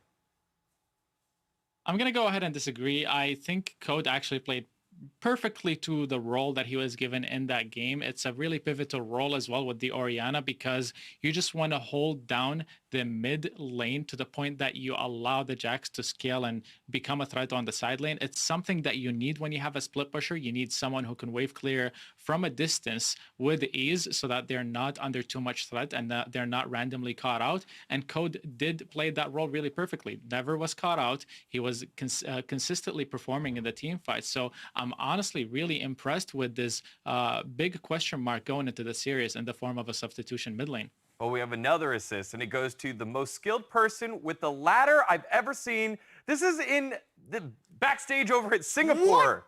What? TJ, look at this. He's moving. He's Stilton. Dagon, this is tech. That's one of the most insane things I've ever seen a human being do. And I cast esports, so that's a very high bar. Fun fact, that was actually Grandin, who's standing by with Omo to get us into the next game. Guys, take it away. I feel like that's fake news, Dagon, but thank you for thinking that I could do something like that with a ladder. I can't even climb the solo queue ladder. I don't think I could do that with a physical ladder. But here we go. It's Sengoku Team Secret game number 2. And I think a lot of questions were answered after the last game, Omo. Yeah, well, the biggest question I want to answer is what's the roster going to be like for the next game? What are we going to see in terms of draft? Before we even talk about anything game-related, I think the preparation and the planning going into the game is going to be what divides these two teams. Such a holistic view, overall mindset. Surely coming from a coach that, you know, had that all-star jacket, right? And with that in mind, you know, Team Secret coming into this, with the substitution, does this change things really? Because Code had a good performance, but is this because Sengoku weren't coming in with 100%? The fact they were coming in with Mochi, did that change things enough? Well, I mean, sure, it's not the 100%, but it's still something like an 80%, 90%. So it's still not a bad look for Sengoku. But the problem is Team Secret looked like they completely outclassed them last game. And what my theory is for Code, I might be completely wrong, so please do not quote me on this, is that Team Secret, they want to develop separate strategies. Now, when you see Tatsuri come in, what are you used to seeing him play? Zat, Diana, champions like that, assassins, flashy champions, Katarina. Now, with Code coming in, if the pattern holds true, I expect them to develop him in a more of a control mage role, to allow his side lanes, his jungler, to shine even brighter than they already are. So I'm quite curious to see the draft coming in from TS, and I was wrong. Sengoku just banned Jax.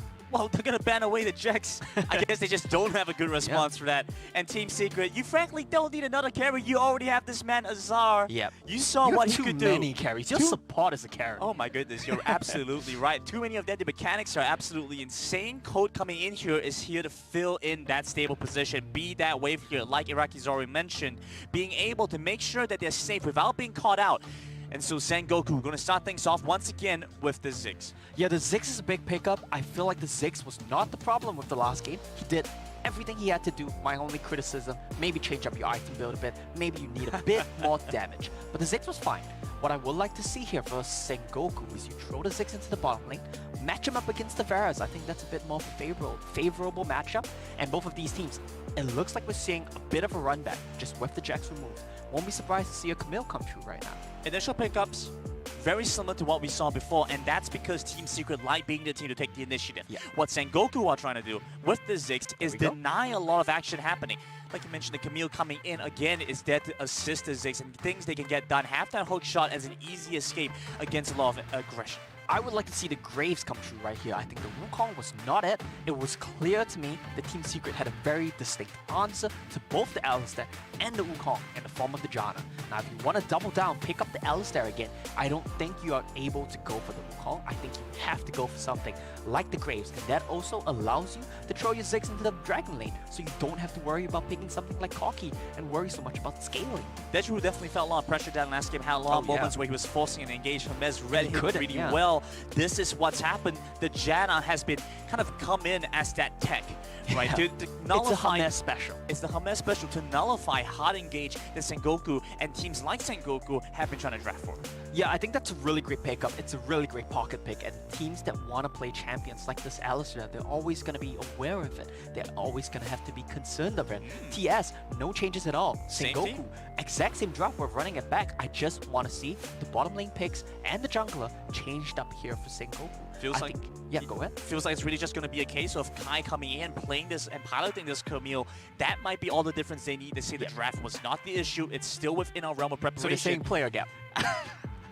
That's what I'm hearing here. I don't think that's the appropriate way to put it. I just think that they think, well, now with this Graves as well. So much better. The Graves does so much better here because he's a champion that's not as worried about the Janna. He gives you a marksman. That allows your mid lane pick to be a lot more flexible. You're free to counterpick the Orianna. Please counterpick the Orianna. This is a champion which should be punished. Something like a Diana would be fine. Maybe an Akali, maybe a Zed. Yasuo. I mean, theoretically it's fine, but the problem is you're reliant on the Alistair engage. And he can't engage! He's gonna help scale Sengoku's composition a little bit more, but Yasuo being one of those champions with a very low win rate so far in the Horizon It's kind of Cup. a flex pick. You pick it when you say, I'm gonna come and flex on some kids today.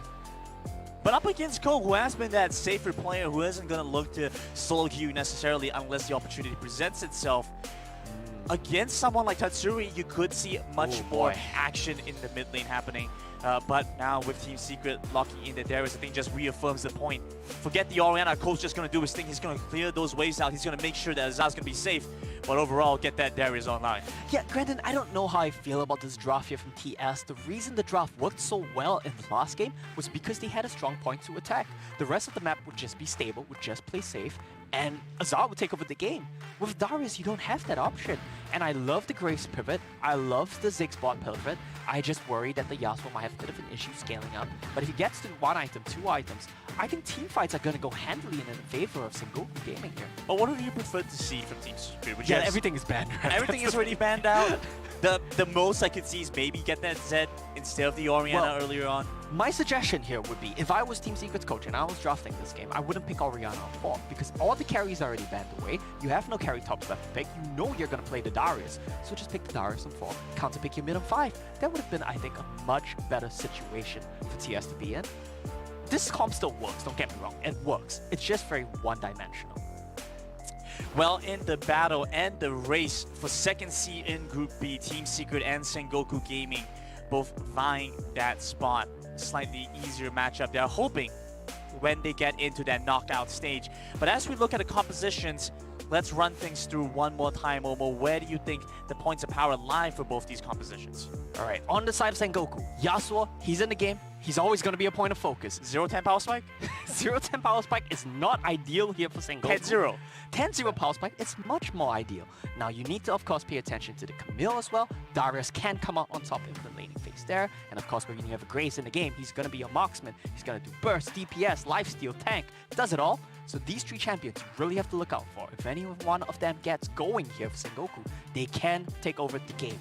On the side of Team Secret, Hermes, once again, he needs to stop the engages, needs to stop Camille, needs to stop Alistair, and that's all the more important in this game, because if Alistair gets on your backline, Yasuo's coming with him. I feel like that win wall is actually going to hamper a lot of the effects that Team Secret have and kind of drafted for. You know, the tornado's going to get blocked out. A number of spells going to get blocked out as well. Well, let's get things started. Sengoku up against Team Secret. Team Secret lead the race with 1 point in this series. Moving as a 5-man unit. They find a catch on to rush the Zephyrs. Gonna slow him enough for a little bit more damage, but they're going to walk away. This is a rough spot to be in for Russia. Two reasons. Firstly, when you're playing this matchup, you cannot allow Lee Sin to get on top of you. Not having your flash means that that's one less tool in your pocket to keep Lee Sin at arm's length. So Russia has to play all the more careful here. Losing health is okay, because as Graves, you don't really take damage in the jungle anyway. This is a rough spot. Level 1 Janna coming in, igniting you. Jeez, Hermes with the damage that just was going to come in clutch to make sure that he's safe. Hermes to get caught out. Might not have the best chance to get away. Raptor is going to be there, available for Hawk with a little bit more damage. The flash committed to take down this jam. The final tornado for first blood. A little bit greedy there for Hermes. I think he might have gotten into his own head a little bit, feeling himself a bit too much. The point still stands. He was this close to solo killing Rush. Ultimately unable to do so. But I think the main thing here, first blood going to Hawk. What does this mean for Chewy though? Because you saw what happened. Deju comes back in the lane, forces the flash right away, and now Ferris is susceptible to a gank. Ferris is susceptible to a gank. The problem is it's hard for them to get on top of him. Well, I say that, but I might be cursing this right now. Now back towards the river. You see Rush coming in now. Good amount of damage available for them, especially with that Zetto charge. Knocks Hermes back, and it's looking like 2 quick kills over the Sengoku. Wait, is he not dead? There's no way. There we go. Absolutely is dead. Treble comes in now, looking to execute down one. The barrier comes out, but it's a little bit too early. The Sonic Wave is enough, and they handle the kill over the Code. Okay, I think if you're Team Secret, you can be pretty happy with this. You lose Chewy, but you trade back 2 kills. One going to Code, one going to Trapper. You lose Hermes. Not even Chewy. Yeah, you lose Hermes. True, that's true. It's not even Chewy. Chewy's still here farming. He crashes the wave. It's looking not too bad for Team Secret, especially considering that they lost the support at level 1. Could be a lot worse, and I think getting some gold into the pockets of Cole is going to be really helpful here, because he needs items to survive this Yasuo. He cannot fall behind, because if you do, Yasuo's going to take over this mid lane. Look at what Hermes is doing. He went to the mid lane, crashed the whole, held the entire way, prevented it from being crashed. You'd love to see it. You'd love to see it, and then Cole comes back, farms up a storm. Suddenly, he's back and matched in gold with the Yasuo. I mean, that's just amazing teamwork coordination from this side. Let's take a look at that replay again towards this bot side. Yeah, the X replay, I'm surprised Hermes survived this long. Flash auto attack, the aim didn't even take him down. And one being forced to commit his flash means the world here for Team Secret. Oh, sorry, for Team Secret. Bot lane, sees the scuffle again. Hermes loses a lot of health quickly. Deju looking for this confirmed kill. Hermes turns around to try an auto attack, but dies instead. Treble here to clean things up. Sonic Wave comes across. Nice. The satchel charge, the layered CC, the kick is going to put Deju back under turret. Wow, brilliant play from Wanda. That was picture perfect. He timed the satchel charge so perfectly. He knocked Trevor out of the resonator strike, and the follow-up there from Deju just threw everything off. He forced the Dragon's Rage as well, and he couldn't find the kill. Now, I'm quite curious about what happened right here. Hermes, I think he might have slipped up, might have not been able to cancel the ally engage. And as with all engaged spots, when you combo 6, the burst is this play here, picture perfect. One and Deju, I think they're doing an amazing job of just playing their role. I think I know what this is, Omo. Yeah. Did you see Team Secret early on? Chewy had his finger sleeves on. I don't think I saw any on Hermes. That's the problem, I think. The gamer mode wasn't quite activated yet. Not quite. Not Not fully. fully. Never run a slip again. Well, we still see so much action happening. This is such a far cry from the match that we saw early on.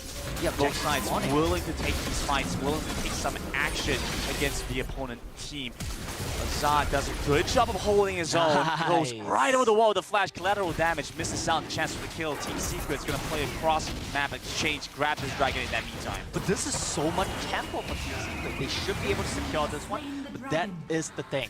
1 on the 6. He secures so much space, so much timing. He chunks out Trevor so much that Team Secret, despite their tempo lead, they cannot contest the Rift Herald. And this is going to be huge. You have a point to attack. You can attack both the Yasuo lane and the Camille lane. So with this Rift Herald, Sengoku, now this game, they have options. You say that, but the Yasuo's actually gone to the bottom side. You can attack the bottom side. Trevor's looking for something here. They're waiting out the wind wall, making sure that that's going to be down. Chewy is available. That tornado and the wave being cleared out means it's a little bit too risky to try and come in for a dive. Yeah, like what Huck is doing here. He's playing it to the limits. He's not afraid to clear the wave because he knows he can win wall everything from Varus. He's not afraid of anything. Except he just used it. They timed out the win wall. That is true. That is true. They did time out the win wall, but you know, Huck is still willing to play on knife's edge there, and you gotta respect that. I think that's perfectly Absolutely. fine. Something that we need to touch on though is purely in isolation. Azar has gotten himself a 1,000-goal lead. No interference whatsoever. There we go. Some way, one way or another, Azar's just going to come up with a goal lead, despite the fact there was some pressure being placed on him. Actually, I was wrong. It's not no interference. There was interference. But while Sengoku, they blew Azar's flash barrier, and he still wins trades. He's still getting leads for himself. Amazing performance here from this man. He needs to be playing well if Team Secret want to have success here. That protobolt's going to help him as well. It's going to help his case, especially as he looks to try to get engaged. Where Team Secret only really have Trevor to fight him picked off, you also have Azar coming in to assist in that position, so it's not going to be the single effort of Trevor. Nice little proto belt there from Dejwo, getting him out of dodge. What I do like, I'm like, okay, I don't really know what happened there. I think he got kicked out under tower again. It's a bit of deja vu, actually. It might be Kai instead of Mochi this time, and it might be Darius instead of Jax. But still, Trevor coming from behind the turret. Dragon's Reach kicks you out, gets a nice little kill for Azar. It's textbook play. It's textbook play. Textbook play, yeah. Very good stuff. You get the first turret of the game as well, despite Sengoku picking up the Rift Herald. It's all looking up here for Team Secret. Very good stuff. The saving grace for Sengoku is the fact that they have the means to break open that mid turret. Once you get one close enough, he's going to be able to finish it off. Dejwo was looking for an engage here. They're going to use that to get the jump onto Hermes. Nice knock up of the Monsoon, pushes them back towards Chewy. Good amount of damage coming through. They take down Hermes first, flash away from Chewy. The rest of the team coming in. The cavalry is here to support Trevor once again. I've seen this one before, but Team Secret, they back off. But Grandin, this is still, I would say, a win for Team Secret because they bring Kai down. Because of that, Azar gets some free time for himself. He gets a tempo lead. He gets himself some space on the map. He gets himself a 1,000-goal lead. And Team Secret, despite losing Mass, I think this is one of those situations you just have to say worth. Absolutely worth, I think. Take a look back towards what happened there. This is what you were talking about, right? This is what you wanted to see. Yeah, but the X replay shows us that Kai was already so low. That was picture perfect, super clean there from Trevor. But keep in mind, this was all set up by Azar. Well, Azar's been caught out now, so this could be the punish that Sengoku were looking for to take down the Darius. Yeah. And that's the first of many, hopefully, for this team. Yeah, I mean, I think Hawk is doing a very good job right now. He has the fancy space gliding across the board right now. Hermes. I told you, Hermes is a carry. You don't need another carry on Team Secret. Support is also a carry. He's straight up 1v1 Kai says, hey, do whatever you want, I'm going to come for you. Oh, okay. You know what? I cost his cursed it a bit. I thought he was going to reset. He did it. I'm not going to touch him. Alright, that didn't happen. Sengoku and Team Secret trade bot and top halves. But with the Dragon spawning up in 16 seconds, Rift Herald in 24. It seems like Team Secret actually have the advantage because they get to finish off the Dragon and then go straight to the Rift Herald. Well, there's just no winning for Sengoku, is there? You kill Azar, but they do one better. They take down Kai before objective spawn as well. What's there to say about this? Azar is just a raid boss. Ban away his Jax, ban away his Fiora. He's gonna solo kill you on Darius. What happened? You said something about Darius not being strong enough. You had a point of play towards.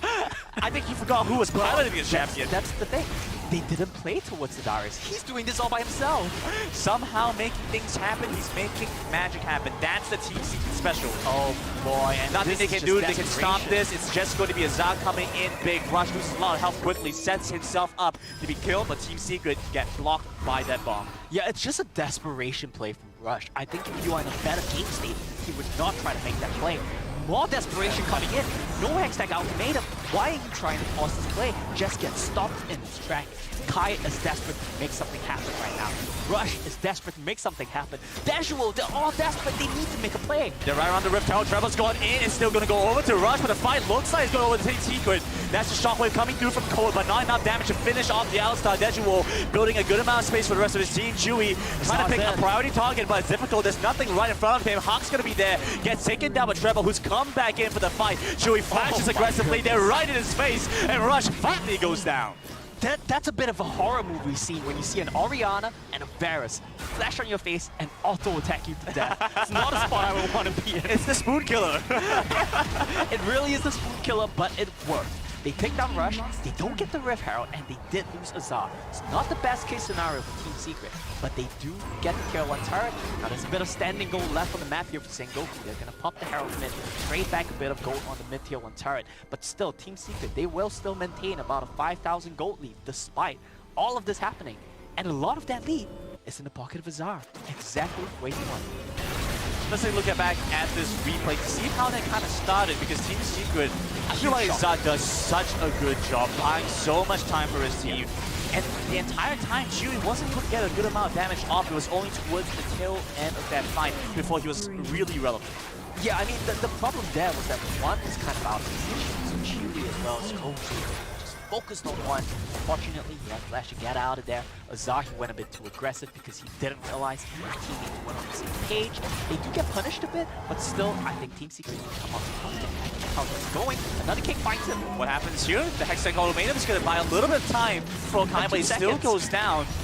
Yeah, just about 2 seconds, all in all. Oh, Hamas. They're looking for a re-engage here. Beautiful timing in the Monsoon as they are now looking for a fight of their own. Azar comes in, Shockwave onto 2, over by the side. That's Treble coming in to finish off 1. And the rest of Sengoku can only watch as there's a killing spree available for Code coming into the Horizon Cup. Not much you could expect from this guy, but he shows just why you have to respect him. This is why, back home in the C-Champs, back home in SEA, we call Team Secret the Team Fight Kings, the Comeback Kings, the Miracle Workers. Look at how crisp that team fight was for them. Starts off with them finding an amazing pick on Takai. Hamas, he might have mistimed the Tornado, but he had the Monsoon, and that's all he needed. Brilliant shockwave from Code, and brilliant follow-up from Trevor. But that's the thing, Sengoku have been such an amazing fighting team. They love to go for these quick engages, find a pick-off, and keep things going. What's happened here? Well, that's the problem. You want to find engages. It's exactly what you said. But against the Janna, against the Kite back calm from the Orianna, from the Varus, you just can't find an engage. You're just getting roughed by this Janna. The Alistar to Janna does not work. You've tried it both times now, Sengoku. It's time to let that one rest. But hope is not lost for Sengoku fans because they still have this Graves Yasuo. I mean, I don't think it can be stated enough just how scary and how deadly they are if they get to the late game. There's one thing that could happen. Hamas takes his hands off his phone to rub his eyes because they're a bit itchy right now. He's rubbing his eyes, doesn't see the Alistar come in, and he knocks up 5 men. Okay. Then you get a 5-man Yasuo knockup. 5-man collateral damage? Yeah, that's what could happen. But looking at the game state, it's just not going to happen.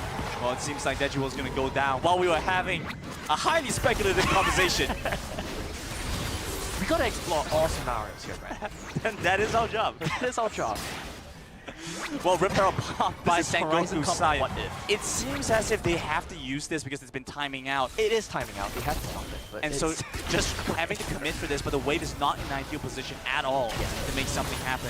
Yeah, Shelly is in a tough spot right now. Hamas does not have Monsoon though. Try to force an engage. That's a kick away to make sure they have the space to get out. Hug! Nice. Oh my goodness, what a catch, what a pickup. Rush is going to be dead. That's a flash in with a hook shot, but not enough damage to finish off the kill. Trevor on the other hand, he is a monster in this jungle. One's going to go down and looks like a repeat Team Secret doing such an amazing job. 13 minutes into the game, going into the base. No, not the fastest game. They don't have a minion wave. I just want to see a fastest game here. Not by a long shot, Omo. 13 minutes, that's not even close to what we saw before. In that 11 minute, 25 second, I think that was our fastest game. Team Secret's going to use this opportunity to get the inhib and back off. They're going to back off and they're going to race to the bottom lane right now. Will they get there before Shelly hits the tier 1 turret? Protect the turret. They're not going to get there in time. Defense. Someone buy a teleport, please.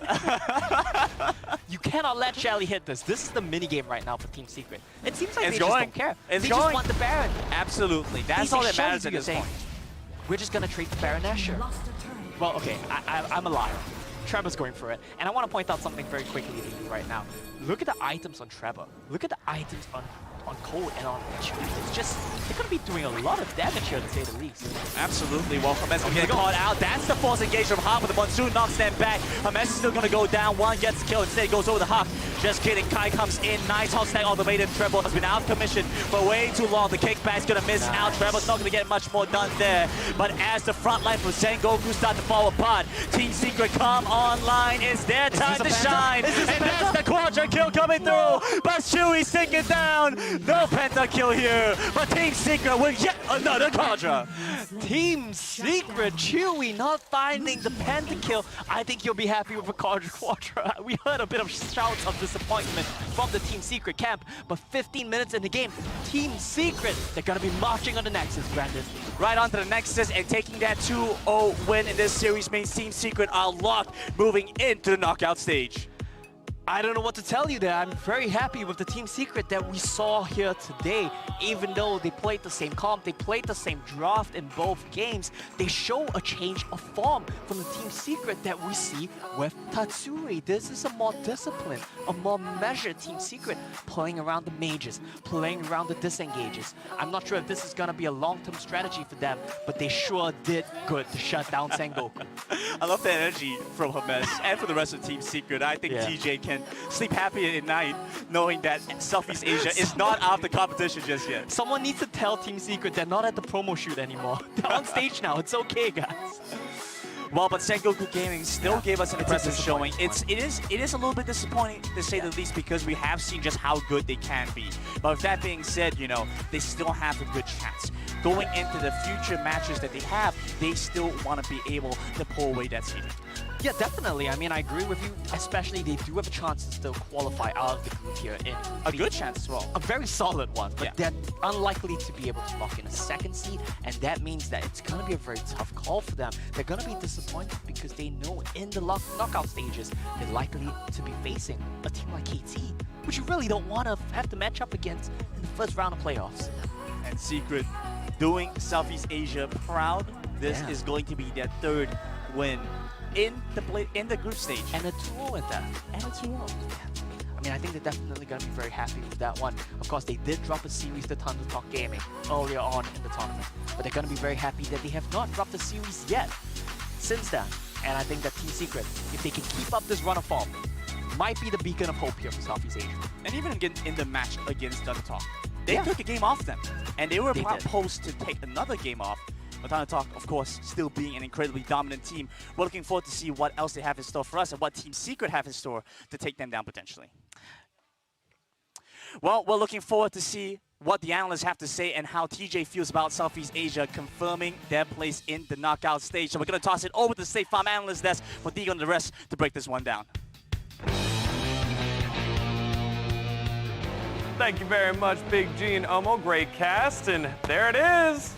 Philippines on through, Southeast Asia on through. How's it feel, TJ? It feels great. Team Secret do exactly what I knew they could do, and I couldn't be happier to be right for once. Yeah, well, for once. I'm taking the wins where I could get them, Digon. Yeah, as well, I mean, you called it, and it really played to its strength here in this game, both games here.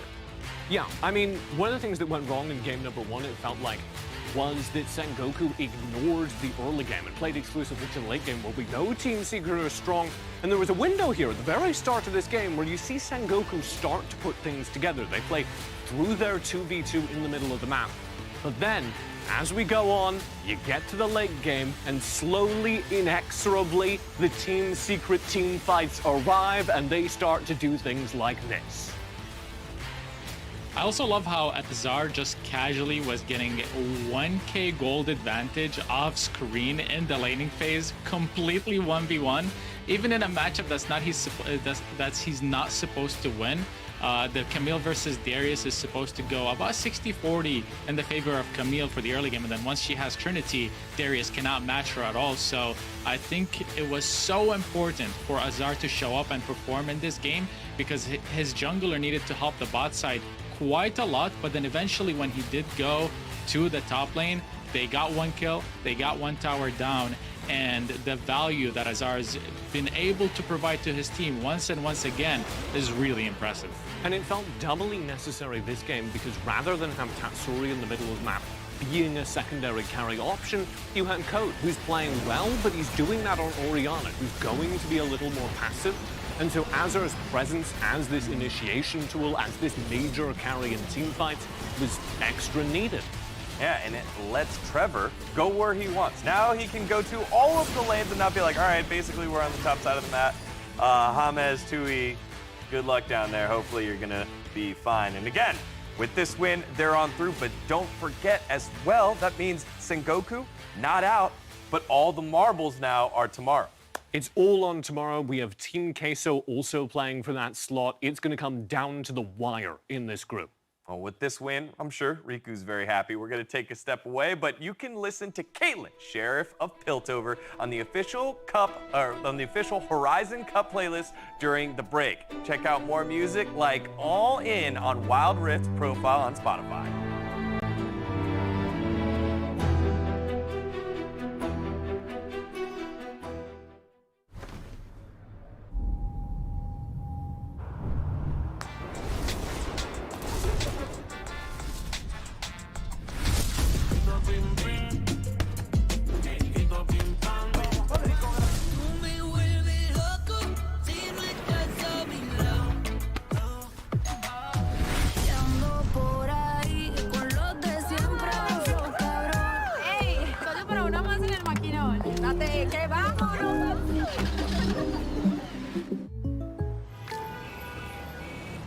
What's going on? Jake from State Farm, the perp just confessed. I think. I don't know. What? Oh, can't afford streaming anymore, so here we are. Oh, don't give up what you love. State Farm has options to personalize your policy so you get a rate that fits your budget. Oh, that's great. The subtitles would be nice. For surprisingly great rates that fit any budget, like a good neighbor, State Farm is there. Call or click to get a quote today.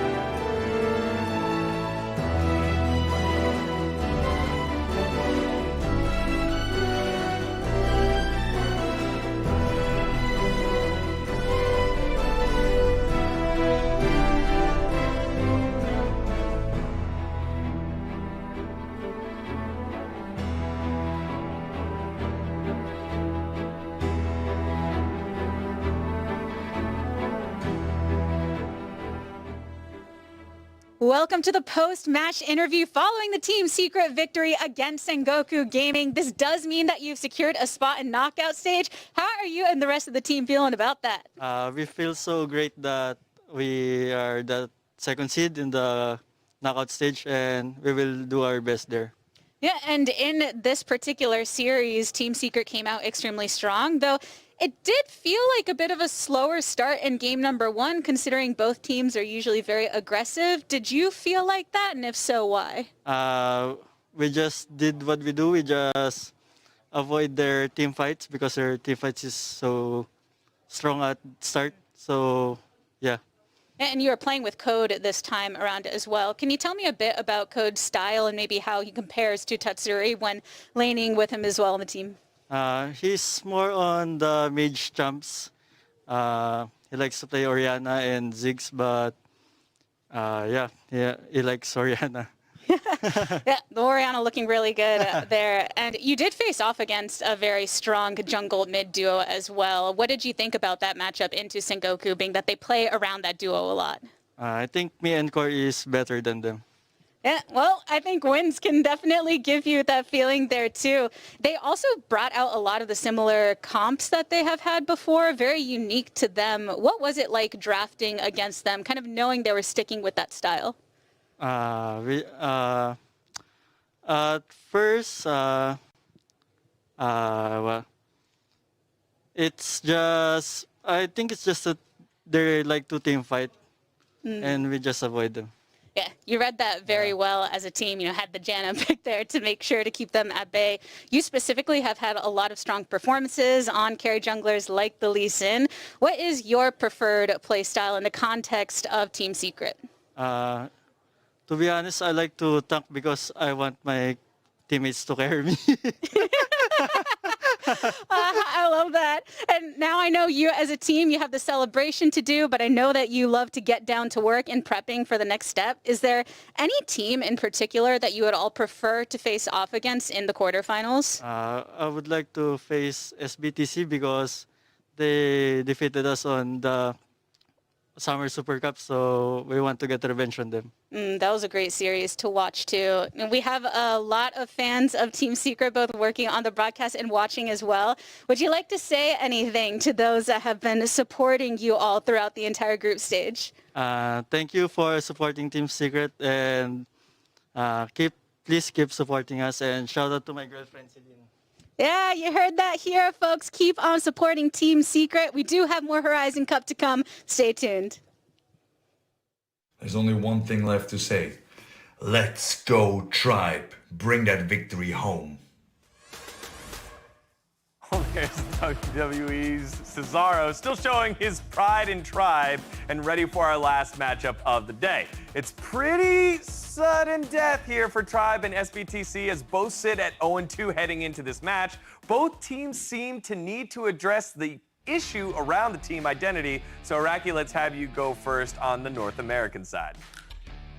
Yeah, as much as I love Tribe, I'm going to be a little heavy-handed, as my biggest issue with how Tribe has performed so far has been how they've performed and played seemingly different, both in draft and stylistically. I don't know if it's the influence of the new coach they added on, or if it's this time spent in the SEA region, both practicing and scrimming. Maybe a combination of a little of both, but they've gone from playing lanes like the Varus Nami, the Zyra Rakans, to playing Braum almost every single game. And I mean, stylistically speaking, that's a big shift away from playing around the Dragon lane with really oppressive matchups that can push the advantage early game to a lot more bruiser, CC focused compositions. And it makes me wonder how much of that has to do with their confidence levels, if maybe that has been hurt by the negative results in scrims, or it could simply be that they think this new look is actually a better way of playing the game. I'm not too sure. I think results wise, it obviously hasn't worked out great for them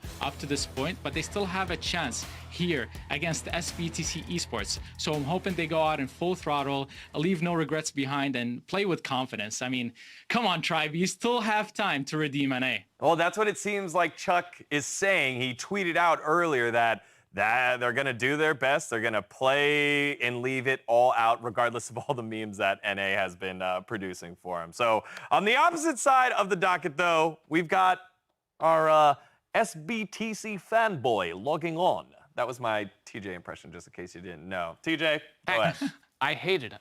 One of the most important things about SBTC is that they are a Vietnamese team. And if you've followed mobile esports, you'll know that the Vietnamese region is one of the most impressive regions in mobile esports. When we talk about Southeast Asia being dominant, we're really talking about 3 sub-regions within Southeast Asia. You normally see great performances out of Thailand, Taiwan, and most importantly, most regularly, Vietnam. So I'm going to be blunt here. If SBTC go out losing to Tribe Gaming in the group stage of the first international Wild Rift event, it will be quite possibly the worst Vietnamese international performance ever in a mobile esport. Especially given the fact how high the expectations were, not of just the region, but of this team specifically coming into the tournament, all the changes that were happening to some of the other teams. So TJ, how do they fix it? Well, I want to see them return to their bread and butter. I want to see them, much like Tribe, go back to the aggression that made them a top regional team. Play through TF's ability to get into lanes early and set up for team fights. Play through the fact that you have incredible duelists in the mid lane. You have Julie, who is capable of winning a 1v1 against any other champion on any other team. And yet, we're playing defense. We're waiting for the late game. We're scaling. I need to see SBTC leverage the fact that they have incredible team fights and incredible mechanical players, and stop playing too narrow. Stop playing to the top side and their weaknesses. All right, well, it seems like we've had both of our coaches, cheerleaders, analysts putting their mind on the side of the team that they believe is going to win, but let's make it official. Let's go with the predictions first. Rocky Zoro, you're up. Who you got winning this crucial matchup? I'm not too sure if I wholeheartedly believe in this, but I want to stick by Tribe. They are my region's representative, and I want to believe in them. I want to have faith, so I'm going to go ahead and say 2-1 to Tribe Gaming. I mean, Zora, I get it. You not only do not even admit to believing it right now, you also put 2-1. It wasn't even a 2-0. I got where you're laying down. What you really mean is this: 2-0 SBTC. The return starts now, as SBTC are going to win out the rest of the group stage. They're going to get into knockouts. They're back. They're scaling for the entire tournament. Yeah, you might have seen 2-1 there. That he's obviously That is not what I said. That is not what I said. Production is lying to you. Well, you know what? I know a couple guys that won't lie to us. The guys bringing you the action for the final series of the day. Let's send it on over to Grandin and Omo. I love the faith you have in us, D-God. Hopefully we don't lie to you, but Omo, I'm thinking, well, me being in support of SBTC might turn out to be a lie. Let's see how things play out. No lies here at all. And I'm going to tell you, I am fully aligned with Thomas James, TJ himself. It's going to be a 2-0. SBTC, they're going to bring it back. They're going to get into playoffs, and they're going to show us why they were a team to be feared coming into Horizon Cup. It's sudden death for both these teams. Teams that lose at this stage are effectively out of the competition. Yes. Pack your bags, get ready to go home. You might have one more game, but that game doesn't mean as much as it does now. It is sudden death. If you win this game for either of these two teams, your destiny is in your own hands. That's right. If you don't win this game, well, it's out of your hands. Whatever happens, I think there are I think you're out. I think mathematically, I think there are some worlds in Group A, at least, with the way that things have played out so far. There are some situations and some scenarios where you could potentially get some weird tiebreaker scenario, but then that is out of your hands. So both these teams absolutely have to win this game. Definitely, and like the analyst desk was saying as well, this is it for both of these regions. Can you do a TJ impression as you say that? I can't. I'm really bad at doing TJ impressions. He's too calm. I'm too excited. We're very different people. I feel like he is a very excitable person, just like in a different way. In a weird, yeah, in a weird serial killer, quiet way. I'm sorry, TJ, but yeah. So Tribe Gaming, the pride and joy of North America. They are the last rep standing. SCA, we have a little bit more leeway. We still have Team Secret. They've got us covered. But still, we want to see our first seed. We want to see SBTC perform. But what's happened here? SBTC have been playing the exact same style that they played in the SEA Championships, yet it hasn't been working. Yeah. Is it the quality of their opponents, or is it the meta has shifted too much and they haven't been adapting? Well, I think there's a couple of factors to break down here, Grandin. One, meta has been shifting, like you said, and they haven't adapted that well. Picks like Graves, Jax, that's something we need to see them pick up more off and more on. Next up, quality of opponents. Definitely the best Chinese teams, the best Korean teams. Not an easy task to beat at all. And finally, I hate to say it, but not having Minus here with them has been hurting them. Yunaro, he's had some off performances. He's been bullied really hard by KT Rolster, by Kun Gaming. Hopefully not by Chuck here. Okay, now here's the thing though. Tribe Gaming like to play their own style. They'll play whatever they want to play. They don't care what you say is the meta. They believe and firmly believe in their own analysis, their own beliefs, and that's why SBTC had banned out the Akshan. Is this actually going to be a blessing for SBTC? Well, I think it's two things. Firstly, it's fear of the unknown. You don't want to fight against what you don't know well. The better the devil that you do know than the one that you don't. Secondly, with the style that Vietnam plays, with the style that SBTC plays, we love to brawl, we love to fight. Akshan with that reset mechanic, bringing your teammates back from beyond the grave. You don't really want to see that in a game where you're brawling a lot. Well, let's see what SBTC want to go for that first pick. Ziggs still the only champion with that 100% ban rate. Whereas Yasuo, what was the stat here? Almost 7 games in what? That's right, that's what our producers told us. Yasuo has been picked 7 times, and he has lost each and every one of those games, Grandin. Just give it over to Julie. Just like my solo queue Yasuo is what I want to say. There's actually no difference at all from that stat and the solo queue Yasuos that I see daily. SBTC are going to prioritize the Renekton because that champion actually has a good win rate. Yes, and has been one of the few dominant. I think he's barely close to 100% pickback. Yes, Not quite, but close. Yeah. And it's something like a 58% win rate or something like that. And it's one of those few that actually has been consistently up. In this game, however, we actually see stuff like the Riven and Camille still available. Yeah, let's break this down really quickly. Renekton, he's going to try to be a shield here in the Baron lane for SBTC. But this TF first pick, that should strike concern. That should strike fear into your heart. Because what are you going to pair it with? A strong Baron lane pick like Camille that can take over the game, that can play split push, that can play side lanes. And Yunara, once again, the burden is on him. Can you withstand the onslaught? Can you withstand the aggression in your lane? So it's important how this Baron Lane matchup is going to go, but at the same time, let's take a look back towards SBTC because they have loved to play stuff like this Diana. Yes. And with the Ziggs being removed, do you feel like they have to prioritize things like the Kaisa, like the Xayah, stuff that can hyper carry, or is it enough to go for something that has more wave clear and just play it safe? Well, that's the thing, right? I think for both of these teams, both of those are very viable options, and they don't really matter as much. To be perfectly honest, it's not that important. If you can't snatch the Ziggs, you can't snatch the Senna, you don't care as much. What do you want? I want Riven. I want Diana to counter Twisted Fate. I want Camille into Renekton. You want all these bruiser picks, and that has been the team of the tournament so far. Better bruiser wins. Well, we've seen Orianna as a counter for Twisted Fate. How does the Diana kind of fit in that space? I think if you call back to the KT Rolster series where they were playing against SBTC, that tells you basically all you need to know.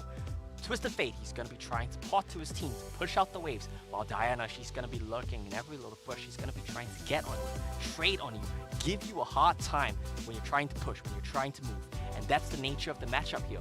One's trying to kill you, one's trying to leave the lane, get out of the dodge. Well, Braum comes in for Braum is Tribe. great here. That is going to be a nice pickup. And pairing that with something like the Graves would be nice. Instead, they go for the Olaf. Quite a Tribe Gaming signature pick. Yeah, as a SBTC fan, as a SEA fan, I'm a little bit concerned right now. This Braum Olaf pick does so well into everything SBTC have shown already. You want to dive into an Olaf and a Braum, you're not going to have a good time. I do like the adaptation for Kiro. Swapping to the Ezreal Janna here is going to do a pretty good job at shutting down dive attempts, and you're going to be bullying your lane.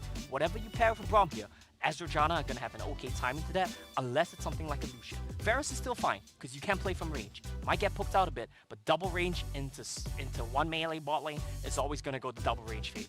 And Tribe Gaming look like they have a lot of pickoff. They have the opportunity to take it down SBTC in these choke points if they manage to find them isolated and caught off alone. But SBTC, I mean, looking at this team fighting, I just love seeing what we have in store for us, especially when I see that Riven piloted by TF here. Potentially, I am so excited to see how this plays out. Key points to look out for: TF here on this Riven, Julie here on this Diana. They're going to be the playmakers, they're going to be the stars, and that fits the identity which SBTC want to be playing around. So that's great stuff from them. On the other hand, though, I want to call back to last game. Level 1 invade from Team Secret. This time around, Tribe Gaming, they're drafting themselves Braum, Twisted Fate, and Olaf. If that doesn't scream level 1 invade, I don't know what does. SBTC, they better watch their backs. They better watch where they're going because Tribe Gaming, well, backs against the wall, both these teams need this win, and they'll do anything to get it, Omo. It might be a 5-man invade, it might be a 5-man gank, whatever needs to be done. And we've seen the North American region, they'll play 5-man mid any day. It's ARAM all day. That's why they call it the NARAM, Grandin. Things don't change. Things don't change. Let's see how things will play out. We've touched so much in SBTC. The fact that TF and Julie are prime playmakers. What's going to happen for Tribe Gaming? Is it going to come down to the Twisted Fate, or are we going to see more action from this Camille? a lot of pressure going to be on T-Tigers, and I think that is what you won. If you're Tribe Gaming, you won the pace of the game. So neither of those two options I gave you, you pick a third one. I'm sorry, man. This is why I'm the color caster. T-Tigers, he's going to be leading the pace of the game, and everyone else on his team is going to be marching to the beat of his drums. Twisted Fate coming to stun people for you. Braum coming to mark people for you, and it's going to be, ideally, for Tribe Gaming, the Olaf show. So get that Olaf up to a point of power where he's going to be able to impact things and change the pace of this game. A little more than that, hopefully. Hopefully he gets to 1v9 this game. Really? Were we really expecting that much from Tribe Gaming? The goal. Is That's that what the goal for Olaf? That's what the Olaf wants to do. I can tell you right now, if I'm playing Olaf in this game, I'm saying, you guys just play for me, just be my dogs, I will carry you. I feel like that's something like you might be a little Cruella in you. I just wish I have 100 Dalmatians, but I only have 4. That's what T-Tigers is thinking right now. Making sure your teammates are going to be there to empower you, making sure that you have every one of your team there to back you up, support you. Because both of these guys, well, SBTC not only have not been able to find a series, haven't been able to find a game yet. That's honestly disappointing. But hold that thought. Oh, and right let's go! Go-kart on to Julie! And that's the North American special, Tribe Gaming with First Blood. I don't know what to tell you here. It's beyond obvious what's going to happen at level 1, and Julie walks right into it. That just should never happen. Surely, though, SBTC were telling themselves there's no way this was going to happen, and yet it absolutely did. So that's a strong start for Tribe Gaming. Goes over to starting. It doesn't exactly go over to T-Tigers, but I think he's going to be happy with that either way. You're going to be happy with that because that secures you a good roam timing. With your Roddy Cages, you're likely going to recall with Destiny at level 5, come back to lane somewhere around 3:15, 3:30, and you're going to be looking to make a play then. Now, keep that in mind. 2 minutes from now, 3 minutes from now, I'm going to either look like a genius or an idiot. Okay, well, so far, I think Trump is doing an amazing job against Gennaro. Being able to shove out the Renekton early on, I think that's just a bad sign to start the game with. Surely could go a different way, but with that being said though, I am still looking forward to see this Renekton pop up. He needs to have that captain's performance. Now, Grandin, I don't want to bring back any bad flashbacks here, any bad memories, traumatic memories. But the last time you never played this matchup, you got solo killed at level 4 by Hotel. Hopefully we don't see a repeat of that. Oh, looks like a gank from T-Tigers. Then look at it down top side. Yunaro's going to flash away preemptively. Gets the safety, but Tribe don't have to commit much for it at all. Look, I can tell you for a fact that hold that thought. You're going to see a stun before this game. I think Tribe Gaming, they're looking for this, especially because TF, he's going to get caught by the gold card. That's damage coming through from T-Tigers as it dashes away the fella from TF. Gets him back on the turn, but Julie has to commit his flash as well to find a wild card. And Tribe Gaming with a 2-0 start. I don't know what to tell you right now. SBTC, they just look desynced. It looks like things Tell me we have a chance, Omo. We do. We, the SEA region, standing behind SBTC, do have a chance. I can tell you it's not looking great, though. But yet, Tribe Gaming have come in here, really swinging strategies that seem a little bit obvious. We kind of called it that to begin with, and yet SBTC... Maybe it's because we're really smart. Yeah, we're just really, really smart. I don't want to discredit SBTC to that extent, though, but let's talk a little bit about that. You know, the fact that Tribe Gaming were able to get away with that, usually we see that punished. How now can SBTC try to punish the aggression and the moves that Tribe Gaming are making? It's the Kiro show. That's all I can tell you right now. You're going to have a very hard time in both drop as well as how the game is played out in the lower stages. 0-2 here for Julie. TF behind in Goto and Olaf. That's never a situation you want to be in. Gennaro running his flash in this matchup yet again. It's all down to Kiro.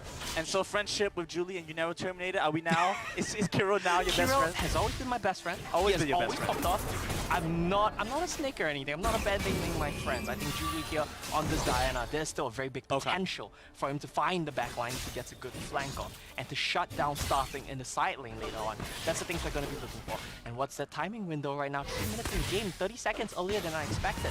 Look at where Starting opened on the map. Base rower, runs straight to the top lane, looks for an opportunity. Doesn't find anything? It's okay. We back off. Chucky's away. I have another timing window in the next 15 seconds, 20 seconds to make a play. Pick anyone off now. That'll definitely.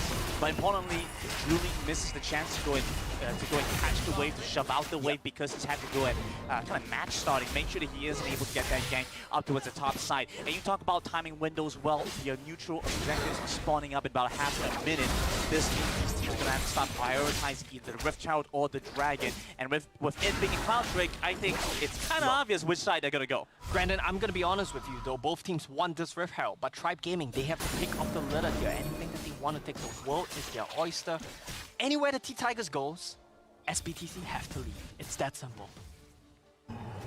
Well, they're playing towards that side. You see Tribe Gaming also getting some control towards the mid lane, and it's pretty obvious, like you mentioned, what's going to happen, what the case is going to be. TF doing the best that he can to zone out and get some control around the river. Well, you know SBTC, they love to prove me wrong. I say they can't contest T-Tigers, and somehow they force them out of the river. I don't really know what's going on here. Looks like Tribe don't want to push their luck here. He wants to buy the Death Dance first, so they're in no rush to make a play. They're saying, let me get your power spike, Olaf. We'll play around you. When you feel ready to go, just let us know, and we will run it down. Well, the handshakes exchanges. Yeah. I mean, I love Max Green's Summoner Spell charge, by the way. I love always seeing that. I think this is the first time we've been capturing this game, so this is the first chance that we really get to mention this. But such an aggressive option. It is. It really is a very aggressive option. It does two things. One, you don't really need the flash as a bomb in the context of the you should always be the aggressor, never the one on the reacting side, the reactive side. So you never need flash to escape, and you want to be aggressive, just jump on top of your Olaf. It's that simple. Rift Herald here is going to be pretty nice for SBTC. Green towards the Baron lane, that's popping his redemption, making sure that we get this first turret they have. This could be the Rift Herald as well, but just missing him not come in for this. The other side of the match looking for a fight as well, looking to take down Julie, who's dived back there, the copper ball, back, but the flash away. He gets out, and starting not able to finish off the kill. He's gonna pop behind him. Oh my! Undertow comes across, and just playing in between the wild cards on a nice edge starting, looking to get caught out. It's a Kiro show. He's here to clean things up. Barrier comes through, but the final honor that cannot be stopped no matter how many gold cards you have. I love that. It was very clean stuff from Julie. He dives back in on the Olaf to try to pick up a kill there as well. Because Kiro, he gets the push, he comes down, saving Private Julie, he saves his mid laner, and finally SBTC, they are on the ball. Surely he deserves a promotion after that performance. Saving Cockroach Julie. Right. Doesn't have the same ring to it. Doesn't have the same ring to it, but either way, I'll take it. Julie holds his own there, and that's actually going to stifle Static's power. Now the gold gap has been diminished. SBTC are now heading gold. Tribe Gaming with a very interesting move to push into the jungle, into the bottom side of the map here. This is fine. We need T-Tigers to be the one leading the charge. Running it down on this Olaf. I love this trade. SBTC say, I don't care about the Dragon Link Tower, I'm going mid instead. Yeah, this is really great stuff. They're funneling the resources where it should be. Chuck is going to be happy trading a turret for himself. It looks like SBTC, they don't get it. Turret might be going down. Max Green holds his own Glacial Fissure as well as Chains Corruption come across, but Tribe Gaming won't be able to find a pickoff. Slippery fingers? I don't really know what to tell you there. Tribe Gaming just come in, they miss all their skill shots, and they back off. Not the best case scenario for either one of these teams, but SBTC, I think they're happy with how this one is playing out. The only downside here is that Chuck is getting love so far. And a bit of a problem for Unero, even at the start of this game, for this flank angle, things are looking dicey. Tribe Gaming have all 5 in the mid lane once again. So it means SBTC are not willing to commit to this exchange. I think that if this SBTC, if they were sitting at a scoreline of 2-0 instead of 0-2 right now, they would have dived that turret. Confidence a bit lacking, decisiveness a bit lacking, that killer instinct that we love from SBTC, a little bit lacking there today. That's fine. Given the context of their tournament run so far, given the context of all the pressure that's weighing on them, completely understand why they didn't put it. And to specify, we're not talking about the scoreline, not about the kill line, it's about the match score. About their match score, where they stand in this competition. Yeah. It truly is sudden death right now. SBTC, the first seed out of the Southeast Asian region, they can't let Team Secret just run them by. They have to have at least something to show for themselves as well. At least get into the knockout stages, man. Well, Tribe Gaming, they're not willing to go down without a fight. They came in here with some big claims, prepared to show the world exactly where they're at. This is their platform, this is their chance to do it. Yeah, and I think that this is the best situation for them to possibly do it. I think there's some concerns about how the state of the game is progressing for them. With the lead that they have, I don't know how T-Tigers is behind in gold to TF right now. That should not be happening. This man needs to be doing more, and his team is getting in that time. Julie's in here trying to hold the turret. 1 versus 3 goes in stasis. Has the stopwatch, so he buys so much time, but stuck in the hashtag ultimatum. Team not there to back him up in the mid lane, though. They trade for old school and get the turret as well. They misclicked there. Truly misclicked his, I don't know what the name of the spell is, the Q, the Crescent Moonstrike thing. He missed that on the Tigers, or he might have been able to go back in. But the name of the game right now for SBTC is trading. You take out top, we take your mid, we take your bot. One of the best trade deals, if not the best trade deal in the history of trade deals. And Kiro gets move up. And Kiro gets move up. We take those as well. We take those. Yeah. But more importantly, Dragon and second Rift are now available. Both of them are going to be coming up. Let's take a look at the edge replay to see how this one played out in the mid lane. Alright, yeah, just, you know, he should not have been there. That's the main thing. O2 is caught in some position he should not have been in. He gets a little bit greedy. He wants to shoot a piercing arrow for good measure. But TF says you are not allowed to do that. That's pretty illegal. And he takes him down. Surely thinking that a Chains of Corruption was going to save him. That he had enough space to build from himself. Tribe looking at the second dragon of the game, Julie a little bit far away. No ultimate as well. This is really bad here for SBTC. They're slow on the play. And this means that Tribe will get to contest this as well. Looking to port in somewhere as well. There we go, getting a little bit closer. You know, doing the best that he can to zone them out, but starting locking in the gold card. They're looking for this touch line. TM gets the Rift Tower, but they get initial lockdown, taking down Julie. The Moonfall comes across, but it's way too late. Akil coming in now big as well. Tribe Gaming started flashing forward aggressively. Kiro, he has to put on the damage numbers, and now Charlie joining into the fight. It's a triple kill coming through, available. A little bit more for Kiro. He just needs the last hit. He gets the quadra kill. Does that turn out to be the best? No, stolen! Stolen away. It's Junero that takes it away. It's a heartbreaker. We saw it earlier today for Chewy, and now again for Kiro. This man is untouched in the team fight. Now pay attention. How Kiro plays out in this team fight. Untouched, gets out of dodge, repositions, waits out from shield, shoots the true shot barrage. Could have aimed it a little bit better, but this is a carry here. What did we say, Brandon? Ezreal is the carry here. No one can touch him. You go for Julie, Kiro will kill you. This is why he is my new best friend, and this is the man I'm cheering for to carry this game with the quad. Your new best friend? I thought you said he was the best friend all the way. What happened? What's changed? Well, Tribe Gaming, that's what's changed. They're coming in here aggressively, not afraid to take a fight. Good moves coming in from TF. Max Green almost goes down. They actually trade back for Chuck there. TF maybe looking for something again, but it's difficult when you have the whole tribe right behind him. The whole tribe right behind him. And fine, Deacon said we're not supposed to be liars here. This is why Kiro has always been my best friend. I want to come back to the game right now. I want to pay attention to what's going on here. Stasis and Charmin for Kiro. That's a big one. Keep in mind, how can the Ezreal die in this team composition? Camille ulti, Hextag ultimatum is the only way you die.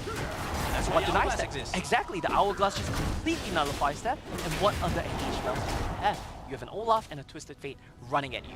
And they're running into a Janna. So Kiro, it's going to be a field day for him. He's close to picking up the block. That will be his third item. And this Ezreal, he's online, Brandon. Absolutely, he's online, he's gaming. I mean, I hope he is. Gaming.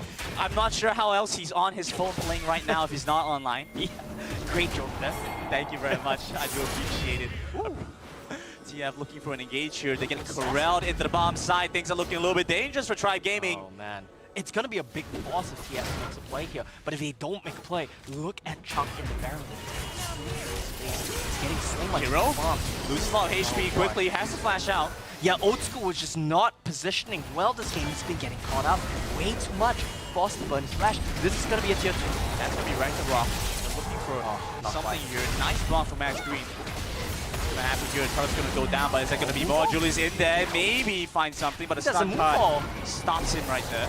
That's an interesting one, all right? I think he might have been afraid of the stun card. That's a fair consideration, but right now, SBTC firmly in the driver's seat for the first time this tournament. They are in the lead, Brandon.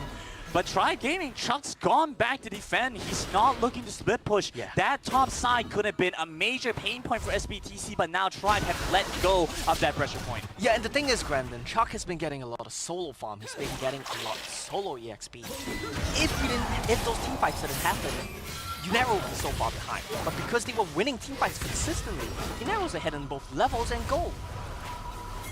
Ahead in both levels in gold, but despite that, T-Tigers, we saw what happened when you have multiple people collapsing in. They are still an absolute force to be reckoned with. Their kits alone kind of negate the gold disadvantage a little bit. So it's still nice to see if Tribe are able to play with Chuck and T-Tigers together. That's a powerful duel. So we've been talking a lot about SBTC. Let's bring it back a notch. What can Tribe Gaming do right here? And now this time around, I think they have several real options for them. Rapid Fire Cannon being completely starting is a big one. Flash being down for TF is a big one. This just should not happen. TF forcing an engage here. Mastery is out here with the Glacial look at Vision to Mufo. try and build for some space. Julie goes to the back line. He's taking down T-Tigers. That's the damage source gone. And looks like Tri Gaming are falling apart into pieces. SBTC have fully come online. And this is SBTC. This is Vietnam. It took them a long time to get warmed up, but it looks like they might be just going for it. The hand warmers are coming in clutch here. Almost SBTC on the victory march onto the Nexus. And they finally will find themselves their very first win in the Horizon Cup. Signs of life for SBTC. This is what we have all been waiting for. We've been talking about this team for how long now? A week, I think, Brandon. We've been talking about Julie. We've been talking about TF, but in this game, it is Kirill who comes up big. The pivot on the Ezreal Janna and the last 2 picks of the drop saves the day for SBTC there. An amazing performance from them. Look at how calm SBTC are. They know this is not the end of the road. This There's is just still another game to be played, at least another game to be played. If they to close out this series. Just one more. Just one more. Just one more. SBTC, no. This is not the end. They need to keep things going, keep the momentum going, and figure out and isolate exactly what worked for them and keep that running. Yeah, exactly, Grandin. And I think SBTC as well, I quite like the draft. I quite like the gameplay. I do have some issues with what we saw from Tribe Gaming. I thought their draft was really good. I thought the Olaf Braum pivot was really good. I think they just had to do a bit more, be a bit more proactive. You cannot be playing afraid when your backs are to the wall. You need to just see the opportunity, pull the trigger, and go for it. And we saw some instances where Chuck had to come back to assist his team because they were worried that if he wasn't there, the game could have ended. But as a result of that, SBTC were able to get away scot-free. What should have been a place for them to get punished, what could have potentially been an inhibitor, was instead Chuck going back to defend the base with his team, and SBTC, they get to reset, come back, and take a fight on their terms. Yeah, that's the big thing here. Next game, I want to see SBTC keep up the form they're showing. Be a bit more careful about where you're misstepping, but still keep the aggression. Same thing for Tribe Gaming. Your backs are to the wall. This is it. Do or die. Your last chance at playoffs. You cannot be playing scared at a time like this. You have to go all in. I think I figured it out, Omo. We all need a little bit of blue on us if it means SBTC are going to be able to rep that win. TJ, I know you're absolutely ecstatic about that happening. With that being said, I think that's the cue for us to toss it over to the State Farm Analyst Desk to break down how SBTC have found that first win. Thank you very much, and here you go, TJ. Go ahead, say it. SBTC are back! I'm good now. All right, let's take a look at the standings. Just to remind everyone here what is at stake. Nothing's done yet. It's a best-of-3 series, so the first game going over to SBTC, but Tribe still can work their way on back through in the Group A standings because, again, these are the 2 teams that are at the bottom of the standings here, Rocky. Yeah, I mean, this was Tribe and still is Tribe's last chance. I loved that they have been playing really aggressive or played really aggressive in that game. But as you can see on your screen, SBTC Esports and Tribe Gaming have both lost 2 games. No wins yet on the board. SBTC looking to score their first. But going back to the aggression point, there's a slogan that the NA fans are going to recognize, which is no fear, just fight. And that is the spirit that Tribe came out with in the early game. Even ended up with a 2K gold advantage around 3 to 4 minutes. And even TF had a really early rod, which is a huge into scaling into the side lane. But unfortunately, it all just was not enough. But then, TJ, it seemed like Tribe might have stumbled upon a little bit of fear. I mean, I'm not going to disagree with you. You know, I'm split here. I am an American. I am a Tribe Gaming fan, genuinely. And we saw them return to their form. They did show up in the early game. They did demonstrate the aggression that won them so much regionally. And they tried to teamfight SBTC. And they went for that play down bottom, and it didn't work out. And all of a sudden, we were living in a world where SBTC were fighting mechanically in team fights into Tribe Gaming. And we finally saw the individual skill of those SBTC players that has felt shackled to weirdly slow macro, to frankly out of character play this entire tournament. We saw the team fight around the Rift Herald where Kirill finally got to play the AD carry that he's been begging to play all tournament. No more Varus jail, it's Ezreal from here on out. Well, let's take a look at the highlights from that last game to open the series because, again, as we said, no fear early on, level 1, first blood, and Rocky, you said it earlier, in the match that had the same level 1 crash in the middle, you're like, this looks like NA scrims. Yeah, in true NA fashion. They head to the mid lane, looking for an early pick and find it thanks to the gold card coming out of the TF and the CC. This was another really pivotal moment. Yeah, no, they did. Another very pivotal moment in the game. Had they found that kill, it actually could have meant a lot for Tribe, because they would have been able to take the tower right afterwards and trade it with the tower that SBTC got on the other side of the map, but Diana did outplay. And the second you see that kill go over down bottom, the turret get picked up top, then you're living in a world where Kirill's doing damage, and that leads into this team fight where watch Kirill. This entire team fight, he's just untouched. He's just gaming, D-God. He's just hitting the attack button and good things are happening. It's incredible, and it's exactly the team fight style that SBTC dominated on for so long. I think Ezreal in this draft was really huge, because he was not set behind at all in the early game. And while I'm talking a lot about Tribe, I do want to highlight the amazing things that SBTC did in the form of Kirill having an amazing performance, almost landing at Penta, got really close, only was the quadra kill. But the Ezreal, the ribbon, which is another downfall of Tribe, is they don't play it, and a downfall of the general North American meta, showing once and once again, if it gets through draft, Tribe don't really pick it, and it goes to the opposite team. And we've drawn a comparison actually here between these two teams because they are in a similar place of trying to kind of recapture their mojo. And I felt like there was a moment during that game where SBTC got that survival down bottom, then turned that into a kill, and all of a sudden the old SBTC was back, and I mean that not just in results, but in terms of the way they were playing. You started seeing Julie go forward in those later team fights for maybe the first time this tournament, trying to find angles and team fight ults that would win them games. Yeah, and again, it was a tale of two teams trying to figure it out. Tribe figured it out early, lost it, while SBTC took it on back. All right, gotta ask here, how do we work our way back here, Rocky? I'm starting with you because TJ's just been gloating in the studio, man. I mean, I think they started the game on the right foot, but they could not keep up with SBTC's macro. So if they do a little bit of reconsideration for how to trade the towers 1-for-1 instead of taking one top tower and then losing mid and bot at the same time, or just finding other plays that don't cost you so much, instead of just getting straight out macroed by SBTC, that will probably be one of the things that Tribe will need to reevaluate.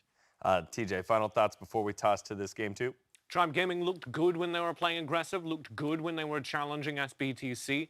If they have a chance in this game too, it's exactly that. Throw SBTC off their game, keep them on the defensive. All right, well, in a moment, we will see if SBTC Esports can keep it going, so be sure to check out their fan-voted battle anthem, Empires by Ruel, and the rest of the teams competing at the Horizon Cup on the official Horizon Cup playlist on Spotify. All right, guys, nothing left to do except to send it on over to our very excited casters, because I'm sure they're going to call it, unbiased and very straight, as good casters should. Grandin and Nomo, take it away. Digon, I have a few choice words for that. I don't think unbiased is anything close to the truth. What? Unbiased? Let's go, SBTC! Your backs are against the wall. Can you pull off the 2-0? Conversely, Tribe Gaming, backs against the wall as well. Can you show something off here today? At least take a game. But that being said, one part that you were absolutely right for is that we are definitely excited. I don't know if you can hear it in Omo's voice. If you can, you might have to get your ears checked. After this game, assuming SBTC wins, I'm gonna go over, I'm gonna change my black ship for a pink one, and I'm gonna jump in there with them and start celebrating. Yeah, you're just gonna infiltrate the group. Right, I think if you actually run in a straight line, you might be able to get on stage from here, Omo. But let's take things back and dial it back a little bit because we still have more matches to be played. SBTC up against Tribe Gaming. SBTC, they had the right idea in mind. Get rid of that Akshan and Tribe, while it seems like they haven't been able to find another strategy that's worked for them as well. Yeah, the Galio ban is a really good one. That's something we didn't quite touch on in the last game as well, because it enables two strategies here for Tribe Game. One, you don't get to play against the Galio mid, which is so annoying sometimes, and you don't let Max Green get this playmaker, which is both effective with or without the center. So I think denying his ability to do things here is going to be a key point for SBTC, forcing him on something like Braum where he can't make plays. I think that's where you're happy to be. Interesting enough, Tribe continue with the Yasuo ban. They say we don't want to play against that Julie. It doesn't matter want what to play the against a 0% win rate champion. It doesn't matter what the stats are. Yeah. Julie's gonna make it look good. We saw how he piloted the Diana the last game, and while SBTC continue to hold that first pick, Renekton seems like an incredible option for SBTC. Hey, why not, right? If it ain't broke, don't fix it. I think you are perfectly happy running back the Renekton here. And I think that's the thing, right? That's the thing with the Renekton pick. When you play it against top laners or barrel laners who won't punish you, it looks effective. You do your job in team fights. You tank, you do damage, you dash, stun someone. But when you play against someone like Mattel, when you play against top tier teams, Yunaro's Renekton gets punished. And Tribe Gaming wants to prove they still have some gas in the tank. I need to see some punishment coming down onto this barrel lane. Okay, Renekton banned out, but that leaves a couple of options for SBTC. Not just Darius. I'm looking at a Fiora option. I'm looking at Camille option. I'm looking at Riven options. SBTC, they have first pick of the litter for it all, but Tribe, I don't know. They get a lot back. Yeah, I don't know about this one here, Brandon. Right, couple of reasons for this. Camille, you ban away the Galio yourself. You don't get the roaming mid laner or support to really pair along with your hack tag ultimate them. But Tribe Gaming, they can easily take Fiora, Twisted Fate here, and heavily punish Yunaro. I think that's going to be a pain point for them, and I think that that's something the Tribe Gaming, okay, are just going to prove me completely wrong. Pivoting to the Darius, they're going to say, Chuck, you do your thing here. We saw earlier today, this Azar Darius completely dumpstering against Sengoku Gaming's Camille. So this might be a possibility here for Chuck as well. Even against both Baron leaders from Sengoku, Mochi and Kai, Azar was able to have an incredible performance. While looking to see if Chuck can do the same, having T-Tigers be that focal point wasn't the answer for Tribe Gaming. So it seems like they're doubling it back. They say, well, okay, maybe the Olaf isn't the answer. How about Zaya? Okay, so what's going on here from Tribe Gaming, right? Let's break it down. It's not a good draft, but you can see the idea. You got a clear weak side top, you got a clear strong side bot. You have one game plan in mind. We're gonna let Old School and Max Green pop up and carry this game. We're gonna run Zaya Rakan. We're gonna let our Baron Lane do his thing. Now SBTC, it's a very big change of pace for them. They wanna attack top side this time. Can they do it? But let's give some benefit of the doubt to Tribe Gaming now. Let's try and break down why you say it's not a good draft, but you see those ideas. Well, you're picking these champions too early. You're showing your Zaya too early. And why is Zaya not picked early? Because there's a million counters for her. Vayne, Varus. Okay, well, there's just two. But those are big ones, right? Those are big counters to her. And that's something we could possibly see from Kiro after his amazing performance last game. And I want to tell you, Brendan, these first 3 picks from SBTC, chef's kiss. I love it. So strong. Twisted Fate Lee Sin, you control basically every mid-jungle matchup, and you have a field day going up to the Baron lane and punishing whoever is there. In fact, we had expected Tribe Gaming to pick up the Twisted Fate. Yeah, take that one away. I mean, they clearly showed that they wanted to go for a different angle, right? We are playing for bot lane. That's the game plan here for Tribe Gaming. And I mean, I'm not a fan of their draft, but I can understand their game plan, and I can understand why they do it. Okay. Their backs are to the wall. They want ease of execution. They say, we are just going to go. We're going to run it in. We're going to 5v5 you, and we're going to make it easy for us to pop off and succeed. And all the eggs here, right now at least, are in the basket of Old School. I want to see something a little bit more spectacular here for starting as well. I think he really needs to have a standout performance. What options are there for him? I think Orianna is going to be a big one, but I'm not sure if that's something he prioritizes. Well, SBTC, they get Kiro back on this as well. He looks good on this champion. Aquino, one of the few to really make that Thresh work. One that was stolen away from him before in his earlier matches, I believe, against, was it ThunderTalk? I think somewhere along those lines. Either way, he gets to go back on this pickoff. Champion Tribe Gaming finish off the composition with this Diana, and I'm looking at it, Omo. I see this Darius. I see the Vi, the Rakan, the Diana. It looks like TJ was right. Bring the action to SBTC. Just fight all day. Yeah, I like the draft coming in from the side of Tribe Gaming now. I think this 5th pick here kind of saved it, but also because the 4-5 pivot from SBTC this time around, not quite ideal. You pick the trash here to really do one thing, to bully the Zaya Rakan lane. But you're pairing him with Ezreal. He's not a bully in any sense of the word. He's a very nice guy. He's gonna, you know, take you out for dinner and everything. He's gonna talk to your mom. He's gonna be friends with your friends and whatnot. He's not a bully, is what I'm trying to say here. So this trash doesn't really make sense. That was a long roundabout way. You know me, I love going all around before I get to my point. This Diana as well, I think there's no answers for her here. It's only the Lee Sin kick, the Dragon's Rage. That's it. And when Diana, Rakan, Vi all diving onto your backline, what can you really do? I think you don't have options on the side of SBTC. You know what? SBTC, though, are going back to a composition that looks very reminiscent of what we've seen from them before. And Tribe Gaming, while it looks like they've pulled out all the stops, this is peak Tribe Gaming drafting here. This is send it. And here's the thing, Omo. This, against other teams in Horizon Cup so far, seems like a red kind of drafting style. You know, against other teams like we've seen from the East so far, in their performance in this competition, this seems a little bit lackluster. But is this the look that we need to see from both these teams to keep things going? At this point, backs against the wall. I know I've said that like 600 times already, but you can't describe it any better than that. This is do or die. You have to just send it. And I like what Tribe Gaming have drafted. Now, can they execute? I like what they drafted last game as well. The draft wasn't the issue there, but they just didn't execute on the plan. I know you love this term, ease of execution. What is it This is like as for Tribe easy Gaming? as it gets. 5 presses R, everyone just piles on top of that. Really don't get any easier than that. If you can't execute this, then I'm sorry, Tribe, you know, your time is up. But if you can pull this off, I think this is a feasible game for Tribe Gaming to take away. And it seems like SBTC's final pivot into that Ezreal that has seen them a lot of success in that first game might be a little bit damaging to the Exactly, overall idea Brandon. I'm so proud of you. That's exactly the point here, right? Confidence is a big factor. You're saying, I popped off an Ezreal last game. Give it to me, coach. I will run this game. But that's not really the case here, is it? It doesn't quite match well with the trash pickup. It doesn't do too well into Vibe because she follows you regardless of where you S and shift to. Maybe pick something like a Varus. Maybe pick something like a, I don't know, maybe even a Kaisa will kind of work here because you just want to send it as well. But with that said, though, Kiro had an amazing performance. Let's see if he can do it again. Well, initial move's not going to be the same. Tribe Gaming will not send 5 mid. I just want to give a little shout out to this Vibe pickup because I've been watching Arcane. I've been enjoying myself. Yeah, I know, and I haven't watched it yet, so no spoilers. Act 1 you have, right? Act 1 I have, that's okay, right. not Act 2. Yeah. What is this though that we're seeing? A bit of a leash here from Kiro and Aquino means that they lose out on ball and Cryo. Max Green in a very threatening position. But then, despite that, they still back off. What is Max this? Gonna go back to the initial kind of default summoner spell. Yeah, this time around you're pulling Rakan. You want the flash. You need the flash. So I think that was a specific thing when he was doing the heal exhaust. He did it before as well. This time around, he needs the flash. It's going to be a big thing. It's a different dynamic because he was a huge initiator for his team. Was now with this, well, let me change that around. No, I wasn't umming at you. I was umming at Aquino. No, I misspoke. He wasn't a huge engage for his team. He's a huge engage option now as his Rakan, but previously as the Braum, he was there to block out damage, soak stuff up, and power the rest of his team. But now the onus is on Max Green to make things happen. Yeah, big trade for the narrow, and you see just like that, he loses control of the wave. He loses wave access, and that's a big problem because if you're mid jungle on dive the lane, you have fast control of the lane.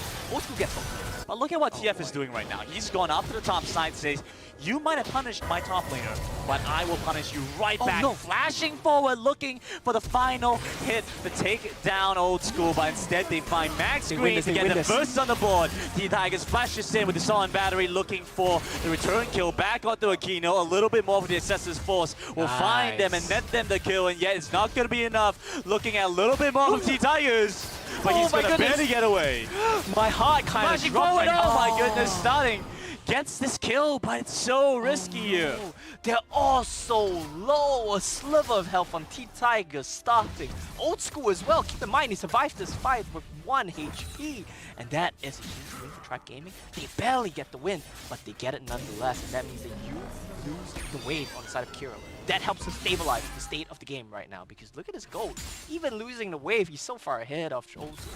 Well, I say so far, but it's a couple hundred. Let's take a look at this fight right now. How did this actually play start off? Old School got keep that in mind. That you can't afford to do that in a game with stakes as high as this.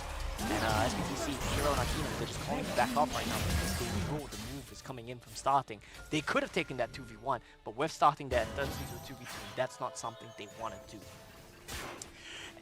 It's so important that Kiro was put behind, like you mentioned. I'm going to just quickly pivot away from that point because it looks like Chuck might get taken down. Julie's going to teleport over. Instead, TF goes down. It's an exchange. Very bad dive. Back by 2 over to Tribe Gaming. Yeah, very bad dive there from the side of SBTC. Julie doesn't even make his way up. He says the fight is over. Starting, I think, was threatening him a bit as well, so he wasn't quite able to use the Destiny Gate. So 2 things, mistime and misexecution from SBTC, which is why I was skeptical that he dropped it around the top lane. This is you narrow, not minus. This is not your star player. Unero is no slouch, but if you want to beat the best teams in the world, you need to let your stars excel. That's your jungle, that's your mid, that's your enemy.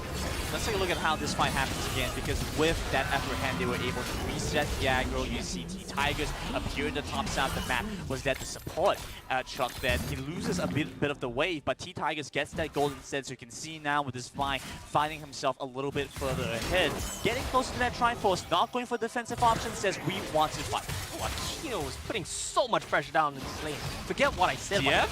Goes on to old school, forces the Feather Storm, gets caught by the charm instead. Another turret held in place is Tribe Gaming with yet another kill. And that's a bit of a disaster. He got a bit too greedy right there. Very well played from Max Green to chain the crowd control and set up the Feather Storm from old school. With that said though, that is going to be Tribe Gaming evening the gold up. They're not going to get to a lead just yet, but they're evening the gold up. Needs a dragon, and it seems like SBTC, they want to contest this one. Will they be in time? And we mentioned earlier on, Tribe Gaming have the ease of execution on their side. SBTC though, let's talk a little bit about this, because Dragon goes over to Tribe. No pressure from SBTC on that end. What's the ease of execution for SBTC looking like? Granted, I don't even want to talk about that right now, because Tribe Gaming, they're going to get it all. They're going to get the Dragon, they're going to get the Rift Herald. Clearly, the ease of execution is not easy enough for SBTC, because they're giving everything up. A lot of it is going to come down to how well they rotate around the map, how well they're able to set up these lanes, the map pressure, the macro, all this on the line for SBTC. Whereas Tribe Gaming, it's simple. You go for these fights, you engage, you have so many tools that help you lock down your targets in place. And as a result, Dragon and Rift Herald both over to Tribe. It's looking like a fantastic start as Tribe Gaming come into the brand new look. Tribe Gaming doing well right now. They need to keep this pace up. Now we're going to see both sides in turrets get traded, but SBTC, they have to be aware right now. The Rift Herald is still available for T-Tigers. Now if you ever make a mistake somewhere, that's a tier 2 turret gone. That's your mid lane tier 1 gone. SBTC, you have to be very careful, because this is the timing for Tribe Gaming to take over the game. Heavily invested into old school as well. You can see he has a decent amount of this gold. He's going to be the one outputting a lot of the damage, especially as SBTC want to play into him, are going to take the fight to him. Those feathers are going to be a deadly trap locked into place, and once they pull back, SBTC can kind of pack things up and get ready for the next game. So have to be a little bit cautious about how they get into these fights. Yeah, Brandon, I think the way we need to split this up right now, the way we need to break this down, what SBTC needs to identify as well, is that at this point in the game, you can no longer team fight into Tribe Gaming. You need to just answer on the sides, and that's what Unero trying to do. Right. Malaya then. He's going in. He's actually going to look for this fight. The upper hand comes across, but nice pull, good chop, and a good amount of damage as SBTC look for a response. But Tribe Gaming is to just get to walk away. I don't really know how that occurred. Okay, Go-Pod onto starting. It looks like the response, the focus is going to be towards the top side as they look to take down the Diana. Takes down TF. What happens here? This is the repeat of last game. Starting says Julie can do it, I can do it better. He goes 1v2 and gets the kill for himself. It looks like SBTC one answer. Beautiful use of the Featherstorm pots and dodges away from the Go-Kart flash from Aquino. Death Sentence misses is the re-engage to Max Green, and SBTC try, but too aggressive for that to handle Kiro. He dashes in and has the flash out, but it's the counter flash on Chuck with the final kill. The execution, ease of execution in favor of Tribe Gaming, as a return dunk will not be enough. That's Chuck coming in big. Brandon, what do we love to see from SBTC? We love to see the aggression, the decisiveness. What do we not quite love to see? What does not spark joy? The over-aggression, the forcing of plays that you have no need and no right to be making. This is amazing here from Starting. He uses the barrier bait and the shield time perfectly. We try to take a play here, 2v2. This looks good for now. The play is need to back off. Definitely Gate tells you that reinforcements are coming to Tribe Gaming as well, but you still try to force the play of the old school. The play is over, that's it! And they get punished. Rightfully trying to beat you. You asked where the gold card was, old school dodges away from it. I mean, well, I say brilliant, but it's pretty standard stuff. It's just over the force. It's critical.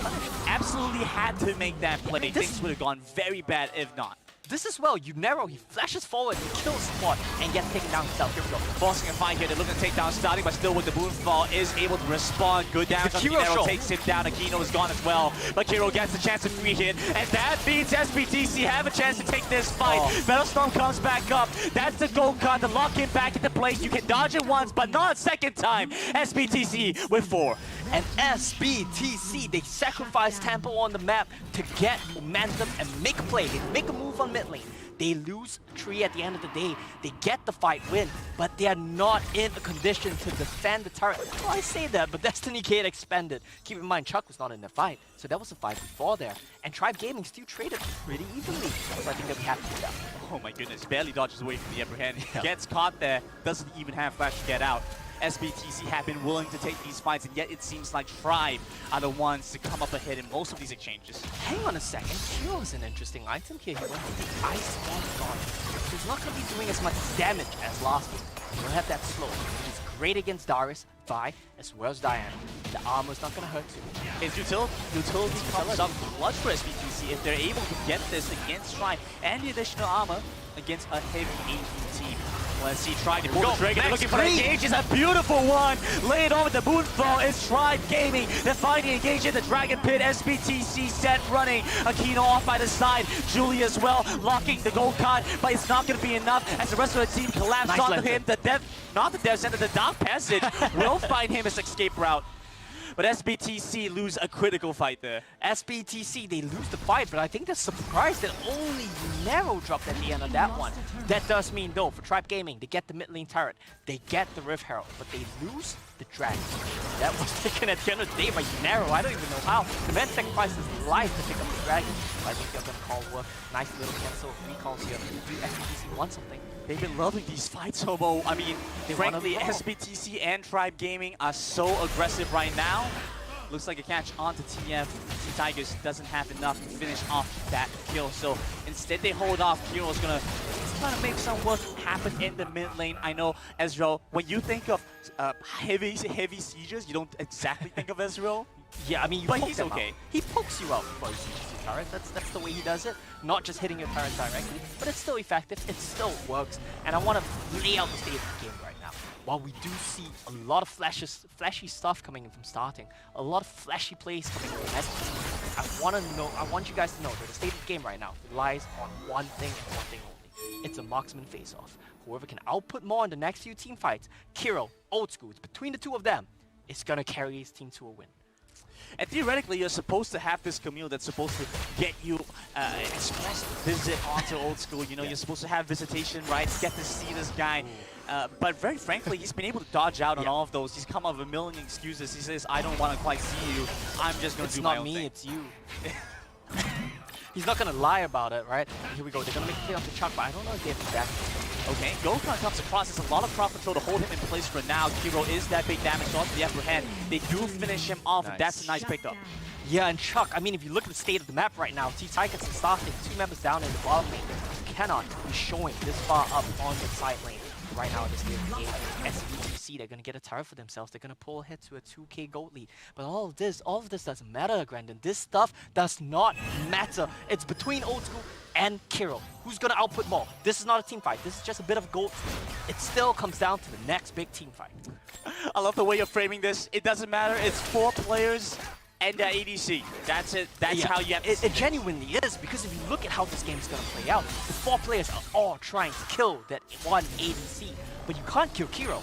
He has to stop watch with Vialti. Nothing else is going to touch him. Moonfall should never touch him. Same thing for Old School. You're going to try to gold card him, you're going to try to kick him, you're going to try to hextech ultimate him, and he has answers for all of those things. With Featherstorm as well as Flash, both of these ADCs should not be touched, and it comes down to this face-off. Okay, 3 hourglasses completed on the side of SBTC. You have to, it's Vi.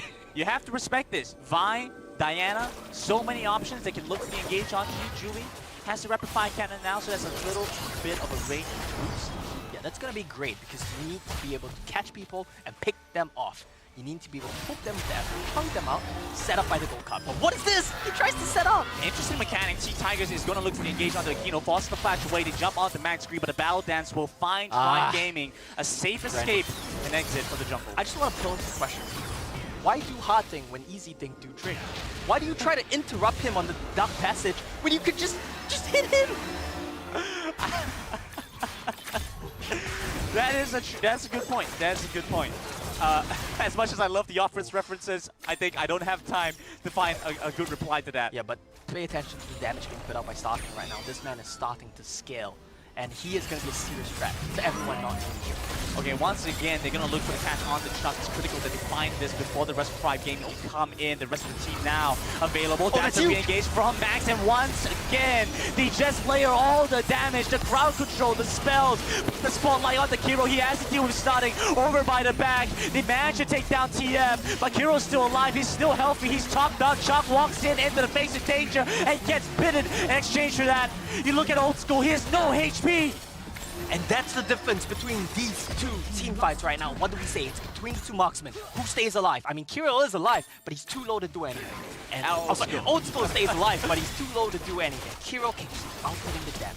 Even though the starting to the fight was about as good as it gets for Tribe Gaming. I thought they won that fight. I was kind of mad. I thought that they were gonna wipe SBTC.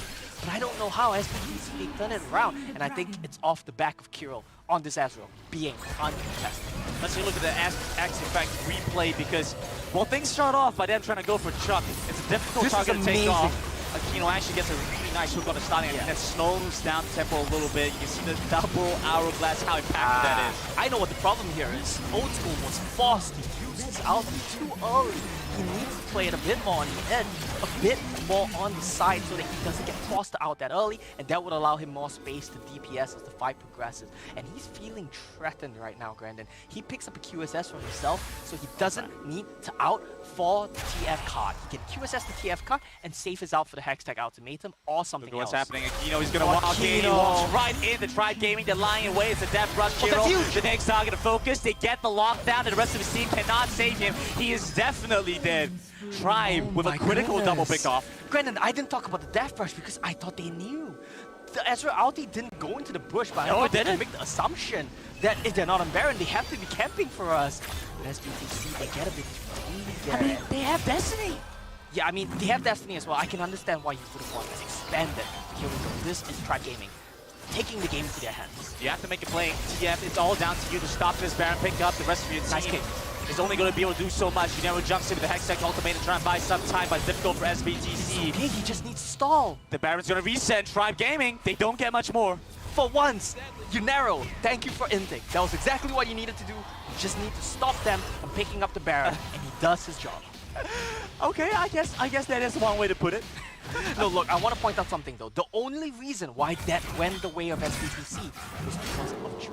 Rapid fire cannon literally just lets him get the pick off so far away, and he does so much damage while that cannon is picked up. He's the richest person in the game. Part of that is due to the Twisted Fate passive, but also he's been playing so well in these last two games here, guys. Exactly that. But I also want to kind of look back to SBTC's composition. This Thresh, like you mentioned, just doesn't seem to fit as well in the composition as they might have once hoped. It really doesn't. If they wanted to pick off something like the Varus, could have also been an option. Instead, you know, kind of locking in the support hasn't been the biggest utility. You can see what happens. He walked over by the Death Rush.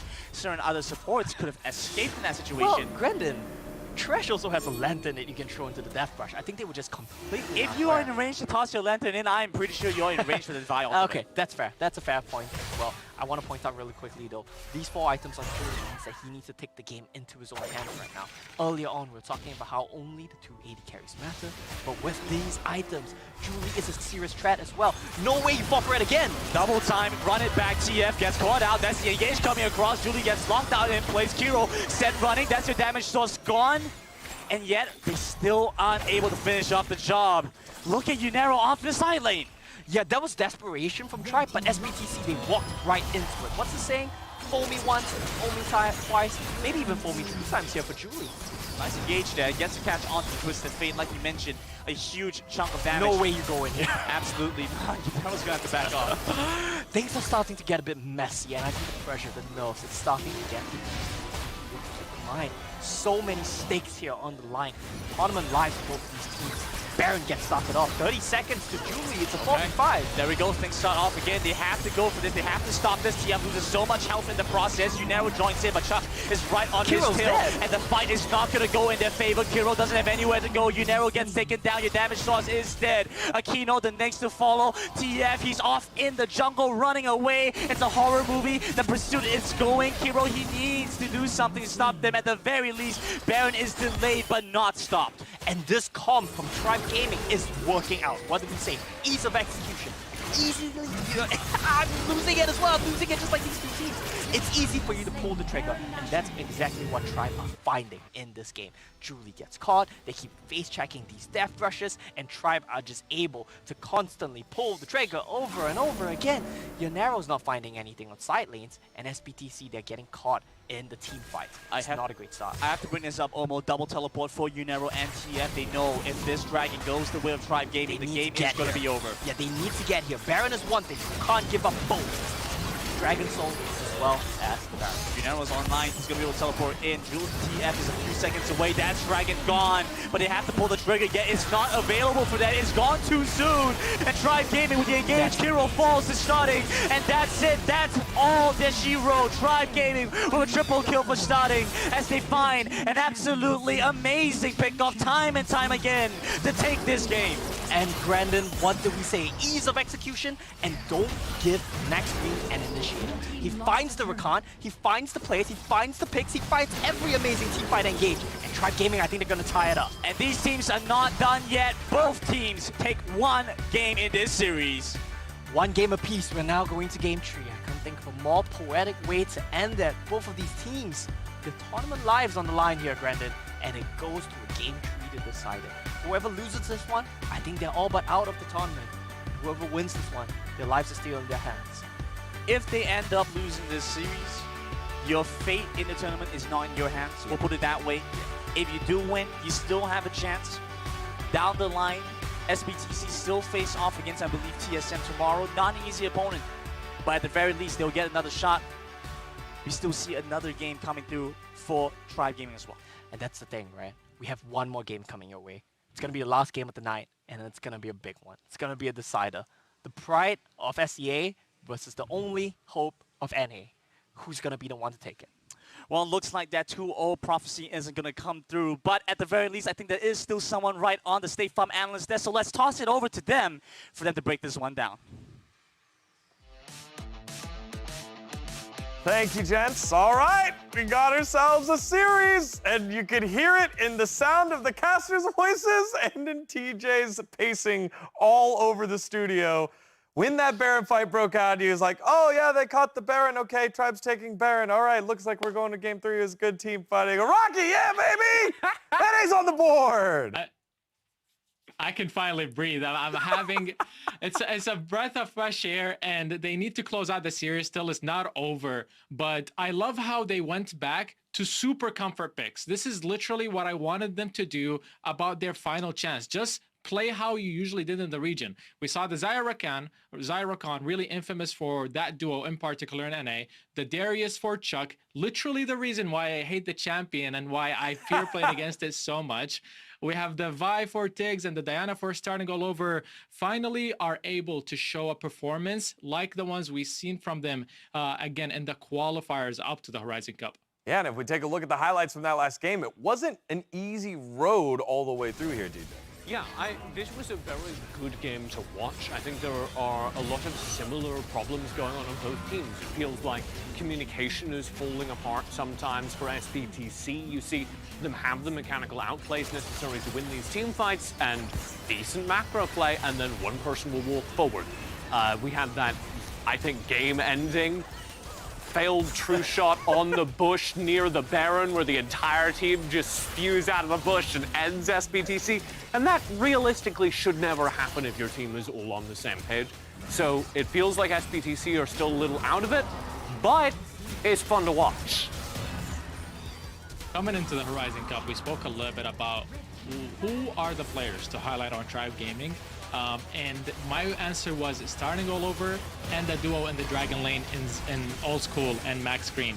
The Rakan was so insane in this game. the ulti was getting off, the knockups, it really was a beauty to watch. And it makes me beg the question of, why did they wait so long? Why were we playing Braum 17 games in a row without Flash? Okay, I mean, we could have just done this all game long and maybe had better chances, but I guess we're still in it. And I love this death rush play.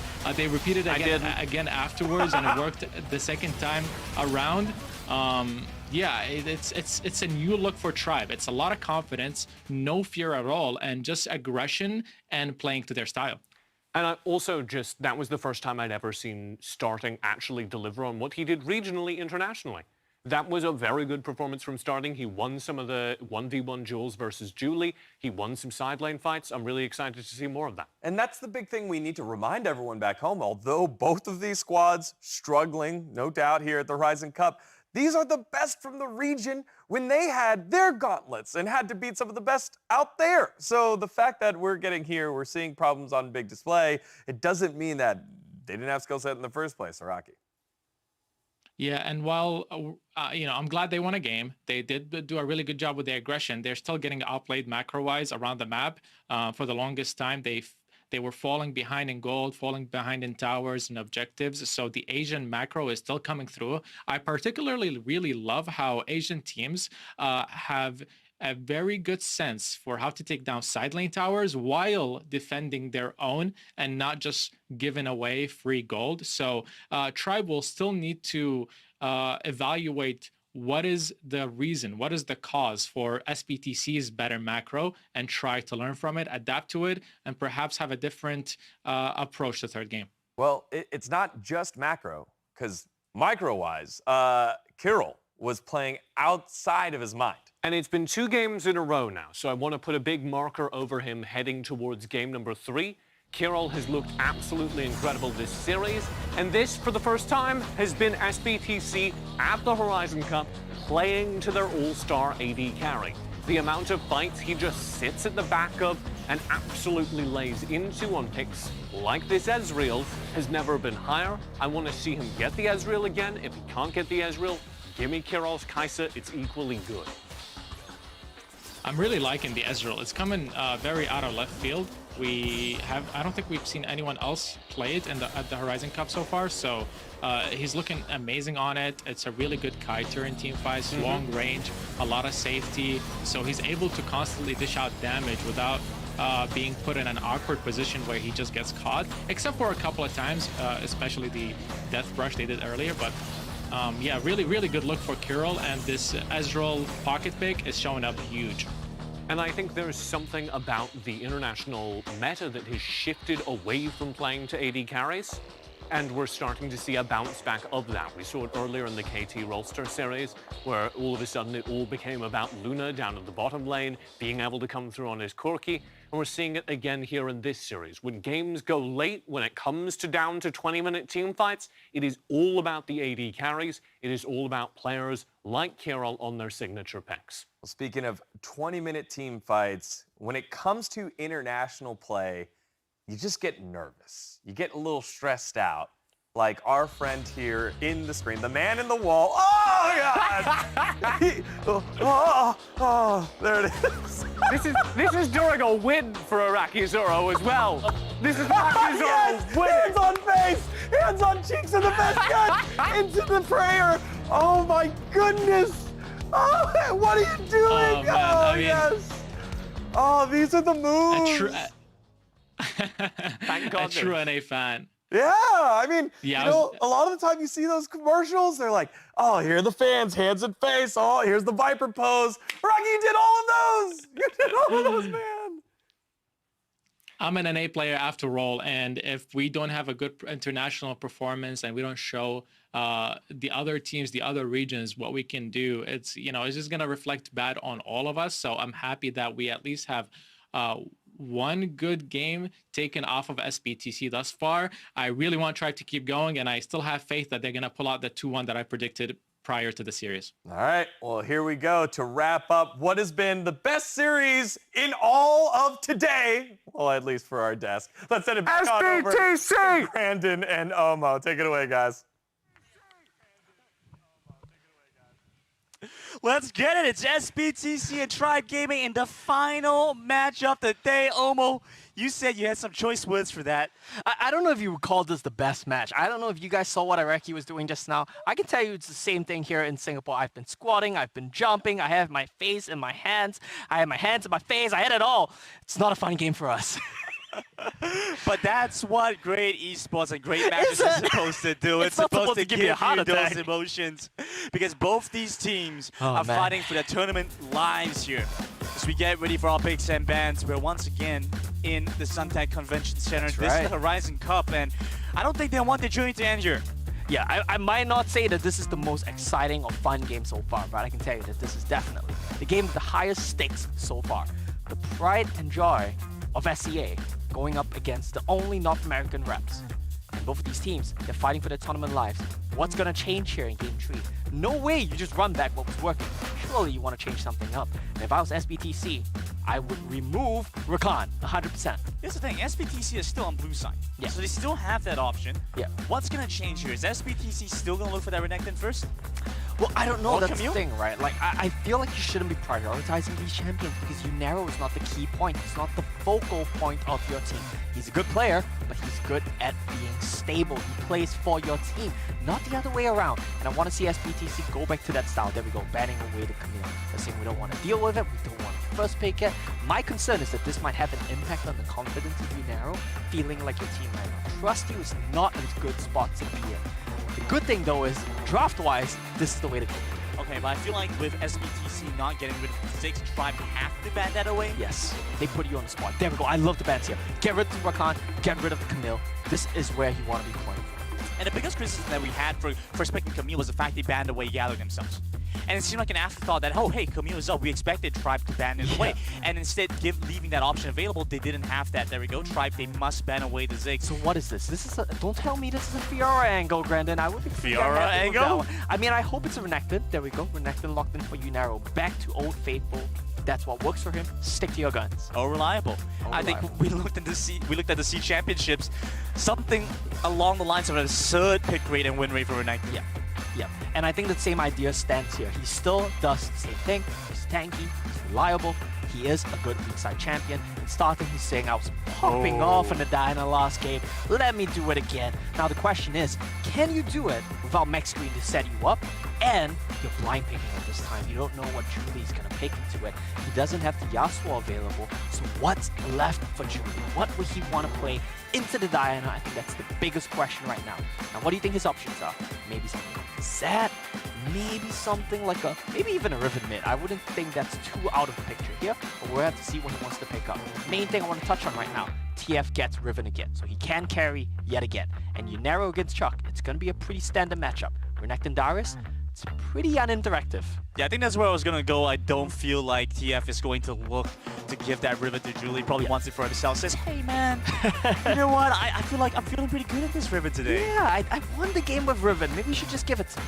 And Kiro, he's still feeling himself. He still wants to perform on that Ezreal. The hope of SBTC. Yeah, I mean, he knows there's no Zyra Rakan this time, so I think he'll be happier picking that one up. So I want to see what Old School's answer is to this. Maybe a Vayne angle right here. It's not bad. Maybe a Kai'Sa angle as well. Okay, so Thresh didn't quite work for them last game. Yes, please don't pick Thresh. But this time around, you know, Aquino still has a couple of options. Maybe even go for something like the Janna. We saw how that was able to work for Team Secret and Hermes, being able to block a lot of the initiation. That seems like an appropriate response against Tribe. Well, I'm quite curious about what the marksman pick is going to come out right now from Old School. I feel like you would want a 5th pick support to ensure that that lane, as well as the team compositions, get rightfully answered. All right, we're just going with Braum here. And this means you might be right. This could be a really good Janna angle. It would deny the Vi very well, and it would punish the lane against Braum very well. I'm getting pretty good at this pick and ban stuff. You're getting pretty good. You're getting pretty good. What's next, right? This is the pick here from Julie. What does he want into the Diana? I love it. Let's go. Your tournament lives are on the line, and you pick up the fish. You're gonna answer with this. I like this. You deny the Vi. Braum can never touch you, and you have a decent matchup here against the Diana. Absolutely. Being able to have that trump the water now also puts the pressure onto Old School to make sure he has something with some safety. Without that, that's a big risk of getting caught out. No. This is not what you want to do. Playing into the Fizz now. SBTC. Why? Well, I think Rekizoro is going to be a little bit disappointed. He just mentioned something like, what, 17 games on that no-flash Braum. It looks like they're going to double down on it once again. But the Braum is not entirely the issue here. When you pick up this Varus pick into the comp that SBTC are running, what did you say just now, Brendan? You need something for a bit of safety? Yeah. Even you identified it. Tribe did not identify that they need Even some you? sort of safety. Like, what is Poke gonna do against SBTC's team comp right now? I think in the last 2 games, Tribe drafted very well, and that set them up for success. This time around, though, I have a feeling that this Varus pickup is gonna be the nail in the coffin for Tribe Gaming. Okay, so different look for Tribe Gaming, similar for SBTC Esports. Are we still looking for a Kiro show? Quick Kiro response? show? I mean, come on, let's be real here. There's a fizz in the game. Do we really need to ask this question? Okay, and for Tribe Gaming, does old school still have its importance? Because previously, he had DPS. Now with the Varus, it's a different thing. It's a different story altogether, and they need to play the lane a lot better. They need to get a lot more value out of this Varus in the early mid stages of the game. Because when you go to the later stages of the game, I think he's just going to get evaporated, eviscerated. He's going to be gone from your screens before you know what happened. And that's the problem here. With that said, the burden now is entirely on starting. He's the one that's required to pop off. And this time around, he has no one facilitating. It's all him. This is the pride and joy of NA. This is the player that you guys are touting as your star mid laner. He's coming in here. He had a great performance on Diana last game. Can he do it again by himself this game? Look, keep it simple. Looking at Tribe Gaming, we expect great things for them. And the way they were able to bring the fight to SBTC, the way they were able to set things up and force SBTC to check into them worked so well for them last game. Now in game number 3, this is where everything matters. It's a clean state. Forget those past 2 games. Best of 1. It's a best of 1. Starting fresh. This is everything on the line for both these teams. If they want to keep their run in the Horizon Cup going, they must win here. And I can't think of a more poetic way to decide this last game as well. The hero of NA, your new up-and-coming prodigy, starting, going up against Julie, who has been so consistently delivering on his signature pick in this Fizz. And I think that's a poetic way to close this one off. One of these teams gotta be sunsetted, riding off into the sunset. One of these teams still have a chance of making it to playoffs. You missed such a great chance to say riding off in the horizon. Okay, I'm off the cast, guys. That's it. I'm too tilted right now. Well, there we go. Let's get things going. SBTC and Tribe Gaming both start this one off with a very safe position. Neither side really looking to go for anything too crazy, because if you end up losing a mid-exchange, for example, then things could go very poorly for you. I'm very curious to see how this bot lane matchup is going to go, because I feel like if Kiro's able to build a lead in this early game organically, he's going to be able to scale so much faster than old school. Yeah, and I love what Starting is doing in this lane right now. He started off with the shield because he knows that Fizz's trading patterns early rely very heavily around his second skill, and he needs to trade autos with you. If he's trading autos with you, you have a shield and damage from your shield, you're always going to come out on top. Chuck coming out on top in his trades as well. Now you see the map start to get split. It's top and mid for Tribe, going up against bot lane from SBTC. How's this going to play out? You say that, but at the same time, looking at where TF is likely going to go, I think they're actually going to try and pick up both sides if possible. Ideally, you always want both sides. Yeah, looking at what's happening right now, you can see Aquino roaming by with TF trying to get more pressure down. Julie's going to bait something out. They might end up seeing a catch-off on Tri, forces the flash on T-Tigers, and that's a start for SBTC. That's a start for SBTC, but they will not be able to control both sides of the map because Unero has been losing trades, because Aquino now has to return to the bottom lane. Look at this, they're playing chicken right now. They're playing chicken. TF does not want to start. There we go, there's no flash, and TF comes in with a double knock of the double stun. One more heart attacks, the first of the blood for Julie, but yet Tribe are in here with the piercing arrow to take down the Fizz.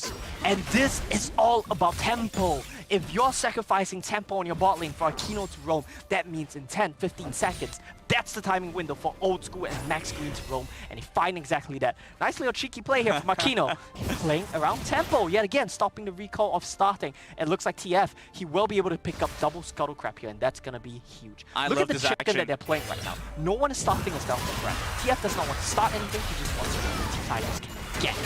Here we go, once again. The fight continues. TF gets some good damage on the Max Green, and like we mentioned earlier, he doesn't have that flash. TF's gonna lose a lot of health. The heal comes in clutch, and T-Tigers falls again. Old School gets followed through with his Kirill that comes in, looking for the last kill. One more attack through the barrier. Kino's on the pursuit as well. Give him anything he needs. He's gonna get it all. Starting might die here, Starting loses so much HP. He's still level 4. He just came out of this. They come true. They pick up the kills here. Kirill flashing in. We talked about the Kirill show last game. Or not last game, 2 games ago, and he does it again this time. They blow so much to try to kill TF, and he manages to get out of dodge. Why? Because of Kirill. He heals him at the absolute last second. And Kirill might have seemed like a face plant, but I think it was all calculated here. He gets onto Old School, and this was a bit of a copium play here from Starting. He wants to save his marksman so badly.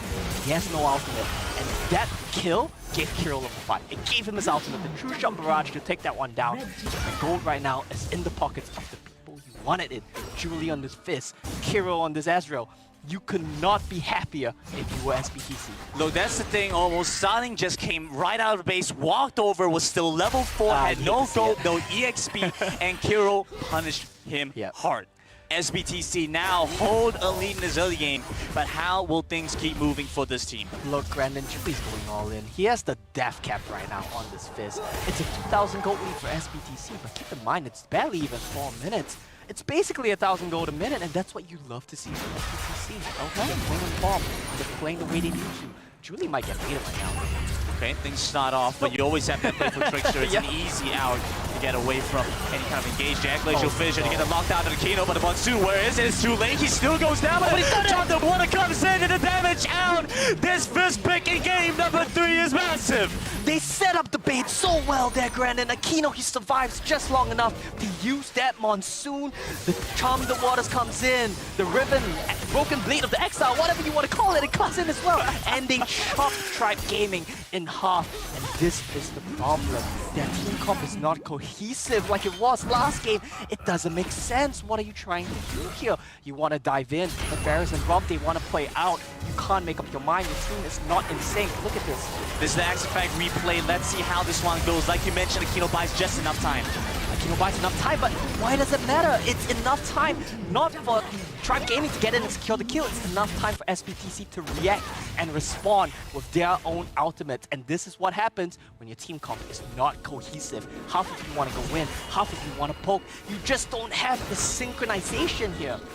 And a big problem for Tribe Gaming, but it's too late to change the draft now, so you just need to figure out what to do with what you have. And, well, Chuck, he's in a bad spot now because Akino is walking in, and I have to say, these Southeast Asian Jannas are just so wild. Yeah, I mean, Scrim Meta is something we touched on a little bit before, right? So you can assume that Akino and Hamas have been sharing these picks with each other in scrims. I'm not saying they're talking to each other, but you're playing against each other, I'm sure, pretty often because you're from the same region, you're in different groups. These names assume you're scrimming a lot. And this Janna pick, I think, is something that's been rising to prominence here. It's a Southeast Asian special, and I'm glad they're bringing it back on the world stage. And so important against a lot of these teams with hot engaged stuff like the Lee Sin that's looking to dive into your backline to take you out. You have to have some kind of response there. Well, it's now, great against the Diana. Exactly. Well, now we also have to take a look back at the state of the game because SBTC Esports, while we've been so infatuated with their play so far, they've also got the Dragon and the Rift Herald. Oh, Chuck goes in. Oh, Chuck's gonna get taken down. Absolutely. TS right there. They get the initial stun off, and that's enough damage to finish him off. Surely the barrier's gonna come out. He's under turret, but it's still gonna go down. You're not safe under your own turret because you narrow on TF, Riven and Renekton. I can't think of a duo more mobile, more threatening than that once they get on top of you. They try to make a play to answer on the other side of the map. We saw what Julie could do on Diana in a 1v2 situation. This is even more slippery. I think he's happy to just toy around with Tribe Gaming right now. And Rift Town is still available for SBTC. Didn't commit that for the Baron lane. They're still looking to try and find more value with it. Yeah, and this is exactly why I don't want to see Tribe Gaming run a comp like this with their tournament lives on the line. Max Green, look at how he was playing in the last game. He was instrumental to their successes. This time around on the Brom, he's getting dragged around the map. He has no play to make. He can't be proactive, and this is not a good look for Tribe Gaming. Old School as well.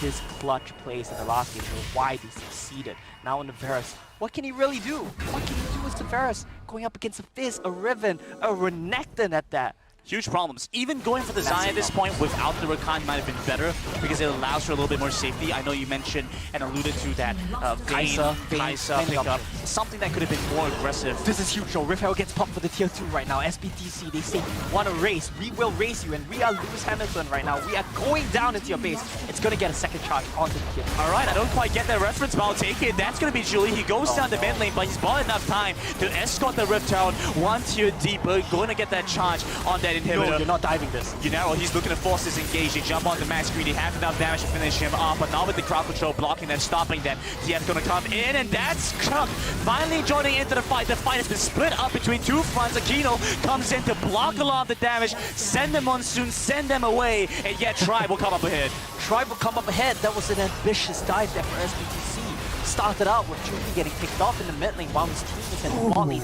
But SBTC, they're not afraid to take these skill checks. They're not afraid to test you. They're not afraid to go up against you toe-to-toe. Every fight you want to take, we will do you one better. While his entire team was at bot lane, Julie just goes in it.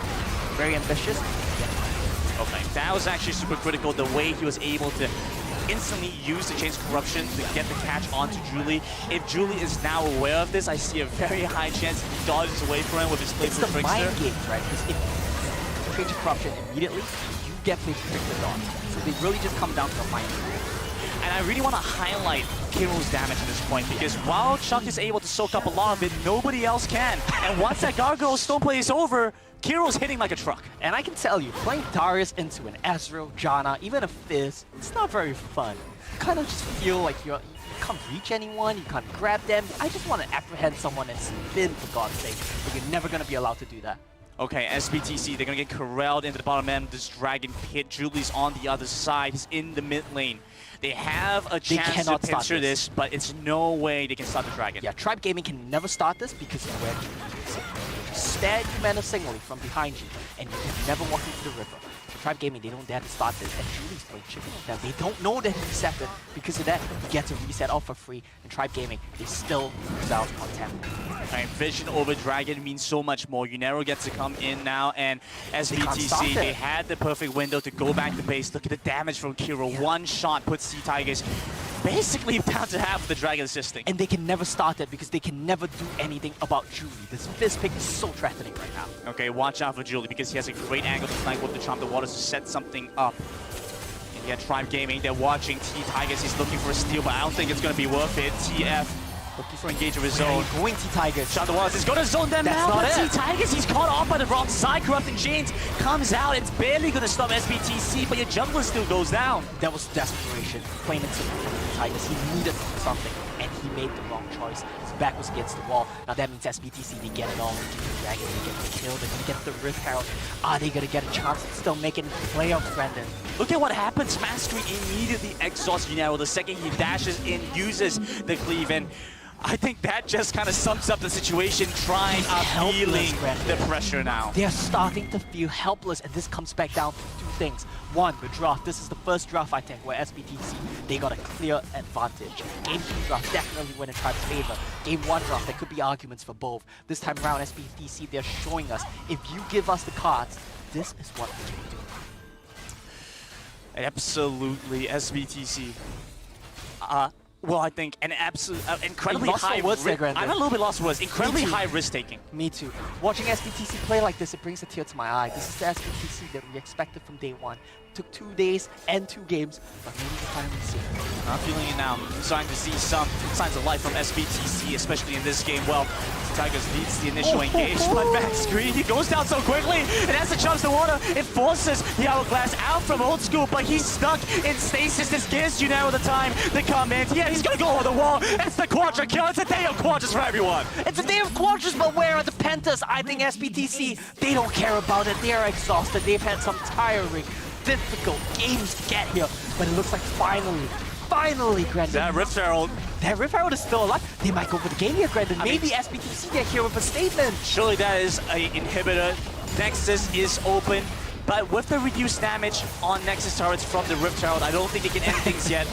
But they will get that second inhibitor as well. 12 minutes, 2 inhibitors. I can't think of a better way to do it here for SBTC. Look at the scoreboard.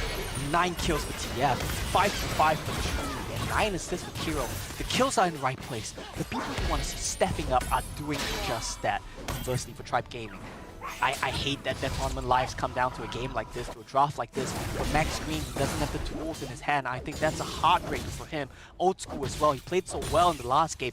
And we really need to see Starting, the man with the resources here, to really just step up. And that's the thing. If Tribe Gaming had more games to play, we could see their further growth. We've seen how they've gotten better over the course of the competition. This is a good call. Death Rush winning down. But now against this form of SBTC, the draft makes all the difference. It's too little, too late. Tribe Gaming make a Hail Mary play to take down you now. They find the first pick off, but TF is still alive, still available to take you down. Watch out for the rest of your team because they're losing their lives to this Riven. He got a quadra last time. This time he just gets a triple, but triple is enough for him. He says that's all he needs. Julie is looking to take down Starting. One last kill to finish things off. SBTC are prepared to win it all. That was a heartbreaker there. Starting, he knew he was done for. And this is at 30 minutes of game. SBTC come back alive. And this means SBTC tournament hopes are still alive. They get another chance tomorrow. 2-1 against Tribe Gaming to make sure they get to keep playing on. And Grandin, it's a poetic way to end this one, to close this one off. I wish I could be happy. I wish I could be delighted that they finally took a win. But we expected so much more here from SBTC. And hopefully this series, this match, was a first win, a first step of many more to come. You took the words right out of my mouth, Omo. I'm looking forward to see what else we have in store. But at the same time, I want to give huge prompts to Tribe Gaming. Chuck tweeted out earlier today that regardless of what happens, they would come in here and play the best that they could, and they brought it to a 3-game series. They showed us a Tribe Gaming that has improved, adapted, and played to win conditions that they are good at. But SBTC will come ahead as the victors. And I want to continue your point about Tribe Gaming. I think they have nothing to be ashamed of. They came into this as the underdogs for sure. And I think they still put on a show. They still put on some performances which they can be proud of. Individually, players as well. I think for me, Max Green definitely a standout. And I think this team, they have a long way to go for sure. But I think they should be happy with their Horizon Cup performance. With that though, SBTC. If I told you before the Horizon Cup that Day 3 would be the first time SBTC gets a win, I'd say you're crazy. You'd say I'm crazy, you'd say I'm a liar, all of those things. I might even be fired. But it's just insane to me that SBTC, it took so long. Look at that, hands are shaking as well for Aquino. Oh my I don't know if it's because he has to reach out his arms, but he had to give it over to Kiro. And I think, you know, when the ball was in his court, Kiro did deliver. An amazing moment for SBTC as they keep their run going. Team Secret locked into the knockout stage. And SBTC, well, they have another chance tomorrow to keep things going and maybe vie for that 3rd seed, or maybe higher. I haven't done the math yet. We'll do the math another time. That's not for us to say. But with that, both of these teams, they came in and they gave us a match for sure. It was a performance to be proud of from both of them, I think. Well, maybe not SBTC, but definitely Tribe. I think they played pretty well in that series. And I think their draws especially, their gameplay, their game plans, especially in that game too, that's something they can be proud of. Look, definitely unbiased caster here. Straight unbiased caster. As well as our State Farm analyst, as I'm sure TJ is going to be an unbiased caster, giving us expert analysis with no opinions of his own. But that being said, let's toss it over to Digon and the rest to hear what they have to say as SBTC will be able to continue the Horizon Cup run. Thanks, Big G and Omo. Great cast on the day. SBTC get their first win of the tournament and are still alive. Tribe Gaming is officially eliminated from the Horizon Cup. Welcome back. Your boy Digon here with Rocky Zoro and TJ. And behind me is Kangas because we mentioned earlier he guaranteed a beard shave if Tribe didn't make it out of groups. Now it's time to pay up, buddy.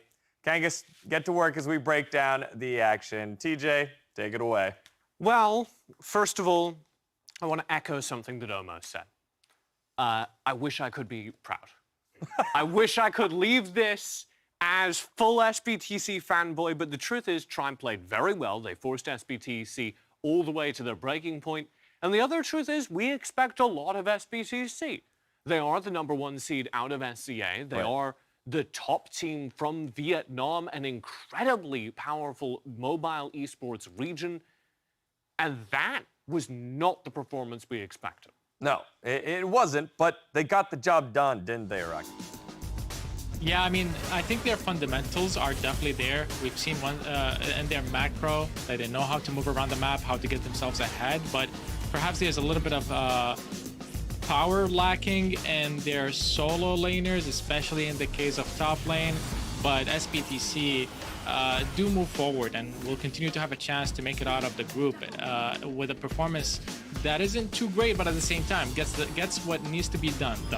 And if there is a silver lining here, it is the sort of life returning to their characters. I think that's what you have to walk away from as an SBTC fan, like myself, like Leonard over there on the cast. You see Julie diving into 1v3s, going for fights that we didn't see him doing during the rest of the group stage. You saw Kiro being able to kite the back of team fights and deliver on the AD carry performances we've been missing. And if this win is what it takes to, restart the engine and give those players the confidence necessary that they can go into future games with mechanical play, that's good. Yeah, TF also on the Riven looked really solid. He was making plays throughout all of early game. The first spot they got in mid lane was off of his knock-up flash that landed on 2 people. And then even in the Scuttle fight, he was a big carry for the team, and his Riven did come through really well. So a player we highlighted before that has consistently performed for SBTC that perhaps they can build up on a little bit more, and then they will have what it needs to go far in the tournament.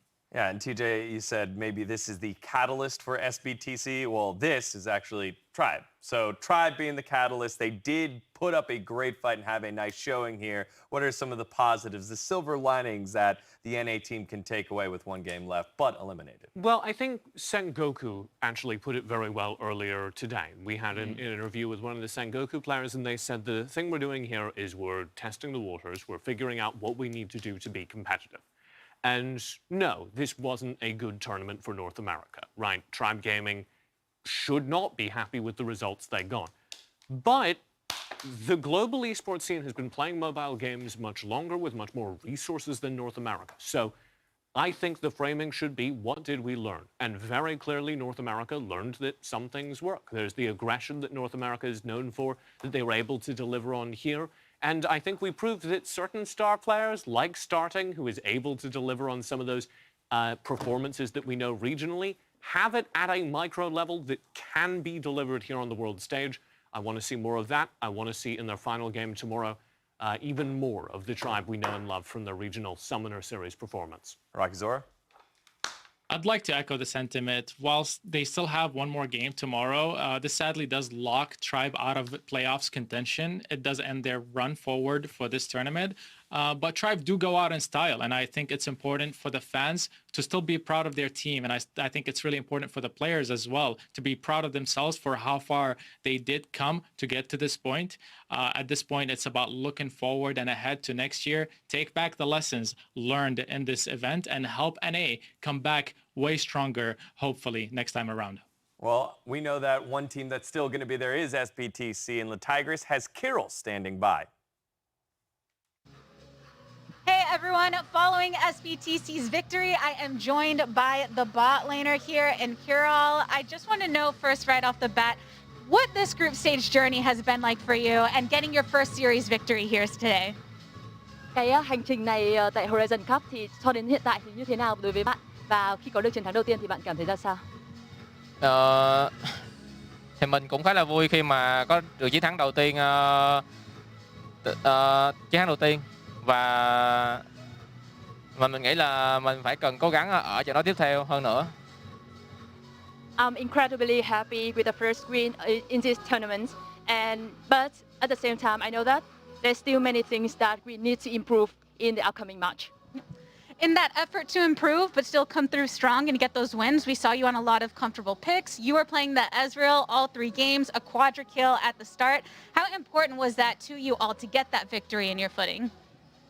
Ngày hôm nay thì bạn đã chơi vị tướng Ezreal trong cả 3 trận đấu và thậm chí là bạn có được một cái quadra kill. Thì với cái việc mà chiến thắng được ngày hôm nay thì như thế này thì nó quan trọng như thế nào đối với bạn? Thì mình nghĩ đây là một chiến thắng rất là cần thiết đối với team mình, và nó sẽ là nút thắt để gỡ ra tinh thần cho toàn đội.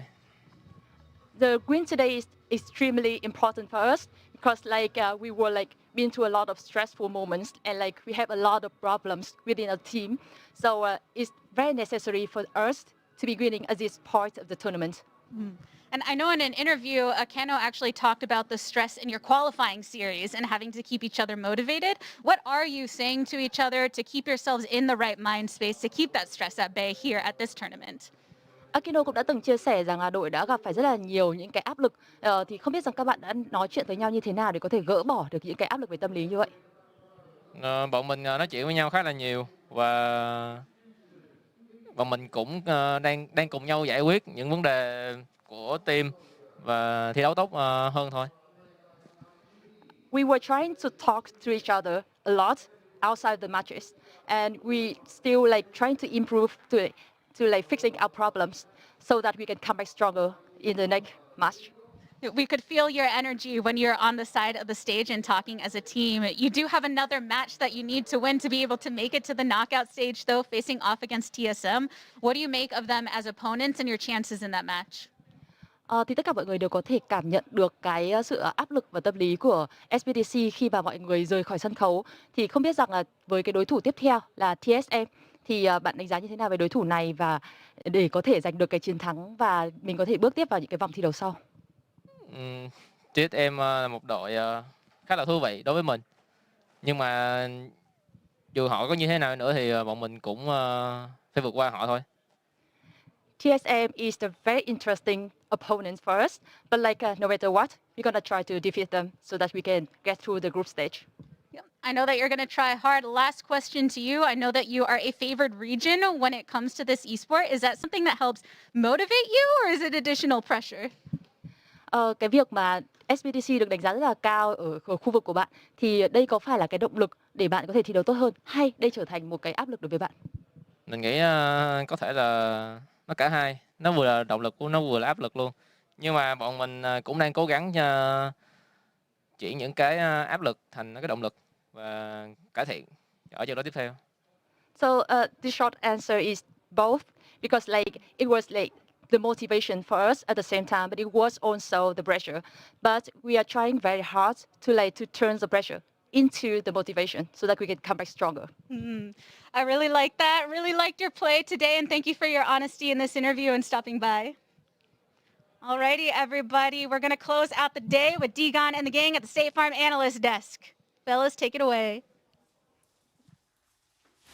Thank you very much, Gabby. Appreciate the interview there. I'm glad to hear that they kept talking through the adversity to work on through it, and that's so important. Again, I'm sure it was similar for both teams here, but SBTC closes out on top. I think it's a good marker that SBTC are staying very humble and very focused after that, because as I think they mentioned in that interview, it is not a win that you can be proud of if you're SBTC. Their expectations were top 4 in this tournament at the very least.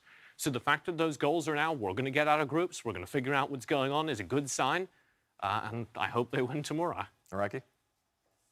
I also do like that they're respecting their upcoming opponent in TSM. That matchup is going to be really hype because there's a lot at stake for both teams. And I do like that it's coming down to the very final day. All right, well, before we look forward and closing out the day, let's take one last look at Kangas. Here's the before and after. There it is, y'all. There it is. What do you think, Rocky? I like the mustache. I think it looks good on you. Didn't lose too much, but having to pay up your beard for an ace since must not feel very good. This is weird.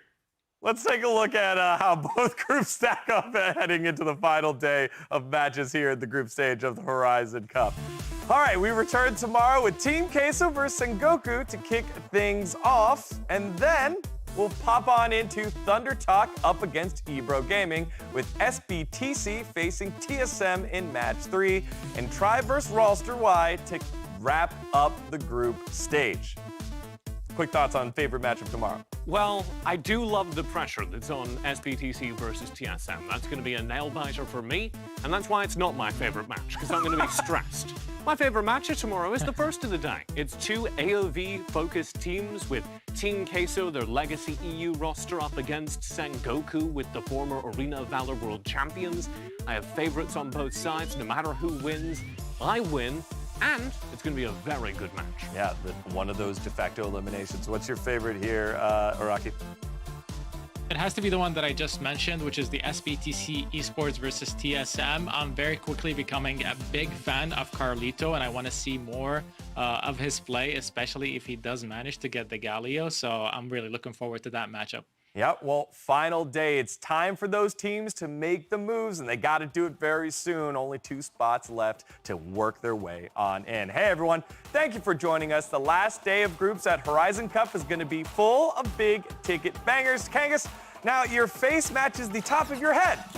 There it is. We'll see y'all tomorrow for more Horizon Cup.